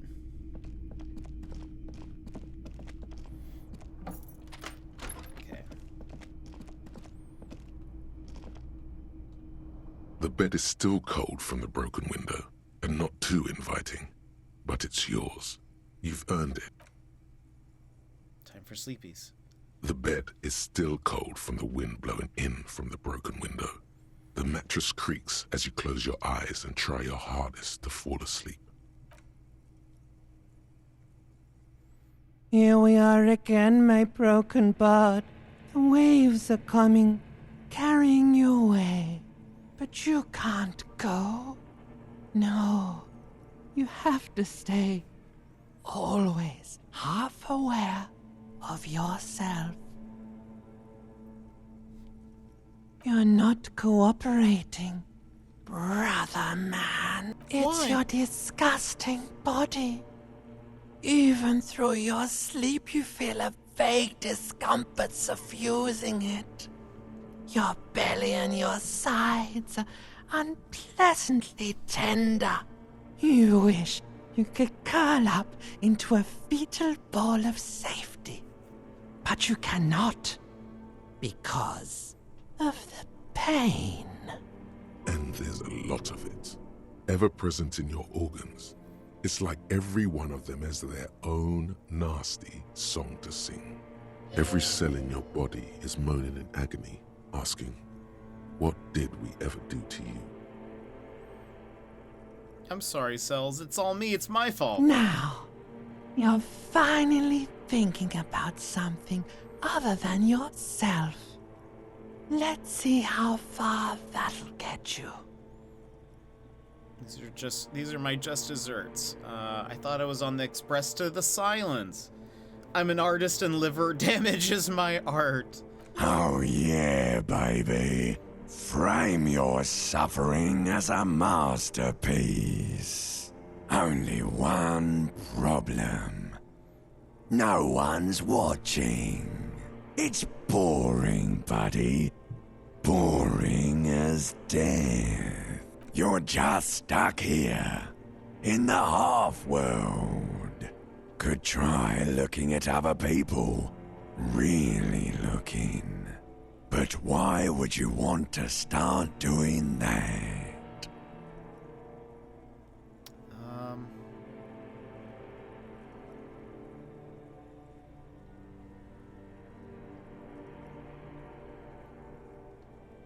I will. I'm looking at people all the time. I like them. Sure you do. They're all so friendly, aren't they? Some of them are. Some of them are nice. Others are scared. What do you think you're doing right now? Coming to some greater awareness? Look at all these lights, blinking in and out of existence. Thoughts! You're just pretending that you're asleep, even to yourself, while the world goes on without you. Let it. Let it. But it never seems to let you go, does it? Time to rise and wipe that shining sweat off as best you can. Gather your bearings. Rock and roll.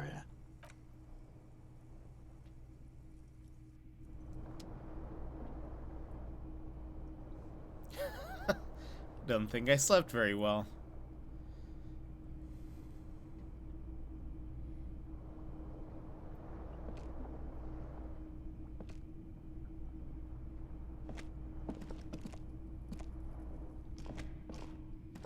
A mirror hangs on the bathroom wall.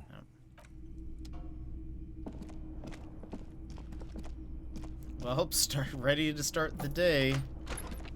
Everything's fine.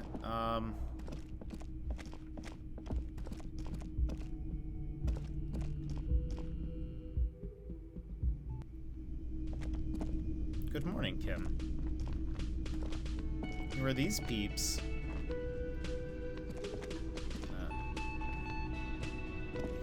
You look like shit. Your ruffled face reflects in the man's sunglasses. And I don't mean that as a metaphor. I know, it's intentional.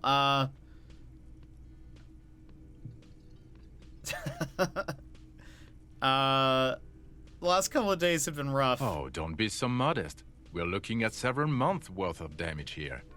Kind of a miracle you're still up and at it, to be honest. Oh, come on, Jean. It looks like it's been a rough week on him. It's not just this week. What you want? Kim, who is this guy? I'm not getting involved in this. Chris, welcome in. Are we winning? Kind of. We're certainly a disaster, so I think so. I think so. It's not my style, he thinks, glancing at the man in sunglasses and the woman beside him. Oh boy, they're mad at him. No wonder. He just doesn't recognize them.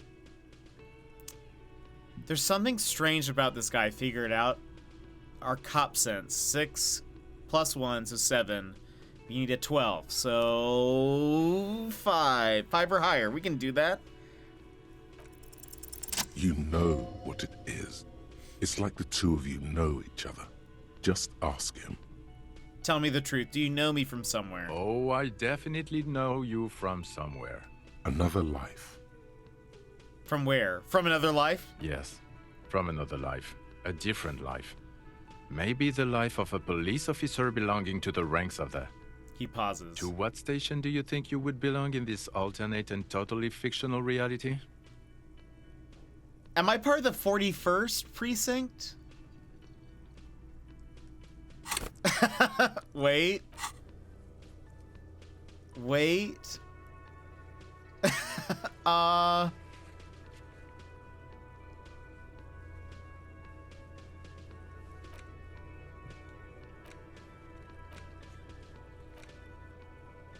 Oh no.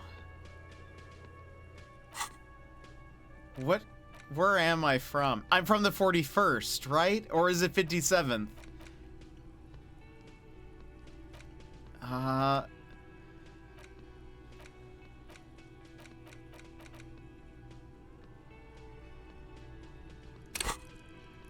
hold on. A spirit. Wait, connect to station 41. It is the 41st. Okay. That's plausible. That's entirely plausible. Now we're really getting somewhere. He gives you a long, meaningful look and adds. Somewhere good.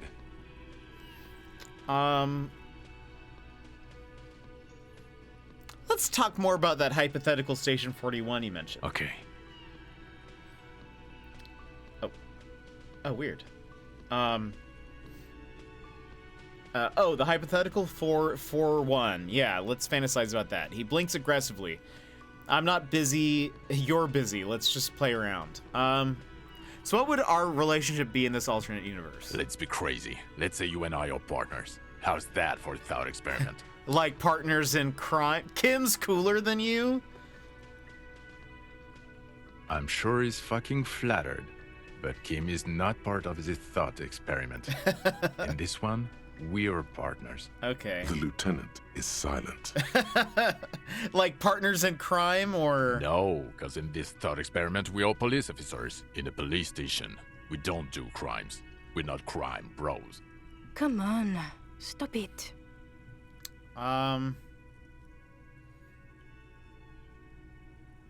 Do you have a crime to solve? Oh, no. You see, I enjoy watching other better cops solve crimes. And let me tell you, it's been quite a privilege seeing you work. This isn't helping. Who else is in our imaginary police station? You're not going to believe this, but police officers. Oh, wow. Yes, sir. Solving crimes, locking up bad guys, and get this, and not getting that drink on at 2 o'clock. Just some regular boring motherfuckers in suits and uniforms. Nothing spectacularly extravagant like you, the far-out son of Lung. Who is the far-out son of Lung? Oh, it's you eccentric genius. I mean, with your unorthodox approach to police work, it has to be you. Want to tell me more about him or her? Not even a little bit. Okay. It's an urban myth about an officer who is so far undercover he can't remember who he is. As I said, just an urban myth. You are not the son of Lung. He's trying to protect you from further rough handling, dished out by this sunglassed man. Thanks, Kim. Okay, yes, you get the joke. Leave it at that. I can't imagine it anymore. Wait, hold on. I want to know... Let's be crazy. Let's say you and I are partners. How's that for You seem like a cool guy. Would you now, or would I be cramping your style? Never mind. Partner. Actually, you would be cramping my style. No, you wouldn't cramp my style. Okay. How about you stop wasting my time and get on with whatever I wanted to see what happens then. if I was nice to him. Neither can I, partner. Neither can I. His gray eyes suddenly flash above the glass frames. They feel sad. It's a mere second, but it feels like you saw something. A gram of compassion in that sadness. Got some questions for you. I'm a cop. About what? You don't look like a cop. You know what you look like?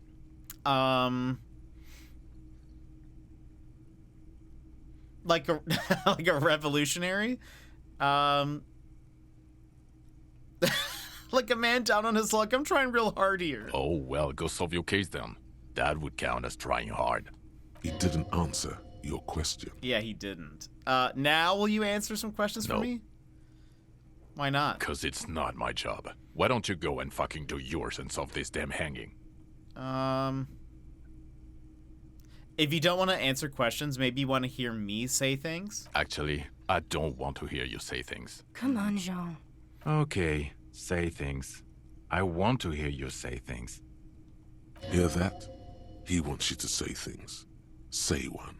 Suddenly, out of nowhere, case-related things start popping up in your head.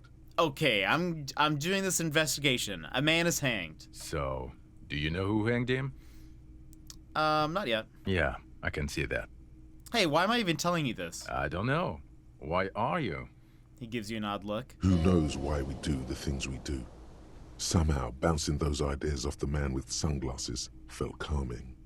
Like you've done it before. Oh my god, there's more. You want something more?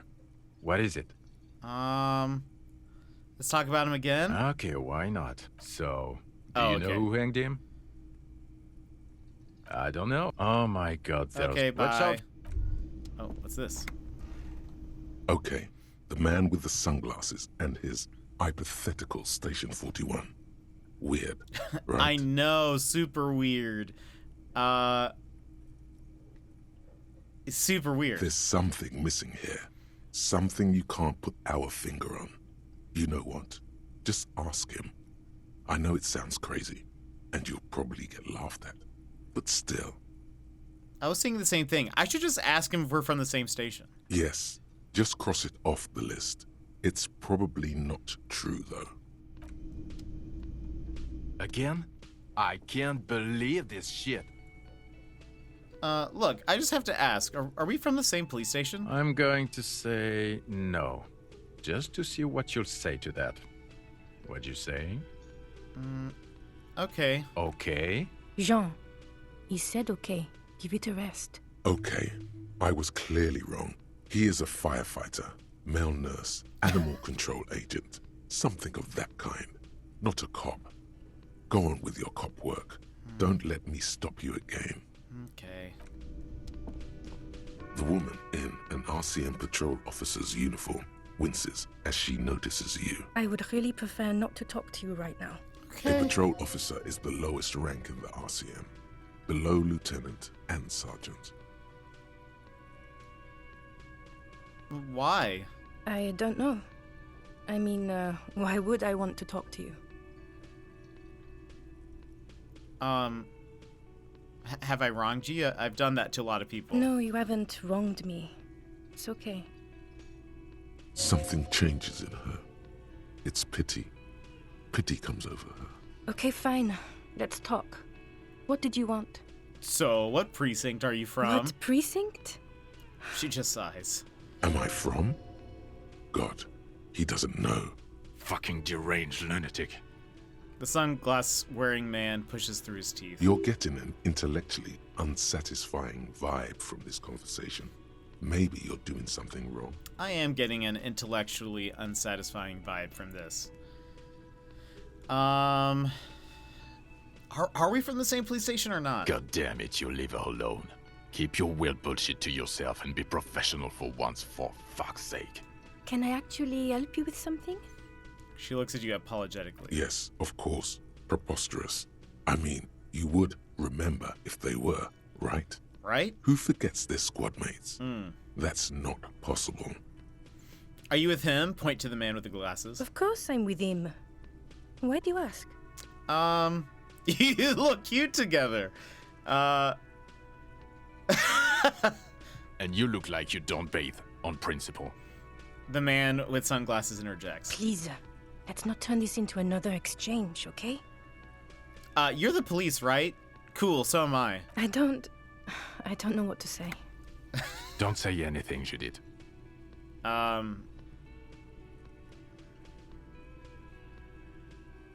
Wait, is he police? Me? No. I'm just a man with sunglasses. I like wearing sunglasses inside. Sunglasses and a fucking wig. Is he wearing a wig? I guess it kind of looks like it. What are you, the police? What are you, the police, doing here? I'm just looking out for... You? No one. I'm just a man with sunglasses. And you are?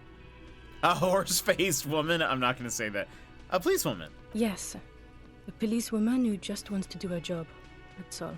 Okay, have a good day. Oh, those two. They're cards. Let's see, does Gart have anything for me? Can I help you? No.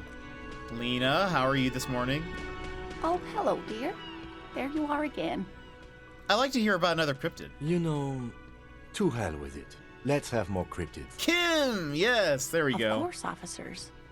Is there a particular cryptid you two are interested in learning about? Are there any invisible cryptids? Hey, you promised you'd only ask about one cryptid. You just said you wanted to hear about more.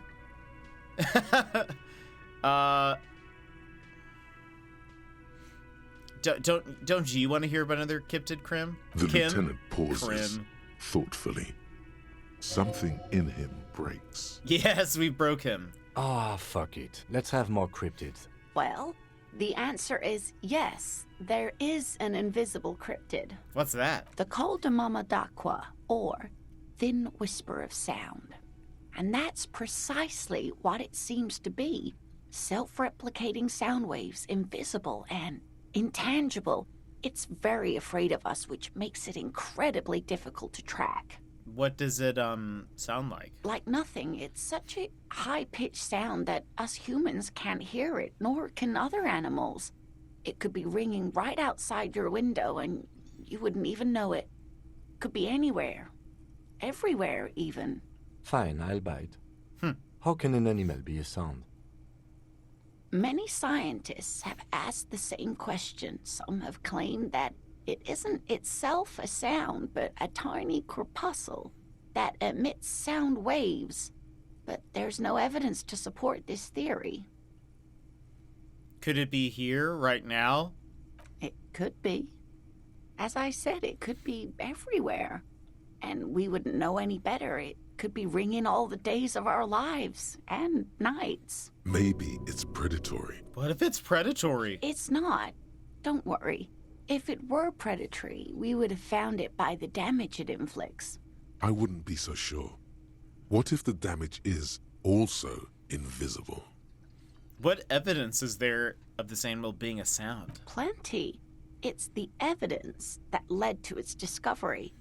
In the 1920s, a group of Areopagite ornithologists, that is, scientists who study birds, were trying out a new recording technology for capturing sounds outside the range of human hearing.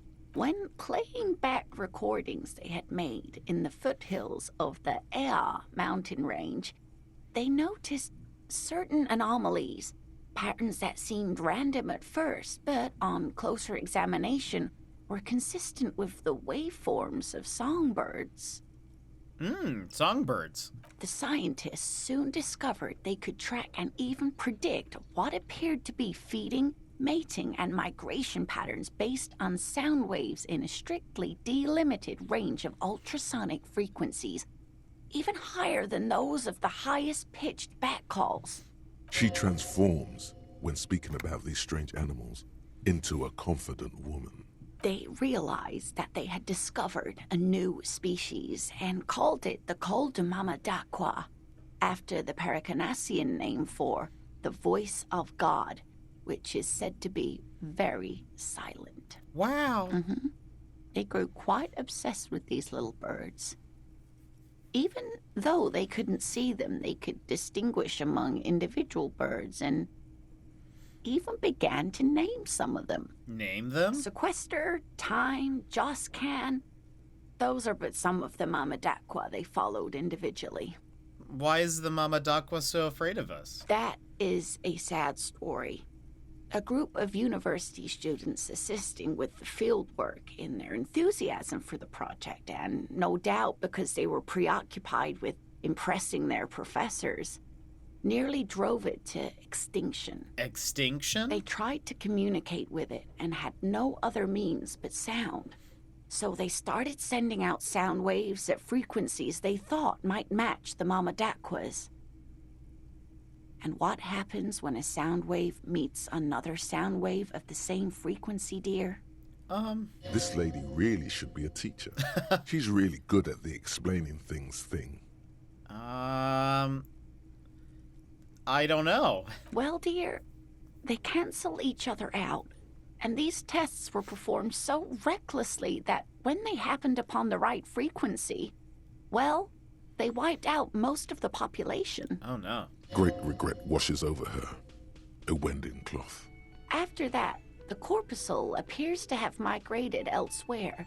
There have been recordings of anomalies similar to those spotted in Ea, but they've been few and far between. It's impossible to confirm the presence of any stable Koltamamadakwa population anywhere. Of course. A common thread in these. Disappearance and unfalsifiability. I like the story, though, ma'am. I'm glad you did, dear. Interesting. What about... What about what? We'll come back. Of course, dear. I won't let Kim, you know, hate everything. The man ponders his cooking utensils and gives...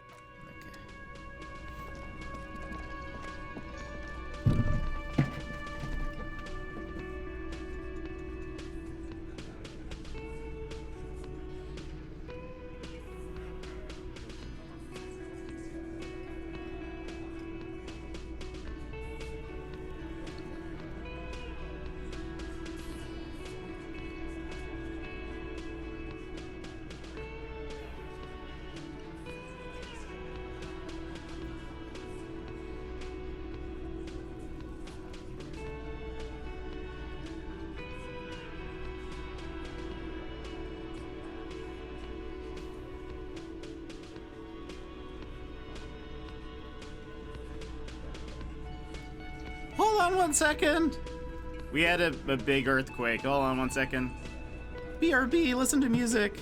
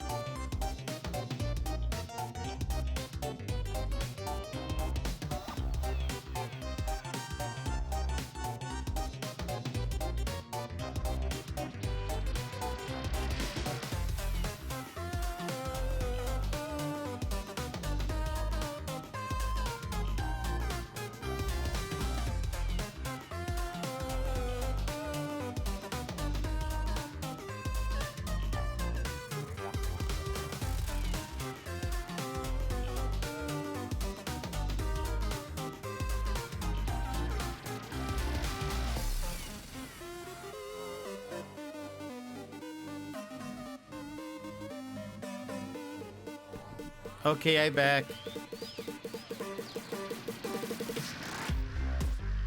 I back.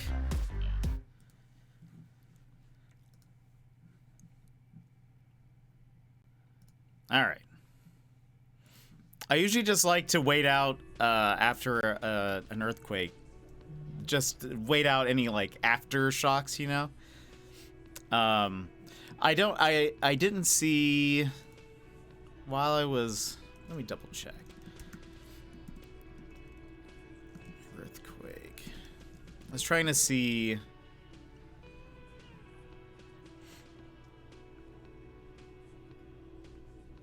Looks like it was a 4.2, which isn't very much. But it was not too far away from Anchorage. And so it felt like it was very loud. I don't know. I don't think it was loud enough for you guys to hear. I don't think the mic picks up on that, maybe.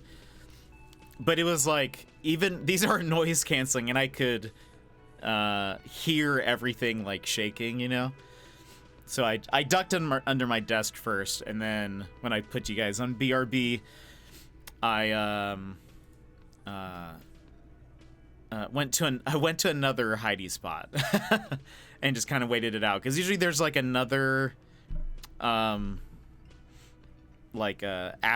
sort of right after that. And when was, hold on.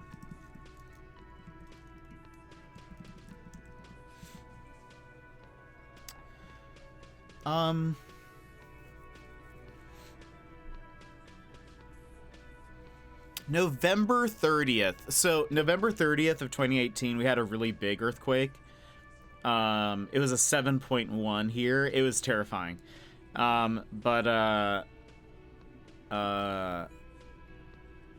Anyway, I always like flash back to that. So, and I've actually been thinking recently, I was like, we are like approaching, like, no, because I was like, I know it was in November, but I couldn't remember where. And so the past week or so, then like, I feel like we're approaching the anniversary of it again.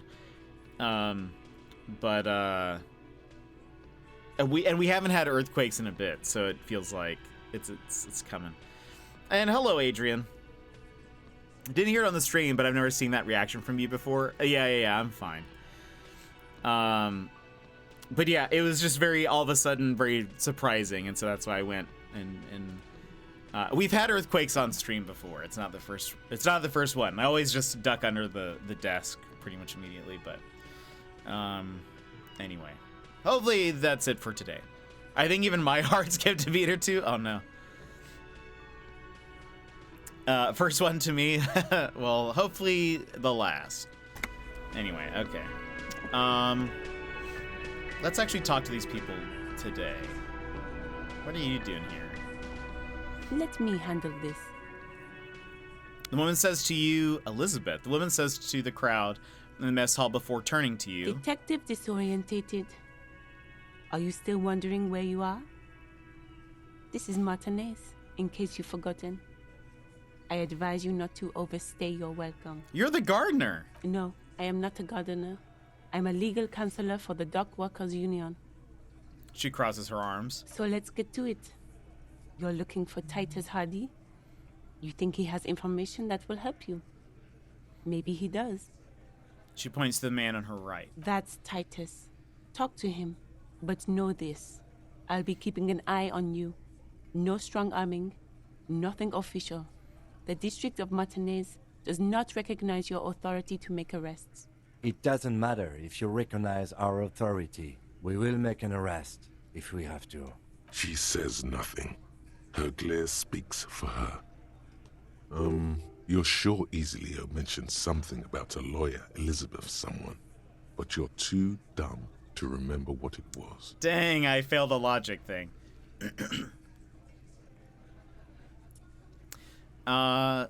What's your role in all this? Like I already told you, I'm a legal counselor.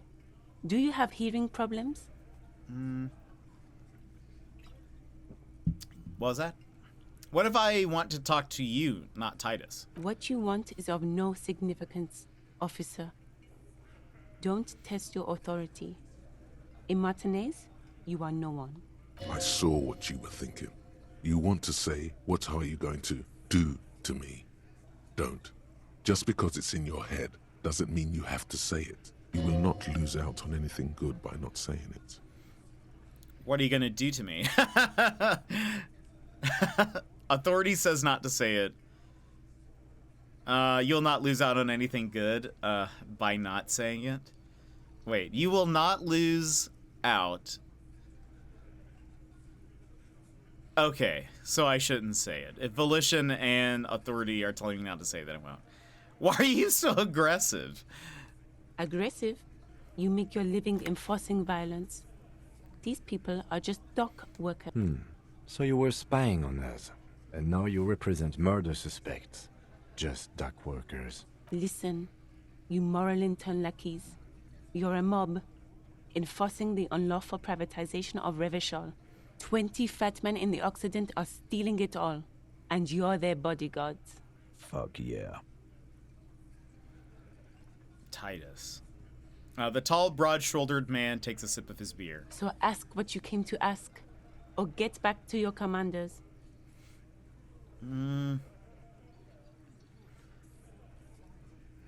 The world needs a financial buffer zone. No need to get emotional.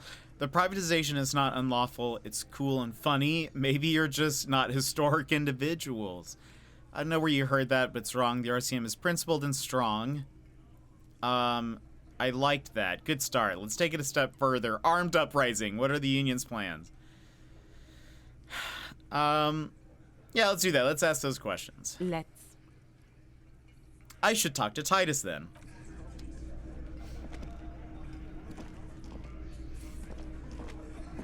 Behind the dockworkers, a ceiling-height window. The hawthorn branches scrape the glass like bony fingers. The men are talking, but you swear you hear those black limbs tap on the window as the wind blows outside. Squint. There's a little slide panel up there to let some air in. No need to open it in spring. It's still too cold outside. You're not so sure about that. Somehow you just know there's something out there behind the glass. There's something out there. Yeah, Your mother. Thanks, Shanky. It's not a very good mother joke, but the room still laughs. Something about those mother jokes just works. It's not time yet? Minus 12?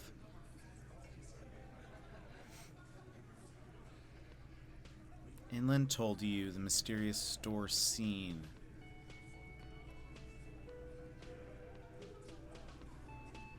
I have a 3. I would have to get a 12. Yeah, let's... Well...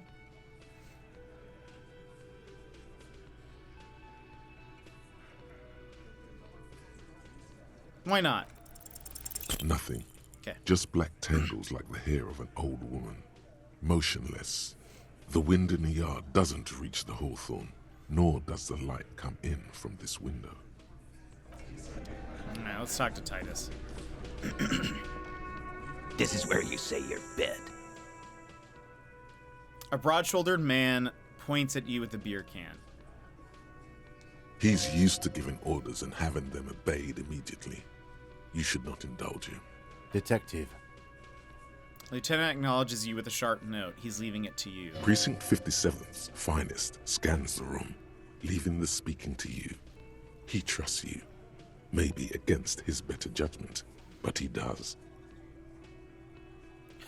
First, we need to talk about your attitude. We need to talk about the man. Let's not say anything yet. Hey, dipshit. You hard of hearing or something? The boss man's talking to you. Cross your arms. What, is he fucking kidding? This guy high or something? The little guy looks at his mates in disbelief. Hey, asshole, up here. We're talking to you. We're looking for Titus Hardy. Lieutenant turns to the broad-shouldered man at the end of the table. First, we need to talk about your attitude. Wow. The RCM sent us some big dick cops. Real big dick cops. Look at them. Reckless. Swinging in the wind. Yeah, look at the big dick on that cop. Can't tell a dick that big what to do. Must be something in the water in Jamrock. Yeah, gave him real... Yeah. He wraps it up. You might want to start asking your questions now. It's not going to get better than this. These guys are so macho, they're ready to confess to first-degree murder. Ask if it was them. Do a head count first. Connect these men to the tracks you saw in the yard. Scan Chances the room. starting from the right. Boot size 44. Blonde man in his 30s. Overbearingly masculine. Sitting on his right. Standard working boots. Size 45 or 46. Eldest in the room. Probably mid-50s. Smoker. Quiet. Across at the other table. Hobnailed working boots. Size 43. Gang tattoos. Mesk or Sarah Mauritian in his late 30s, early 40s. A symmetric burn on his neck, resembling the letters Loss Loss. Has he tried to burn it off? Leave that life behind? And then, standard working boot. Steel reinforced toes. Size 46. The big dick. Wide at the shoulders and lean at the hips. Rugby cap. Fingerless gloves. And numerous scars. A little under 40. The emblem on his vest says Rowing Club. A little patch below it reads T. Hardy, Captain. In the far corner, standard working boot. Steel reinforced toes. Size 44. 40-something. Non-alcoholic beverage in hand. You squint. Is that a plectrum? Where? On his neck.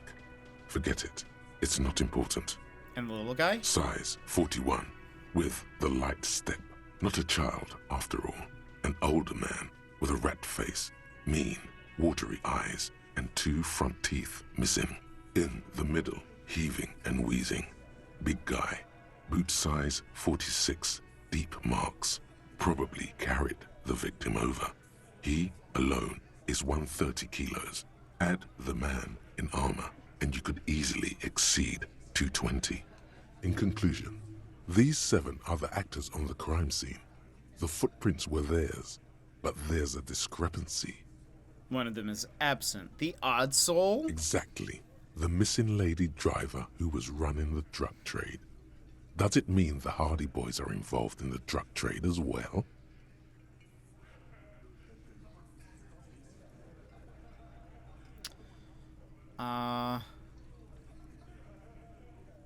Maybe.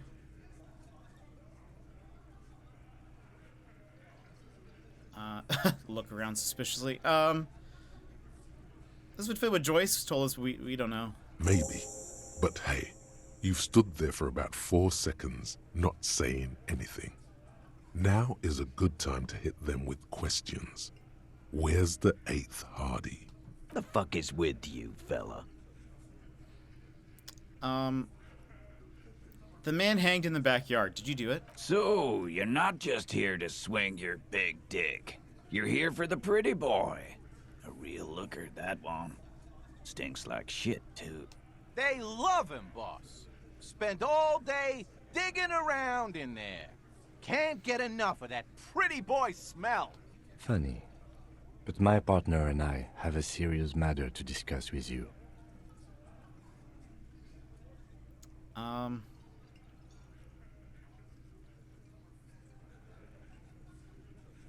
Why is there, let's see. I have spoken to the dead man in a bizarre cult vision. Why are your boot prints all over the scene? You mean these boots? Yes. We all got a pair. We wore them the night we took the pretty boy out back and hung him by the neck. As he speaks, his fists contract, going through the pulling motion again, savoring it. Yeah, we did this. Together. All of us. Until he was dead. That's why our prints are all over the scene. That's it. The game's over. We got the perpetrator. So you just confessed to the murder? Goddamn right. No. These 7 honest men have equally come forth. They told you what happened so that you don't waste any more of your time. They're playing to their considerable strength in numbers. Don't talk about arresting them. You'll only bring attention to your inability to do so.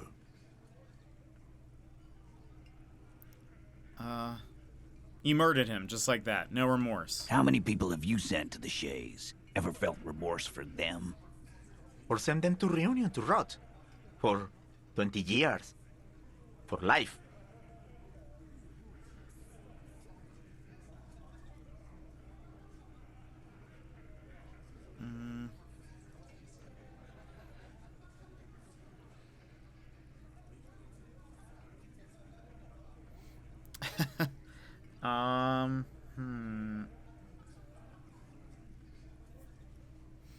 Yeah, but they were all bad people. Rest assured, lawman. None worse than our guy. He got what was coming to him. Who called the shots that night? Are you deaf? There will be no singling anyone out. You can't arrest a Hardy Boy without arresting all Hardy Boys. Do you think you could do that? Do you think you could arrest them all? A shadow of a smirk passes her lips as she tilts her head. Titus, keep addressing him. He wants everyone to know he's in charge. No, but seriously, who calls the shots around here? Who do you fucking think does?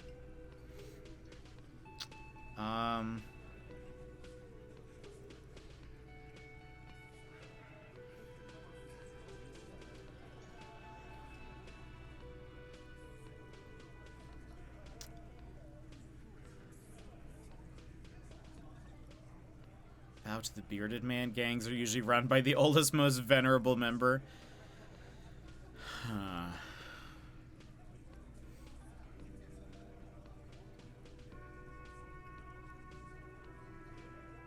I'm guessing Everard.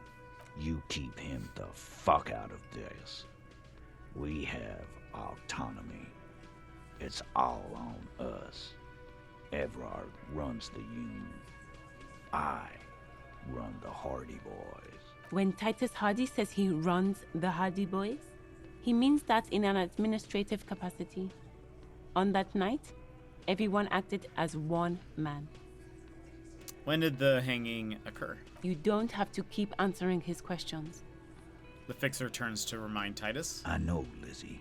Relax. We killed him last Sunday night. Seemed like a good way to end the week.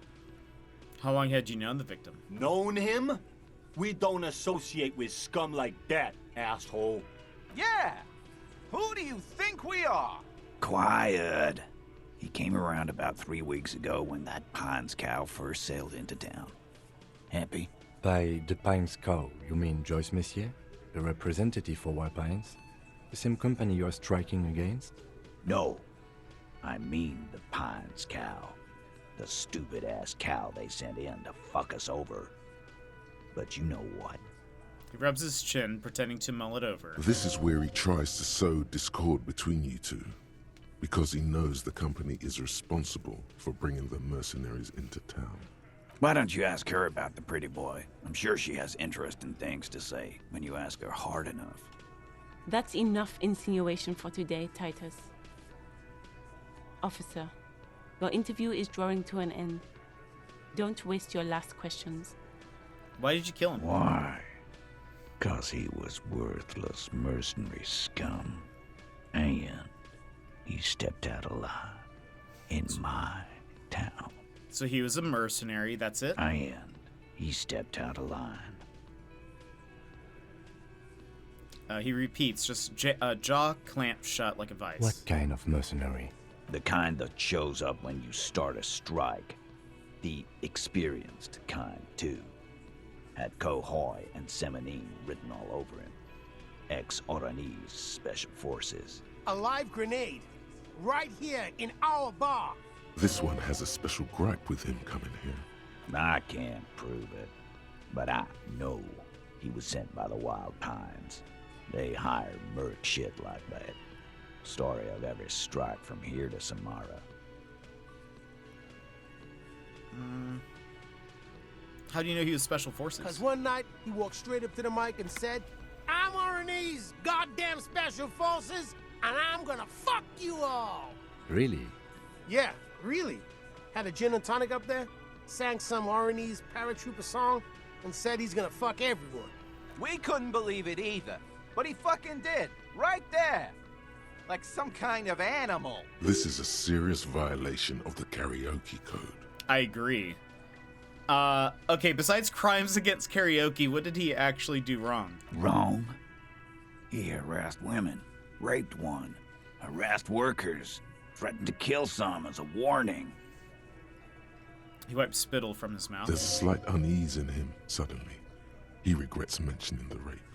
To kill us all, if we don't open the gates, if we don't let the scabs in, if we don't bend over. That was before he started coming here.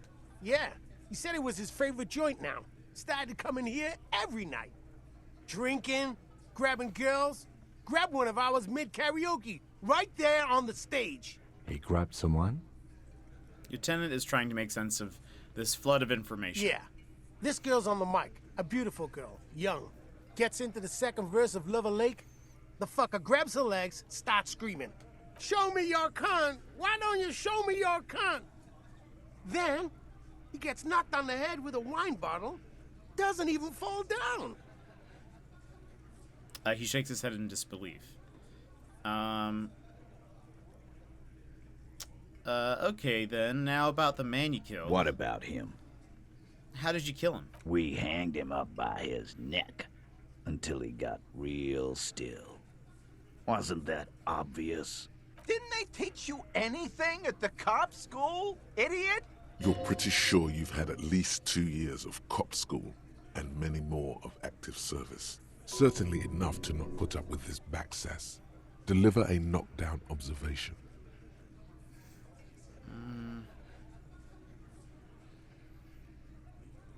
Let's see. The autopsy showed the victim's hands weren't tied. No signs of a struggle. Explain this and make it real simple. Look, I'm not gonna play 20 questions with you, capo. I'll say it again. We killed him. Yeah, I knocked him out. Came up behind him and clubbed him in the back of the head. He went down like a sack of sand. That's right, lawman. And then we hanged the fuck. Mr. Tats, what did you use to knock the victim out? My fucking elbow, Copper. Samaran boxing style. Where did this happen? Right fucking here. Eugene already told you that the fuck had started coming to our bar. Yeah, man. Weren't you listening?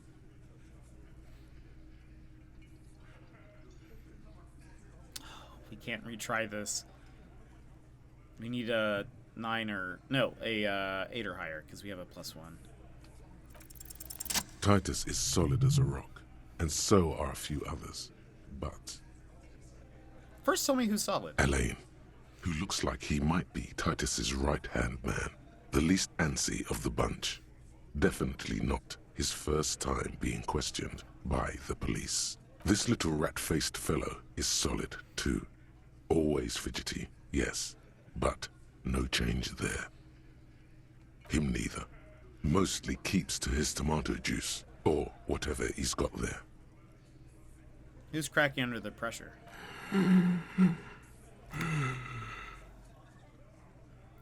This one. He's sweating profusely and has difficulty breathing. They've smartly kept him out of the conversation this far.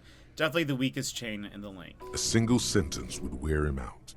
He can't take the length of the questioning. Keep it going long enough, and he'll crack. Hey you, turn to the big guy. You're having trouble breathing over there. No. He looks up startled, his forehead shiny from sweat. A few coiled locks are peeking out from under his warm woolen hat. Of course he's having trouble breathing. Just look at how fucking fat he is. The man next to the big guy bursts out laughing. Fuck off, Shanky. Angus is a powerful guy. All muscle. Keep your eye on this powerful guy. Sooner or later, he's going to break like a piece of twig. There's something you're not telling me. And fuck you, too, Copper. Picking on Angus like this. We're done with this schoolyard shit. And just so you know, he doesn't have trouble breathing. His all-muscle comment wasn't sarcastic. He's genuinely trying to look out for Angus. This one is a stone wall. You won't get more out of them about the night of the murder. Not yet. I have other questions. Like what, Copper? So what are we gonna do now? Nothing. Your investigation here is done. Leave Martinez, go back to your stations where you belong. I think we're going to stick around, thanks. Some things don't add up here, Titus. I've done this job for long enough to know that people don't just confess to first-degree murder. Even if it is a group responsibility, we're going to look into this. Good luck with that. You've heard everything a rent-a-cop is gonna hear from us. Real law officials. You're lucky you didn't get a beating. Rent-a-cop. So that's what this is about. He doesn't see you as his equals.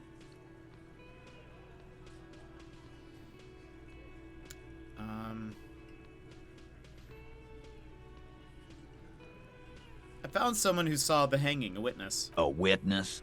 You ain't got shit. The locals would never come to you with this. That's just cop tactics, Titus.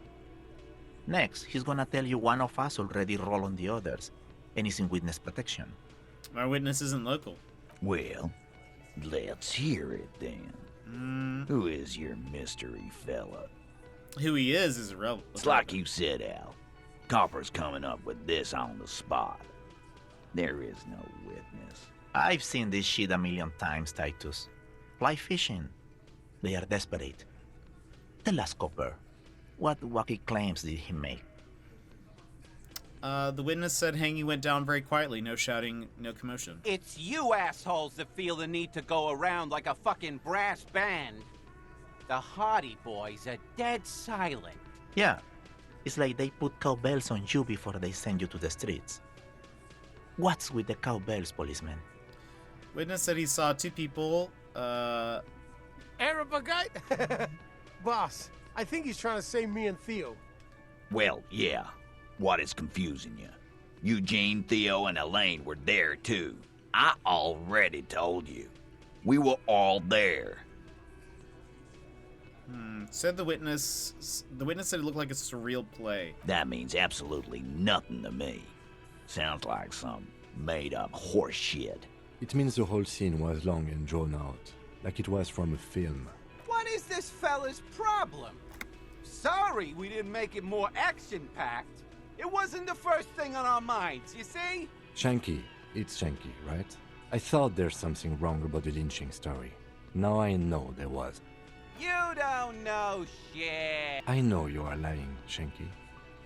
You didn't break this wagon fort, but you did manage to rattle the people inside a bit. Great witness. He must be really parched because he takes a giant gulp of beer. Maybe it doesn't feel like this did anything to them, but they have to be fretting a little. Everyone is afraid of witnesses. Witness is a scary word. I've found 8 sets of footprints, but there's only 7 of you. Where's the 8th Hardy Boy? What are you talking about, madman? There's no 8th Hardy Boy. There's 7 of us and we're all here. Or what? You want to be the 8th Hardy Boy? We ain't hiring. Actually, boss, we've been talking and we think she could maybe... This person Glenn wants to hire, he really respects her. She? So there's an 8th Hardy, and it's a Hardy girl? Who might it be? Elizabeth? The gardener? Shut the fuck up, Glenn! I do the talking here. Now what the fuck do you want, cop? So let me get this straight. There is an 8th Hardy Boy. It's a she, and you don't like us talking about her? That's right. We're not talking about this. This is a private Hardy Boys matter. Nothing to do with your shit. End. He points to the lieutenant. You're not cops here. Don't go digging around if you don't want a bullet in the back of your head. I'm watching you. Good. We are all watching each other. Officer, your question. There's no point in pushing it further, he thinks. This is already a victory. We'll learn more about this 8th Hardy sooner or later. I've connected you to the local drug trade. Like hell you have. There is no local drug trade. This place is as clean as a rifle. Go back to Jamrock and ask the local junkies how clean your streets are in Precinct 41 Kilos. We'll do that. In the meantime, did you know that there's an abandoned lorry at the intersection that was used to move raw ingredients for drugs from Terminal B to Jamrock? The person driving it was present at the hanging. It was one of you. We've connected the footprints. Detective, do you want to deliver the coup de grâce? No, the thunder is his. Leave it to the lieutenant. No, do the honor. You've earned it. Thank you. You're right, Titus. There is no local drug trade because it's all controlled by you. You're the drug trade. That's a mighty interesting theory. I guess that's what you would need to do, theoretically. A big, strong, state-run monopoly would outcompete the runts on the street. Yeah, man. Theoretically, that's what you would do. To get rid of the gangs, the dealers, even some of the junkies. You would need good, trustworthy people to take their place, of course. Hardy men to run such a monopoly. For the good of the community, of course.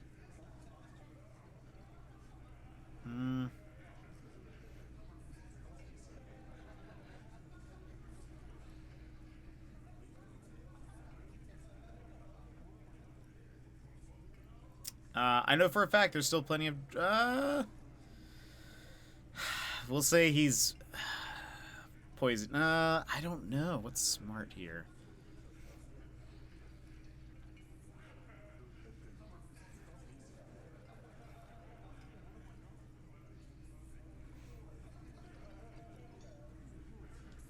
Boo fucking who. People will always be taking drugs. Might as well do it clean and organized. Yeah, that's what the labor movement is all about. Clean and organized. And the Hardy Boys are running it. Theoretically, of course. We're just talking politics here. My answer to your drug accusation is, how dare you? Go fuck yourself. Not quite yet, Mr. Hardy. There were 8 sets of prints on the crime scene. There are only 7 Hardy boys here. The 8th Hardy, the one who's missing. She runs the thing, right? My answer is, fuck off. Mind your own business. There is no 8th Hardy. I run this goddamn scene. Finally, you got something out of him. This could prove useful in the future. And here we go. Back to the usual. Woman size. I know! Fatty walked on all 4s. He's so fucking fat, he left 2 sets of footprints. Go fuck your mom, Dennis. That's more like it, boys. You heard him. It was Angus on all 4s. Anything else you need to know? They are rude. I want to talk... should I mention Joyce? Sure, why not? The merc you hanged, his friends are coming for you. Yeah. By friends, you mean his squad mates from Cronell. Wouldn't want to beat up his grandma. There's snickering in the room. Some of the men put their beers down. Nervous snickering. There's a rush of adrenaline present. Yeah, they're forming some kind of tribunal. They're coming for you. This is what happens if you take the law into your own hands. Other people start doing it too. Let them come. The Hardy Boys are right fucking here. You heard the man. Right here. We're armed. We got the whole district behind us. And Glenn. Glenn is fucking crazy. Yeah. A well-oiled murder machine.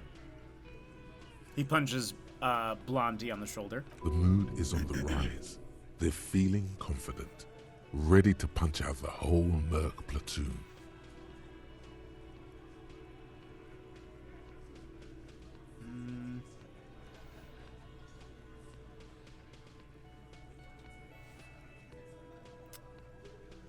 This is bad news. You know that, right? So are the local gangs. The fucking Barmy Army and the Madre scum.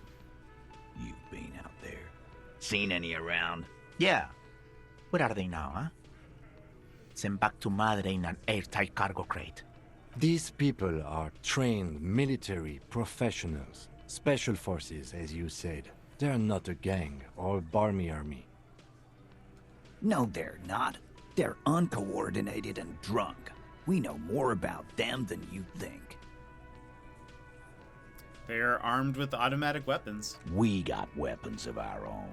We got Ister 50s, Zeelagers. Glenn's got a knock cannon at home. Will they pierce ceramic armor? I guess we're gonna see, aren't we? Well, for your sake, I hope you're right. Right about what? That a 50 caliber bullet goes through shit? Yeah, I am. Joyce said they've gone rogue. Nobody's controlling them. Big fucking surprise. They hire psycho scum, arm them to the teeth, and let them loose into city. What do you think is gonna happen? Okay, conclude with a shrug. What do you mean, okay?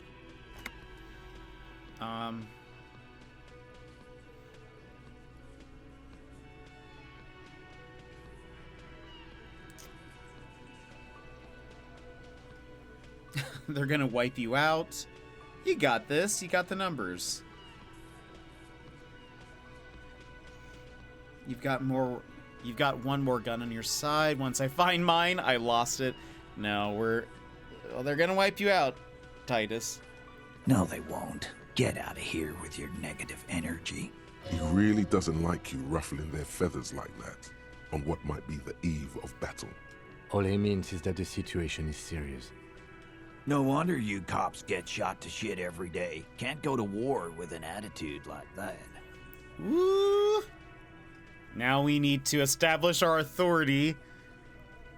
I have a 5, 6, 7, 8, 9, 10. I only need to get a 6 or higher.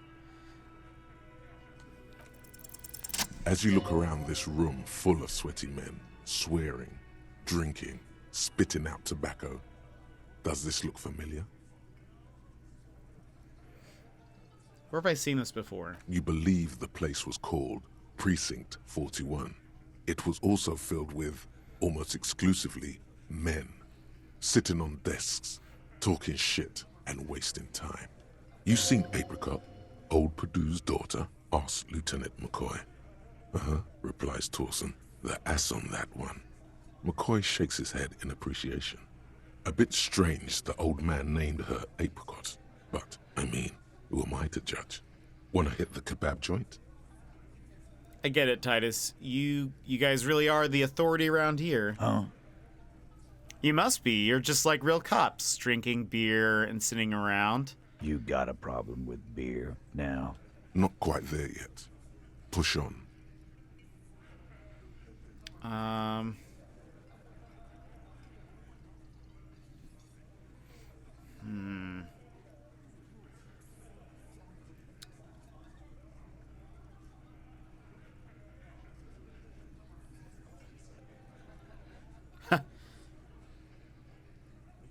Ooh, I also have no idea how to do my job like you. Speak for yourself, buddy. I've been running this outfit for 10 years now. You should have seen Martinez before it started. It was like jam rock now. They didn't see shit, man. Kids getting shot. We had 3 shootings a week. Fucking graffito everywhere. You cops haven't shown up since the 30s. Congratulations on the graffito removal. All I see is you sitting around talking about Monica's titties while there's a rape victim. So what? What do you want from me? We took care of that fuck. He picks the beer back up. Don't let him drink that. One more push. Quick. Just don't antagonize him. You have this already. It's not about who did it. It's about the victim. She needs help.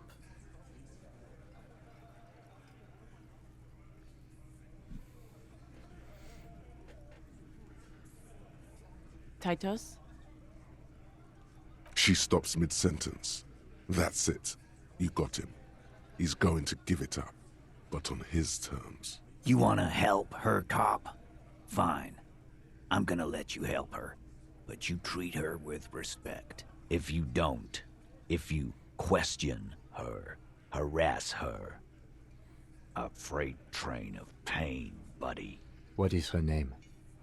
The lieutenant takes out his notes. Glacia. I'm on due. She's staying here at the Whirling in Rags. A real pretty one. Silvery jumpsuit. Blonde. That's Amonju with an O-U. Klastia. Shit. The girl. The girl upstairs? That can't be her. She knows you drank so hard you forgot you were a cop.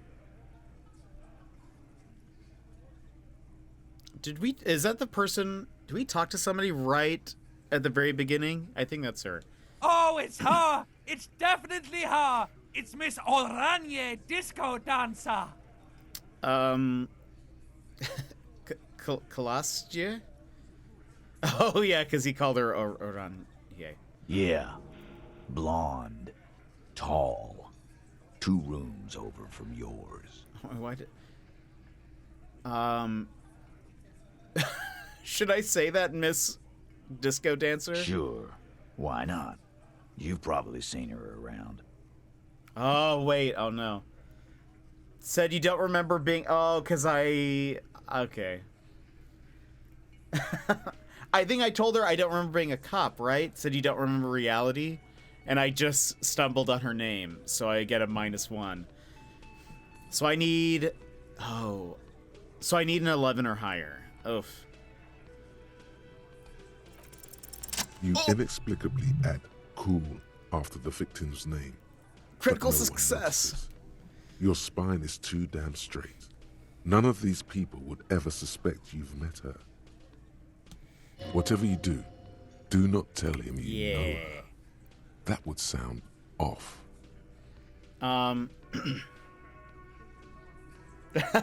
Not only did I get an 11, I got a 12. Let's see. Whatever you do, do not tell him you know her.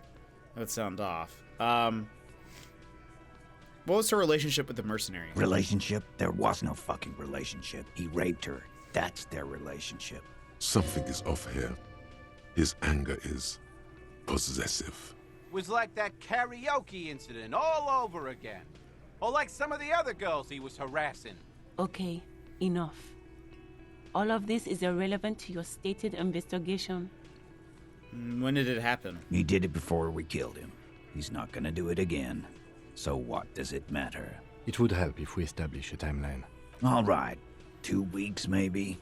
I don't know. I need another beer. Turns to Glenn. Here you go, boss. The tall blonde throws him a can. Titus cracks it open. What is your relationship with her? I know her. He looks around, and an uncommon silence fills the room. How well do you know her? Well enough, Copper.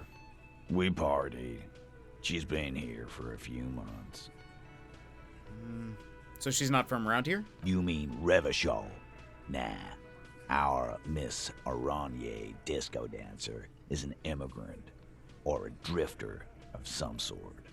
Been staying over here over the winter. Don't you give her any more trouble. She's just had some bad luck, that's all. Shut up, Angie. She doesn't need your help.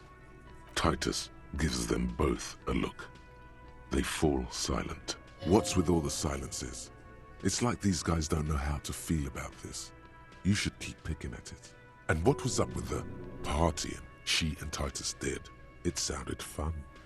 You said partied. What do you mean? What do you think I meant? Yeah, pretty much. So you were close? No, we just fucked. That's all. I'm not gonna give you any details if that's what you're after. So put your dick away. He really went out of his way to seem comfortable with this topic. That's all you're gonna get for now. Okay, and we're not gonna say I know her, so thank you. We'll talk to her. Remember what I said. Freight train of pain. Alrighty, well, you have a nice day. Smiley day to you.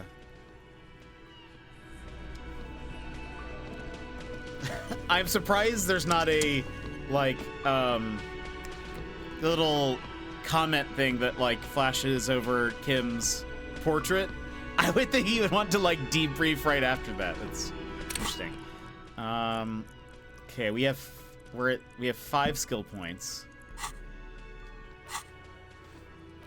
Gosh, there's so much to do.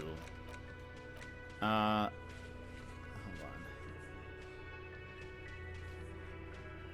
Some of these cleared up.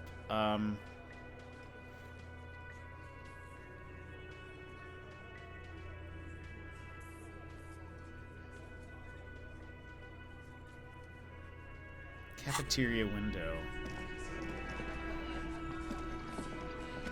Again, you find yourself looking at that big old window. I can try again. Perception? Hold on.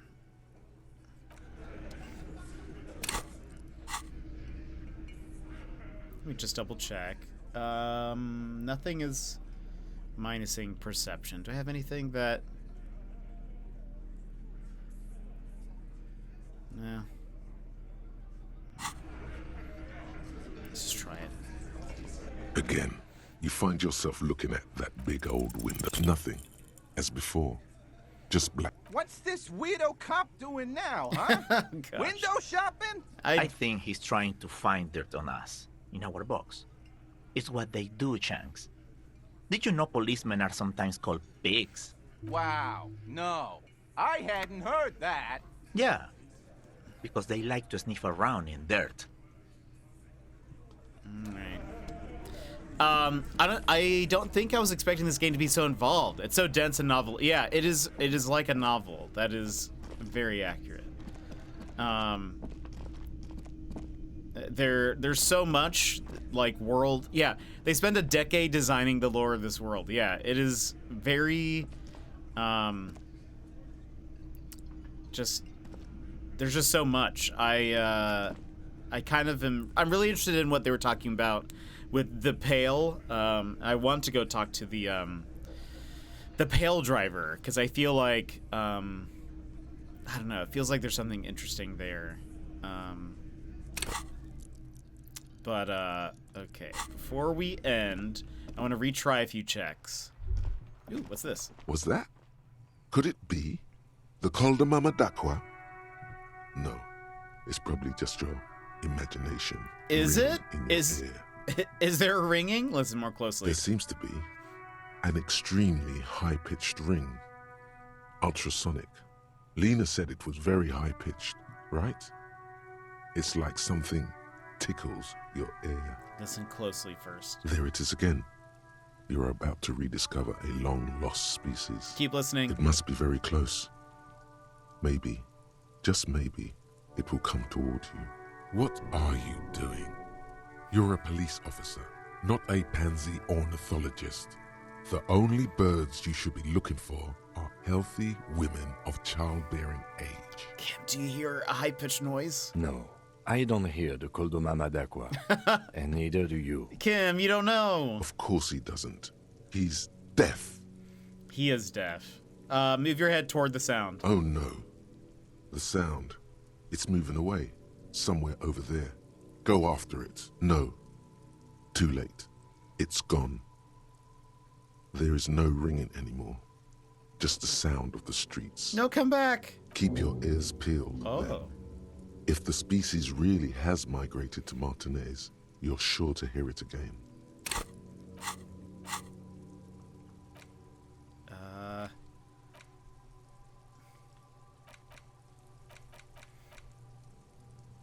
No minuses. Interesting. But it takes 7 hours.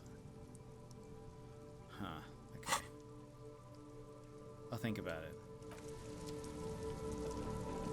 And I mean, I'll consider making it a thing. Not that I'll actually think about it. Stuck in the rain in a traffic jam, man. What's on your mind? He's a poet. Hit him with your best verse. Come on. This is like our 4th try. No. Just no. I can already see it's failed, and I'm stopping it now. Until you have... This guy has amazing willpower. Wait, conceptualization? We're at max. I need some good conceptualization clothes. Or something. Can I... The shine on these sunglasses lasts a lifetime, officer. I'm sure there's like something good if I 100% succeed on this, guaranteed. right? Come on. No. All you find is this lime-colored... Yeah. You don't like it? Sure, Square Joe. No! I want to retry. Okay. Man, I wanted to also do a poem.